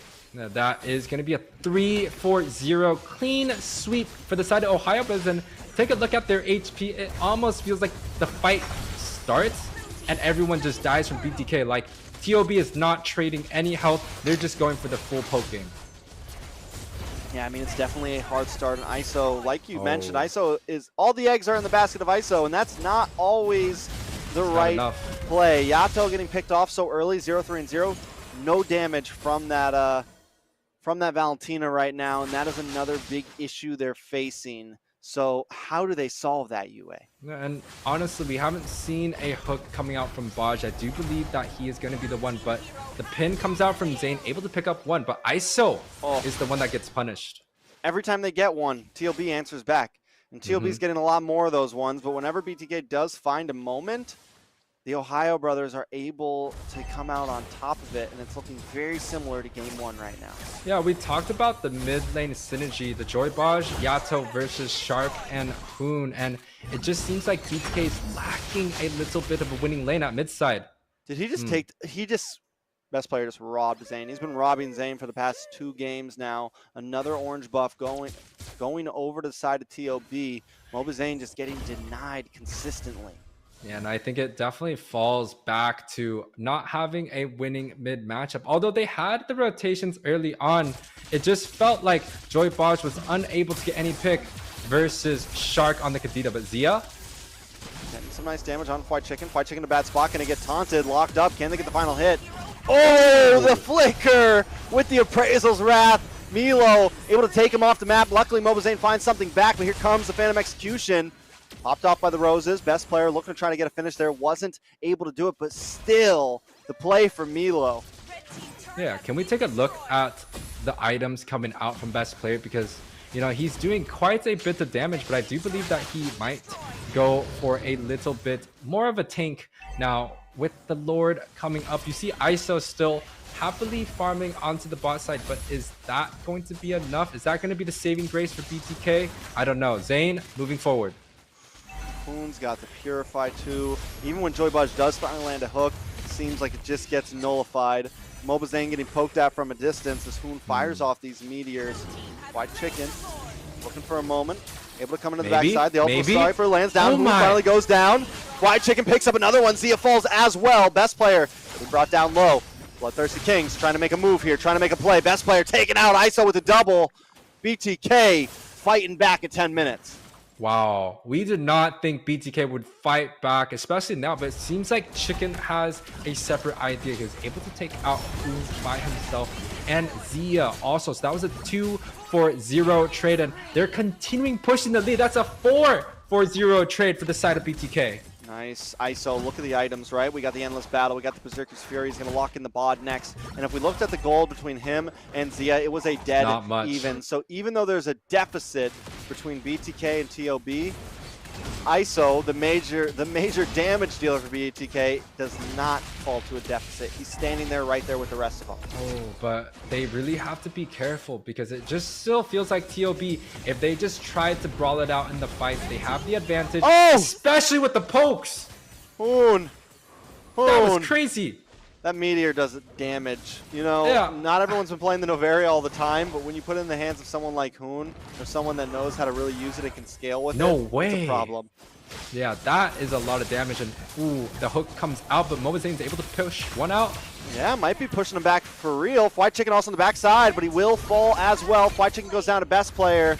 Yato also still down. Super Shark taken out. It's a 1-for-1 with Yato falling about a minute earlier.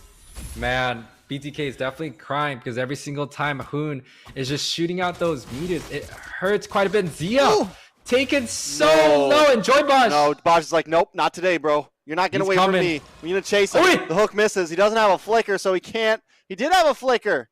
He didn't go for it. Yeah, I don't think it would be worth it. BMI, the Lord's coming up. yeah. It's coming up in 60 seconds. If you flicker in and he BMI backwards, it's kind of like you kind of get danced upon. You don't want to get salsa'd on the NACT stage, you know?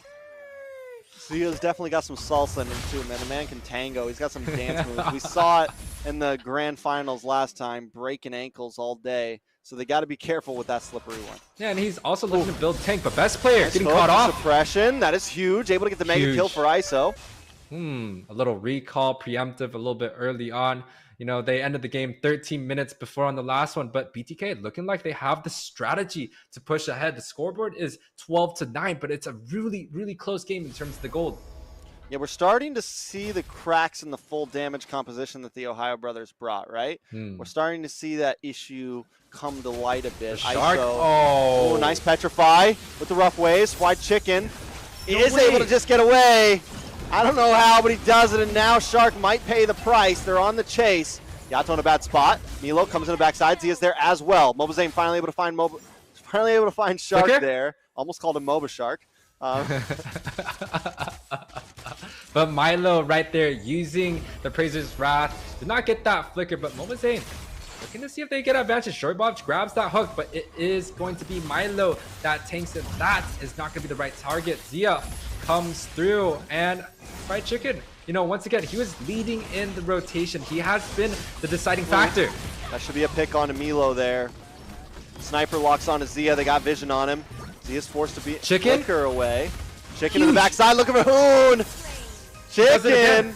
He does it again. He's doing his thing. He's doing his thing right now. Best player wants to try to come in to save some grace. Force Phantom Execution away. You're not going to get this one this time. Is he in the backside? Able to find Yato. Best player goes down. It's 1 for 3 right now. No way! Super Shark steals the Lord, though. What just happened? Mobazane can't even pop the retry. And Zia is going to live, and he opts to go for a Twilight first item, but Joy Bosch, nope, they let Zia live. Now, the Twilight armor has been buffed, but the base damage on the Twilight armor, the defensive stats, it's not going to be that great for a hero that only has 1 defensive item. The base defense has been scaled down, so I'm not sure if that is going to be the best buy, but it definitely protects him a bit from Leslie. I'm still in awe of Super Shark taking that Lord. Man, I'm still in awe. Shark, yeah. man. I'm guessing, I couldn't see it exactly. I'm guessing maybe he got the knock-up because Mobazane didn't even pop the retry. So maybe he got the knock-up, then the rough waves. Mobazane had no time to even do a thing about it. Yep. Shark on point there. And that's kind of the thing with the Kadita. He has the kill pressure, but he also has the objective pressure. He can almost probably do just as much, if not more damage than a retry, but the Lord marches down. Lord gonna get the crash into that inhibitor. The OhioBrothers have seen taking grass onto this game. Mobazane forced to use the heavy spin to try to get away. Middle inhibitor does crack. Best player in Super Shark along with Zia and Nilo hover around the hedge like sharks in the water, looking for another moment to strike. ISO takes a big chunk of damage from the Meteor. Best player continue to clear waves, and BTK are able to defend, but they lose a lot in that trade. Now let's take a look at some of the items. There's 3 Twilight armor from the side of TOB, making sure that ISO isn't able to do that much damage, but having Twilight armor gives Fried Chicken the ability to just scale and do lots of damage. And honestly, they should be scared about Fried Chicken and not ISO, because I feel like Chicken has been the one that is able to kill Navaria, and with Navaria being down, it lets BTK have a much more free fight. But ISO is also a pretty good idea. He is 6-1-2. Definitely, I mean, he definitely has the damage there, right? Definitely some possibilities. The OhioBrothers definitely have an advantage. Like, just when BTK, it felt like they were about to get that gold lead, about to have an advantage. They have a little bit of a whiff of the Lord fight. Wow! Let it go, but wait, a nice hook on a best player. The pin, they're able to take him out there. No, he still sets away. Finally, ISO gets the kill, though. Mobazane looking a little low, though. Zia into the backside with the Blazing Duet, able to find Mobazane. ISO getting brought low as well. Wide Chicken trying to get out of here. Can he do it once again? Dodges the lollipop. Meal flickers in and gets him. It's a trade. ISO picking up another kill, though. Super Shark getting low as well. Yato flickers in and finds Shark, but taken out from Zia. It's Gold Laner versus Hoon right now, along with Zia. Hoon still on the map. Yeah. It's insanity. ISO, look at all the spells being popped up from both sides. ISO popped the flicker, Yato popped the flicker, Chicken popped the vengeance. Every spell went down there. Now, TOB looking to have a little bit of an advantage on the map. Best player is able to get out of his death timer early, so it might feel like OhioBrothers is going to be able to take this Lord here. Yeah, I don't think there's much they can do about it. Troy Bob's going to try to come in, maybe get a hook. No. Wow. Punish? No way. BMI comes out, and the Lord is marching down onto the mid side with the sides already being pressured by the side of Ohio's. They're just looking to see if they could get a 2-wave push from the top and the mid. But even with BTK right now, they have some sort of scaling, and Fried is in a good position. No, I would guess right now that ISO is like maxed out. White Chicken, very low. Phantom Execution comes in. Zia picks up the kill. It's now 4v5, essentially 4v6 with that Lord. ISO should be able to melt. He does have some damage, but he's got to do it at a distance. BTK trying to hold him at bay once again. We've seen this time and time. All they got to do is lock on to the base. Blazing Duet in the backside. ISO just trying to defend. Shark comes in, gets the Petrify, and that is going to be it. The OhioBrothers take game number 2. Man, another convincing game from the Deers. The OhioBrothers able to take it 18 minutes in. Man, the Kadita pick being brought in by Shark, that was quite the pick, and we didn't see it do so well on the first game. We're able to see it on this game. even with no tanks, the OhioBrothers seem to just outpoke and win team fights convincingly. You know, you said it in the very beginning when that Kadita was picked, the mind games, the trickery. TOB is on point with the drafts right now. They give over the Valentina, like you mentioned, and then we're going to get the Kadita this time. There is no Fermis. You already have your Roam and your Mage picked in. There's no way you're going to pick that up. And then they even flex the Kadita over just to make sure they deny ultimates. They don't pick up a crazy Roam. They don't give something that great over to Yato. And so he has nothing to steal. And once again, Yato has a rough game, 1, 6, and 6. Yeah, 18 minutes and 18 to 16 is the scoreboard. It's relatively close, but it was not close in terms of the map. You can see Zia 4, 1, and 3.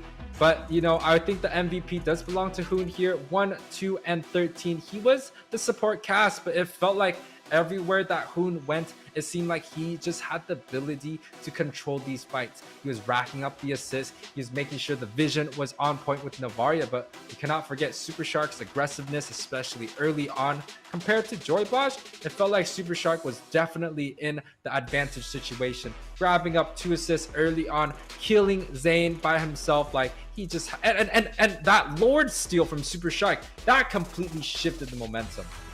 Yeah, that was the moment, right? Like, if they would have got that Lord, they definitely could have made something major happen there, but they lose it out. And here it is right here, because I want to take another look at it. Mobazane about to take it. Where's the knock-up? How does he... So Mobazane didn't click the retry. Well, Kadita went for a combination where he didn't use his second skill, he ulted. So even if CC were to come as he was ulting, he would guarantee cast that ability. And with that, it just felt like he had the burst. But man, we've seen this story before. Mobazane just unable to get that objective. Oh, yeah. 18 minutes in. Definitely a little bit of a misplay there. Mobazane definitely not in his most prime form right now, but the OhioBrothers, they're ready to go, man. They're playing, they're dotting all their I's, crossing all their T's, crossing all their X's. They're ready to go. And right now it's 2-0 match point. My question to you, Yuwei, is this going to be a 3-0 sweep? You know, I still am going to be rooting for the underdogs. Not even the underdogs, the contenders from both sides. I feel like Zane, they definitely have it in their back, and they've been so close. These games have been back and forth. They're just missing out on a little bit. And honestly, with this next game coming up, I do think that they might have their draft a little bit more well-rounded. They kind of got played with a little bit of the mind games, but I still feel like BTK has it in the bag. They definitely, I mean, don't get me wrong, you never count out BTK, right? Mm-hmm. I think everyone's learned to not count out BTK. They've been here. This isn't a grand finals match, you know. This is a stage 2 winners finals match. OhioBrothers, though, they're just everybody's on point, man. Everybody from best player to Shark to Hoon to Zia, even Milo, the newest addition to their team essentially, who has been like a sub in the past. And a lot of us wondered how Milo was gonna face up when we're in season and everything. Even he has just done an amazing job. He stepped up as a player completely. So BTK, they got to figure something out here if they don't want to get swept. And it feels like BTK's draft, they're stuck.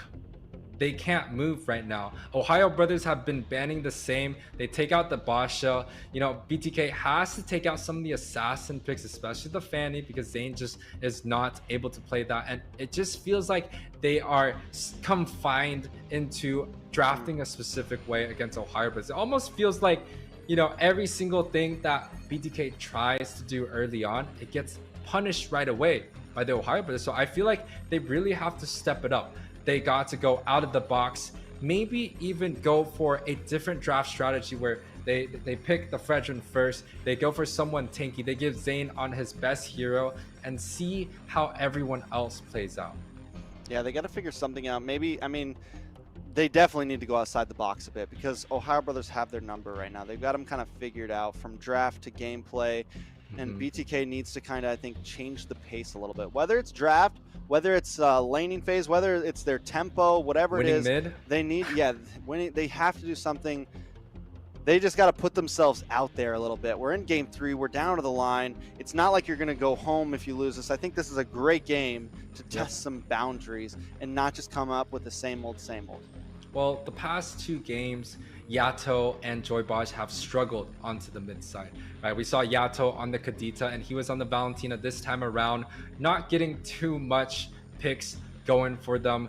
And it seems like BTK, they need to figure out how to win this mid lane. They need to put heroes on Yato and Joybaj where they can dominate Hoon and Shark, because quite honestly, this is the Hoon and the Shark show. Best player has been dominating in the jungle, but Hoon and Shark have been winning every single game onto that mid side, or even into the gold, and they help them out. Yeah, they've all, I mean, since the days of the Valley to TOB to OP, back to TOB, Hoon and Shark have been this dynamic duo in that mid lane, and it's been so hard for any other mid duo, anyone to deal with them. I don't care who they are. You want to do a 2v2 tournament? I'm putting it on those two right there. They definitely do a wonderful job. Now, Zia, Milo, the rest of the team, they need to pick up something, and there we go. Let's change. The TheOhioBrothers change it up again. They pick up the Ling this time, and they throw in the Lapu for Milo. I don't like the Lapu going up early. The Fredrin comes out early for BTK, something that I kind of said a little bit earlier, but it does not guarantee anything for a win. It just has a very strong pick for Zayn. Now, with a Lapu pick early, we saw the Esmeralda come out before. I think the Esmeralda is going to be played again, but the Yusong is still available. Now, Baj on this Franco did not do so well early on. There's still other heroes available like the Kufra that does well against Assassin. So I'm not sure what their game plan is, but maybe they're opting to go for the 1-2 punch into a single target damage. But please, fair miss with Purified. Don't come out and play. There it is. Oh. The answer, and I almost wonder, it's like maybe BTK takes it, maybe they wait to pick up the Kadita, something of that nature, but no matter what, or maybe even ban out the Fermis, instead of the Kaja or something like that. I don't know, but they're going to have to figure something out in the game this time, because the drafts, we do have some similarities from the past. Yes, we have the Ling and the Lapu now, but still that Fermis can be a problem. And Chicken is going to get the short end of the stick once again. The Uranus, the Trizla, the Dragon, all are directed towards Fried Chicken, but he is, he can still flex that Fredrin. We could definitely see that, but I definitely feel like Mobazane is going to be taking it. Now, Angela being banned out, that is quite spicy. I have not thought about that. Angela does so well paired up with the Ling. The Angeling combo. And knowing the way the Shark plays and Hoon plays, again, you could make it a Roam Angela, you could make it a Mage Angela, put Fermis on the Roam. Either way, there's a lot of flexibility between those two. They both can play. They can. I'll give you this, you give me this. It's whatever. We don't care. Keep the change. They make it work. So I like the Angela ban. I think we're really thinking ahead here, because that could be a horrible problem. But here comes another 4 out of 5 of their bans, all over the Fried Chicken.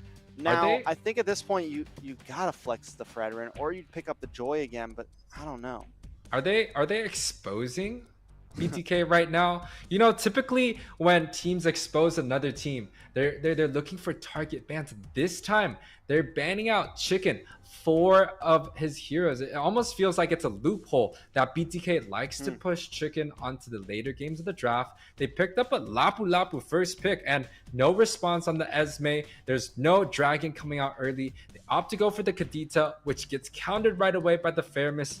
Man, I don't know how TheOhioBrothers doing it, but they take up another pick that could be even gone to BTK's side. The Edith gets picked up on the Roam position. Yeah, Edith's taken out, so now BTK forced to do something. The Grok is still open. No, the Grok's not open. Banned. They banned out the Grok. Yep. Oh, man. They're looking, Tough. I mean, Marta's still open. Maybe you put that on Mobazane and just keep the Fredrin in the EXP here. This is not a bad 1-1. I like it. It might get punished by a Brody and a Clint, though. It's going to come. It's going to come. And still, what do you... Or Claude. 1-1 did take some nerfs. Her damage isn't that crazy. So, with the Fermis ult, I don't know. The Melissa was open. There was other options, I feel like. The Claude 2. Some possibilities. They go for the 1-1, though. I get it. Might be able to outplay Milo. Might be able to get some fade away.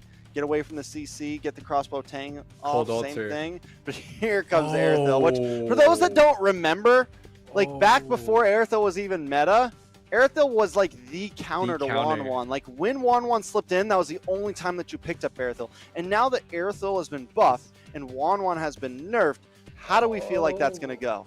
I don't like it. It just feels like Ohio Brothers have the draft down, but we cannot count out the Bloodthirsty Kings. They have a beautiful draft. The Wanwan is still a relatively good pick, and they have the magic damage and the front lines to play a front-to-back comp. It just fits well with BTK's style. I don't think we should count them out.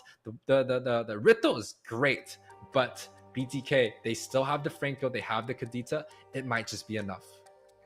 Well, let's see, because this is a match point for the winners finals in stage 2. The Ohio Brothers leading this best of 5, 2-0. BTK trying to climb out of the pit. Can they do it? Yeah, and they really have to try and do something special this time around, making sure that they have a clean early game, because TOB has this Ling, and man, he is good at the Ling. But on the other side, it's the Fredrin matchup. This is a utility versus the assassin. This is the matchup that we always talk about, and we've seen quite a bit, and I just hope that BTK can get ahead. But emblems right here, 2 tenacities coming out, and a early hook. A little bit of a hook, nothing major. Keep talking about the emblems, Yuwei. Yeah, the emblems coming out. You know, there's 2 pull yourself together. One for the Petrify coming out from Yato, and the other is going to be on that Franco. So looking to use some of their spells early on, but Yato. Oh, Yato thought he was going to get first blood, but instead Hoon gets it for himself. BTK already on the back foot. Mobazane does get to Litho Wander, so that's one right step in the right direction here. Yeah, that's quite nice that Zane was able to grab up the cabbage, but for a death on Yato, that's not going to be the opening that BTK is looking for, but it is just still the early on it. ISO looking to go for a little trade, and he does quite well even in a matchup like that. Yeah, a little bit of taunt though on a Milo as well. Milo's forced to use a flicker. Mobazane there. Mobazane on the Fredrin. They don't. I mean, this is definitely something strong for them. They don't chase it down. I don't think they. I don't know, man. They don't want to be too aggressive right now. They just want to try to play a steady game, try to make sure the gold doesn't get ahead of them. I think what's going to be crucial here is Joybosh, man. He's going to need to land some hooks in this game. Like, they need to get some Hail Mary plays, because the draft definitely doesn't favor them. Well, definitely when you're playing a Franco, it is definitely much more of a Hail Mary strategy. You can miss your hook your whole entire game, but as long as you hit one. Ooh, is that the one? Hoon? Going to be in a little bit of trouble. Here comes best player. Wants to try to contest for this Lord. The 50-50 is real. Super Shark. The Tango. Home down the front side. Mobazane going to let the Tango reset. Let's get the pace back going as Milo joins the fight as well. It's 4v4. Gold Laner still up in the top side. Yeah, but Hoon did use his Purify, so he's not going to have that available. TOB looking to push to the side. Milo looking for the stun. Mobazane able to dodge it, dashes away. White Chicken to the backside. Touch the blades comes down. Milo able to take the turtle though. Colt Alter comes out. White Chicken finds Milo. Joybosh able to hook onto Super Shark. Yato Semini coming in as well. Gets petrified. The knock up. The rough waves. Can they get the finish? Yato finds it. BTK going to take the lead 2-1. Not bad coming out from BTK. Able to take up a kill there. And ISO looking to even push ahead on the counter matchup. Oh no! No! We thought he had him. He thought he had him. He was able to pick up that kill on the top side. Kind of a misplay coming out from ISO. You can look at some of the gold lead. You can see Chicken 400 gold advantage, and for the jungler, everything else seems quite even. But 500 gold lead for the side of Arythal. That is telling a story that Zia definitely got his matchup in favor. Yeah, it's becoming a little bit of a problem. Joybosh getting knocked up here, plus knocked back. Primal Wrath comes out. Yato comes to the clinch time with the hook. Shark goes down. This is what they need to be doing. Most definitely BTK having a much better game. It almost feels like they have the ability to fight. The last 2 games, it felt like it was just rough. They were just getting punished. It felt like they were just getting counted. But this time around, the Kadita does not do too bad, even against a Faramis, and that might tell a story here. BTK always does better when they're on the losing side, I feel like. Hoon pops the Colt Alter. Nice knockup from Yato there, but watch for best player, because he's hunting. Man, he said losing side. BTK gotta lose 2 games before they step up. But even if they do lose this, they still have the loser bracket to go through. And we've seen BTK climb out from the depths of hell in the losers bracket, especially in the M3 World Stages. Most definitely. Joy Baj. I mean, at this point, BloodThirstyKings, it's a stalemate for gold. It's a stalemate for map control, my ass. And here comes Yato. And a lot of damage on a Hoon there. We're even seeing Yato time those better. Use it a little bit better at Hoon, knowing like when the Cult Altar has been used up, when the Purify has been used up, things like that. Milo comes into the backside with the Bravest Fighter, looking for a stun onto one, trying to find someone, lands it onto Mobazane, but Wide Chicken, looking for the kill onto Shark. Should be able to find it. Shark's in a bad spot. He's just going to go home. Mobazane still takes Turtle. Best player uses Tempest of Blades, but it's not enough today. Wide Chicken on a suicide mission into the tower. Yeah, Shark was able to kind of not give away that kill, but the Turtle does go to the side of BTK. Now, man, you talked about the Rithel matchup early on. We are starting to see the disparity between these two gold laners. Zia on this last pick, a Rithel, really paying dividends in that matchup, even with the gold leads even. Yeah, I mean, so with this, BTK, can they take this? We were really doubting their draft. What is happening here that they're just playing so much better? Yeah, 700 gold lead from the side of Zia, but it feels like Chicken has a small advantage, but gets taken out just as I say. But 3-man top seems like a 3 versus 3. Mobazane is also up there. Oh, Jabaj able to land a nice hook onto Zia. That could be the finish. Crossbow of Tang goes off, but there's the Cult Altar, and this is the problem with Juan right now. The damage doesn't seem to pay as big a dividends as it used to. Yeah, but look at the macro play coming out from the TheOhioBrothers. They're able to get a shove onto the mid side, onto that bot side, grabbing up that outer tower and defends the top side. TheOhioBrothers looking to play so cleanly, and they continue to get advantages on every corner of the map. And that's the great thing about Best Player, right? Even if he's not getting kills left and right for his team like we've seen him on other heroes or in other games, he still knows, okay, fine, I'm going to go for the back door. Okay, fine, I'm going to go for the split push. He's still always making plays in some sense of the manner. Yeah, Baj going for that blind hook that he went early on in the last game. It seems like BTK, although they don't have the lead necessarily, they still have the ability to win these team fights. But what I'm kind of scared for is Yato. He has a 2-1 lead on this Kadita, but we've seen the Purify come out from Hoon over and over again, just completely negating that CC coming out from Yato. All right, here we go with another Turtle fight. Best Player with perched up on the wall will come in. Mobazane still able to take it though. Tempest of Blades. Next to White Chicken, but Hoon in a bad spot. A lot of damage coming in from the rough waves. Zia able to find White Chicken. Make it Yato as well. Make it Mobazane. A triple kill over to Zia. That's 4-0 on that Airthil. Yeah, it's a triple kill coming out from TheOhioBrothers. BTK was able to grab up the Turtle, but I don't think that's worth it. Joy Baj in a little bit of trouble as well, getting flipped up, taken down. Tower might just fall next. Yeah, unfortunately, TOB's able to pick up that mid side, and that is a huge advantage. Even the bot side, the macro, the master class coming out from TOB is crazy. Yeah, Best Player might be in trouble. Going to be able to dash away though. That means that's another tower into the hands of the TheOhioBrothers. Yo, Baj had ult right there, and he was just unable to catch Best Player on that link. That just kind of shows you how slippery this man is, teaching a class, a seminar like this. Now, with the objectives being down, TheOhioBrothers looking to scale ahead. It's about a 3K gold lead, 8 minutes in. Some of the items hopefully comes up on the board. Yeah, I mean, it's once again, it's not as big of a steamroll as we've seen in the past, but it's slowly leaning into the side of the TheOhioBrothers. At 3K, now looking at 4K. Best players everywhere all over the map. Nice flick from Milo. Is going to take a little bit of damage. Yato forced to back up. Battle for the orange buff. Don't know if Mobazane was able to secure that, so that's good. Yato misses the rough waves on a Milo. He's able to get through that wall just in time. The TheOhioBrothers still controlling the pace. Yeah, that's a no bueno coming out from coming out from BTK. Using that rough waves onto no target, just pushes that cooldown even further. They're not going to have a lot of kill pressure onto the bushes, and you can see the map pressure coming out from OhioBrothers. It's quite beautiful and nice. They pushed out the bot side. They have 4 people near the Lord. They got best player on the opposite side pushing that far lane. It just feels like everything is so set up well for the OhioBrothers. It definitely does. I mean, all right. And here's the thing with TOB, right? We've seen them play more of a grouped up strategy in game 1 and game 2. And this time they're really just running splitting. macro, man. They're all over the place. And the one time that BTK wants to run that group up, lets me head on, TOB answers back once again, and they have the answers. Here comes Best Player, hunting on to ISO. ISO in a little bit of trouble. Best Player finds his first kill of the game, but it is huge. Might fall to Fried Chicken.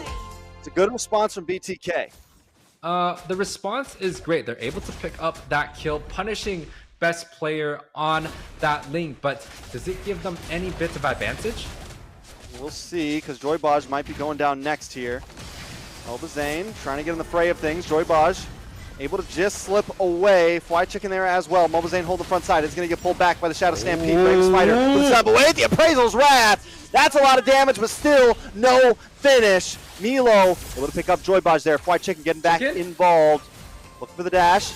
Yes. There it goes, the song that we love to hear. Pick it up the kill. Shut down, make it a double. Fly Chicken carrying the team on his shoulders right now. Man, they don't call Mr. Mobazane the Fred man for nothing. Able to hit 4 players with that ultimate, and with Chicken cleaning up some of that kills, that is going to be a 1-for-1 trade overall in that team fight. But BTK seemingly having the map. Best Player on the bot side, but mid. Yato getting a little bit of damage, but also getting zoned away. Fly Chicken looking for Best Player. Best Player forced to use that Tempest of Blades a little bit too early. Fly Chicken finally getting stunned up, locked up. Make it taken down. The shutdown for Best Player. Now, Mobazane still wants to try to fight for this Lord. Taunt comes on to Super Shark. Milo comes in, and Best Player finally secures it. Milo brought low, but the Colt Altar comes out just in time. And now Mobazane's in a bad spot. Zia on the chase with the heavy crossbow, and ISO pops the crossbow of Tang, but it's still not doing the damage.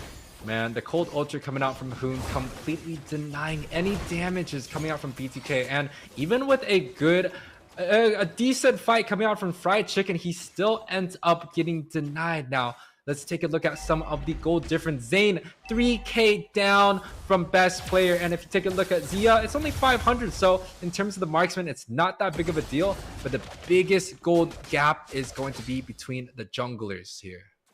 Yeah, so with the OhioBrothers closing in, Lord down the bot side, we're looking very similar to previous games.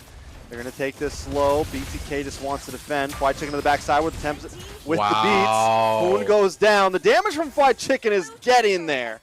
Man, it's a little disrespectful that they give Chicken this hero over and over because he is still performing. It's not like he's not performing on this Joy. He does the damage. He gets into the backside. He chunks out members of OhioBrothers. But here, oh, I thought he was going to get the outplay. He does not. Best Player drops Tempest of Blades, forced thrown away. But you were mentioning the Joy on Chicken. I mean, Chicken, man, you put any XP hero in his hands, and he's going to do well. Great. Nobody's really playing the Joy right now. But back in M4, this man was a monster on the Joy. Now the fight pursues in the boss side. Mobazane low, taken out by Super Shark. Wow. It's 3 up against 5 right now. Luckily, the Lord was taken out because BTK are on the brinks. Yeah, and with a 5K gold lead, 12 minutes in, they're looking to kind of snowball up even more ahead with 2 of the members down. I don't think they could defend this tower. Yeah, there's no way they defend this tower. And really, if the OhioBrothers want to keep pushing, it's going to become even more of a problem. Milo pops the Bravest Fighter. Beyond the wall, looking for ISO, trying to zone it back. ISO trying to do the dance, walks right in the stun. Able to finally get the crossbow of Tang off, though, as Best Player drops down. Oh, gets the knock up just in time. On to ISO, beautiful timing, but Yato finds Zia. Hoon goes down as well. It's a double kill over to Yato. Super Shark might just be next, will be next. ISO gonna get that kill. BTK still in the game. Man, a beautiful setup by Best Player, but unfortunately, Zia and Shark and Hoon were caught off by Yato right there, and BTK leading in a team fight. This may be the fight to turn things around. ISO has the gold available to push these towers, and BTK looking to grab up all the real estate that the side of TOB denied them from early on. I mean, just drive it down the middle right now. You've got to. White Chicken Take though up on the everything top you side, can. gonna get chased down. Oh no. Pops the electrifying beats. It's a lot of damage. Oh, Still goes down, but still, he's able to buy time for the rest of his team and claim up a lot of space. No Best way. player in trouble. Oh, there, finally JoyBoss catches him. It's took a while, but the aim has gotten better. Yeah, that's quite a nice pickup. It's a chicken for that Ling, and that's quite nice. Oh my god. What just happened? What just happened to Yato? The sashimi's gone. The fish is sashimi, gone. they made sushi. Going down. Mobazane gonna get knocked up here. JoyBoss there as well. ISO looking for an angle. Bravest fighter with Cold stun Altar doesn't land on anybody. Colt Altar has not been popped yet. They still have it if they want to try to pursue this. Milo moving on to JoyBoss and ISO are backed off. Just when it felt like BTK had the advantage once again, the Ohio Brothers take it from their hands. Man, why are we giving Hoon this fair miss? It's so annoying. He doesn't even pop the Cold Ultra. All of the members of TOB are so healthy in these team fights, and just the pressure with that, it almost feels like it's denying so much damage out of BTK. BTK likes to go for a pick-off comp. They like this Franco, they like this Kadita. They want to put ISO on a single target marksman, not the Melissa, not the Claude. Why not ban out this fair miss, Trex? I mean, it was the same story last season. Fairmiss, Valentina, Farza, all problematic heroes for Hoon. And I've been saying it for a long time. You know, maybe don't focus on best player so much because Hoon seems to always be a real major problem. Maybe in that first ban phase, ban out the Fairmies, ban out the Valentina. Just get rid of them both and let's see where Hoon stands. Yeah, they definitely got to do a little bit of preparation. TOB looking to push onto the top side. Right, Chicken with a lot of burst damage is able to proc that Colt Altar a little bit early, but it cost his life. Don't know if that's a good price for that one. ISO and the rest of BTK going to move over to the mid side. Hoon looking for a Shadow Stampede. Milo comes in. Nice hook. Does land, does connect, and is shredded down. Super Shark off the map, but ISO's taken out as well. BloodThirstyKings up against the wall. Lord is going to connect. TOB trying to end this quick. Will this be a 3-0 sweep? Yes, tonight it will. The Ohio Brothers take the win and will move on to the finals of Stage 2. Man, 16 minutes in, Trex. We're getting off early today. Woo! A clean sweep coming out from the Ohio Brothers.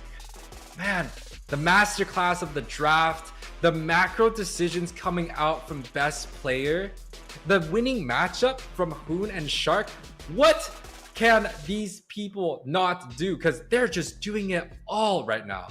I gotta say, they definitely, from last season to now, and even from the beginning of this season to now, they have just gotten a little bit better, a little bit better, a little bit better. They're growing in so many ways, like you said, from draft to macro to small team fight micro, all over the board.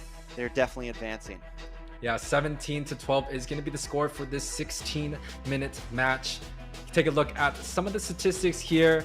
You see Milo 2-1-8 on a Lapu Lapu first pick. You know, that is quite the pick. Best player 5-2-6, also going around the whole entire map. It really does not show from the KDA. He does a lot more than just kills. And Hoon on this fair miss, we say it over and over again, he is just too damn good on this hero. Guys, please do not give Hoon this fair miss. He's gonna dominate this whole entire matchup. And man, Trex, you wanna let me breathe a little, take us through? Yeah, I mean, look at Fried Chicken, and it worked so many times, but at some point, you know, jumping into that death ball does become a problem, and that time he just wasn't able to escape.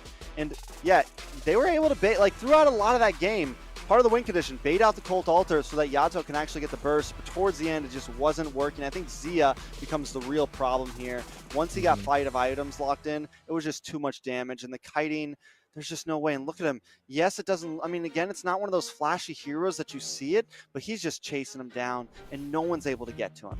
Yeah, TOB is able to dominate this game. Best player, once again, the rich guy, 935. I believe that's the highest gold per minute we've had today. And Hoon, the forgotten one, he's always able to soak up so many of these assists. But when you take a look at TOB, it's not only just best player and Hoon. All the members do quite a bit of damage. It is spread out quite a bit. And for the statistics, it's definitely bleeding red. definitely bleeding red at that. But that game was definitely a close one. It felt like 17-12, 16 and a half minutes. It didn't go the long haul like I would have wished it did, but still a great fight from both teams. Now, let's take a look at game one. This is when best player is just, I mean, dominating, popping off on that Martis. Just this is the reason why teams pick Martis. The early game possibilities. I don't think any hero can scale in that manner. It's 4 minutes in, and you got best player soloing, invading, bringing all his buddies through, and says, yes, this is our map, this is our jungle, and we're taking over, and even denies ISO right there with ISO a 2-0 lead onto that gold lane. Man, TOB is doing it all once again. Most definitely. And another person we have to keep our eyes on is Hoon, consistently just clutching with those cult altars. Now, this is game Shark. 2, this is the big Lord fight. This is when Shark gets to shine. And just goes to show, Mobazane, we're off because he didn't get CC'd. He could have clicked that retry, man. Maybe he waited a little bit too long. He did get knocked up in the final second there, but I don't know if the Lord was already down or not. Either way, we whiff out. Now, this is game 3. This is the winning moment for the Ohio Brothers. Chicken goes in, tries to bait out the cult altar, but ends up getting taken out. And I think from there, it's GG's. Yeah, they kind of TOB was able to take control of the map. They grabbed up this hook. It baited out so many of the spells, and they were able to kind of clean up the rest of the members, and especially with the Cold Altar, it felt like nobody was dying from TOB. They just set up this masterclass of a draft, making sure that BTK is getting the picks that they want them to get, and they completely counterplay it out. They win that mid lane. They win the side lanes. It was just a beautiful 3-0 sweep coming out from TOB. Well, it was a beautiful game, but now we're going to throw it back to our beautiful host, Xena. Yes, and good games with the sweep. The Ohio Brother claims victory. Congratulations, guys. Our MVP is one of NA's top mage players, Hoon. Is this your MVP choice, guys? I definitely think it's a solid pick. I mean, all the players are MVPs in my eyes, but Hoon definitely shown tonight. And with the Fermis, and then even picking up the Noveria in game 2, something we haven't seen that much of, but he made it look wonderful. He definitely made it look wonderful. There was quite a bit of Hoon's hero pool. He just played such a good game. Now, Xena, you got anything else? Yes, they did an amazing job dominating that whole series, but let us run into the brackets real fast, guys. Let's recap the day. We got the Ohio Brothers pulled another backdoor against Bloodhounds that led them to a sweep in Bloodhounds this time around, and then BTK showed their power as well as they swept Avalon, but the Ohio Brothers showed their power sweeping the floor all day as they take the win against BTK. They did an amazing job here. Yeah, I mean, taking a look at that bracket too, we see Bloodhounds are going to go down to the bottom side, Avalon go down to the bottom side, and BTK also knocked down to the lower losers bracket. But there's those 4 teams that we were talking about at halftime. There's those 4 teams that are sitting there waiting to try to climb up and maybe knock out some of those teams. So I think next week is where some of the real excitement starts. Oh, we're definitely going to get a showing from the bottom 4. You know, last week we didn't get to see them quite often, but with this weekend coming up, or next weekend coming up, it's going to be, you know, one of the more exciting. You get to see these fight it out, and it's definitely going to be a battle into that 3rd and 4th place. It's going to be super exciting to see those in the lower bracket go head to head, and yeah, it'll be much more of a fight in my opinion. You know, this time around it was a little like one-sided, I would say. Had a Definitely clean a little sweep. bit one-sided. I mean, it happens. It happens. We'll see how things come down at the end of stage 2, and then we still have another stage after this next week. Definitely going to be very exciting, though. Excited to see how all of this plays out, Xena. Yeah, super exciting stuff. But next week, guys, we will be going into the lower bracket. Teams in the lower bracket have a chance of coming back to stage 2 and, you know, maybe being part of the grand final. And then in day 4 next week, the lower semifinals will happen with which will be the semifinals of the lower and the lower final, and then also the grand final in stage 2. So many final matches. Why? I think So they many. should have found a different way to name matches whenever they created brackets. Lower finals, upper finals, grand finals, finals. Finals. And then we get to do it all again in stage 3. Yeah. I love to see these battles and cannot wait to see what happens next week. But before we end our night, any last words, our casters? I think I've said enough. It was a great day today. Super excited for next week.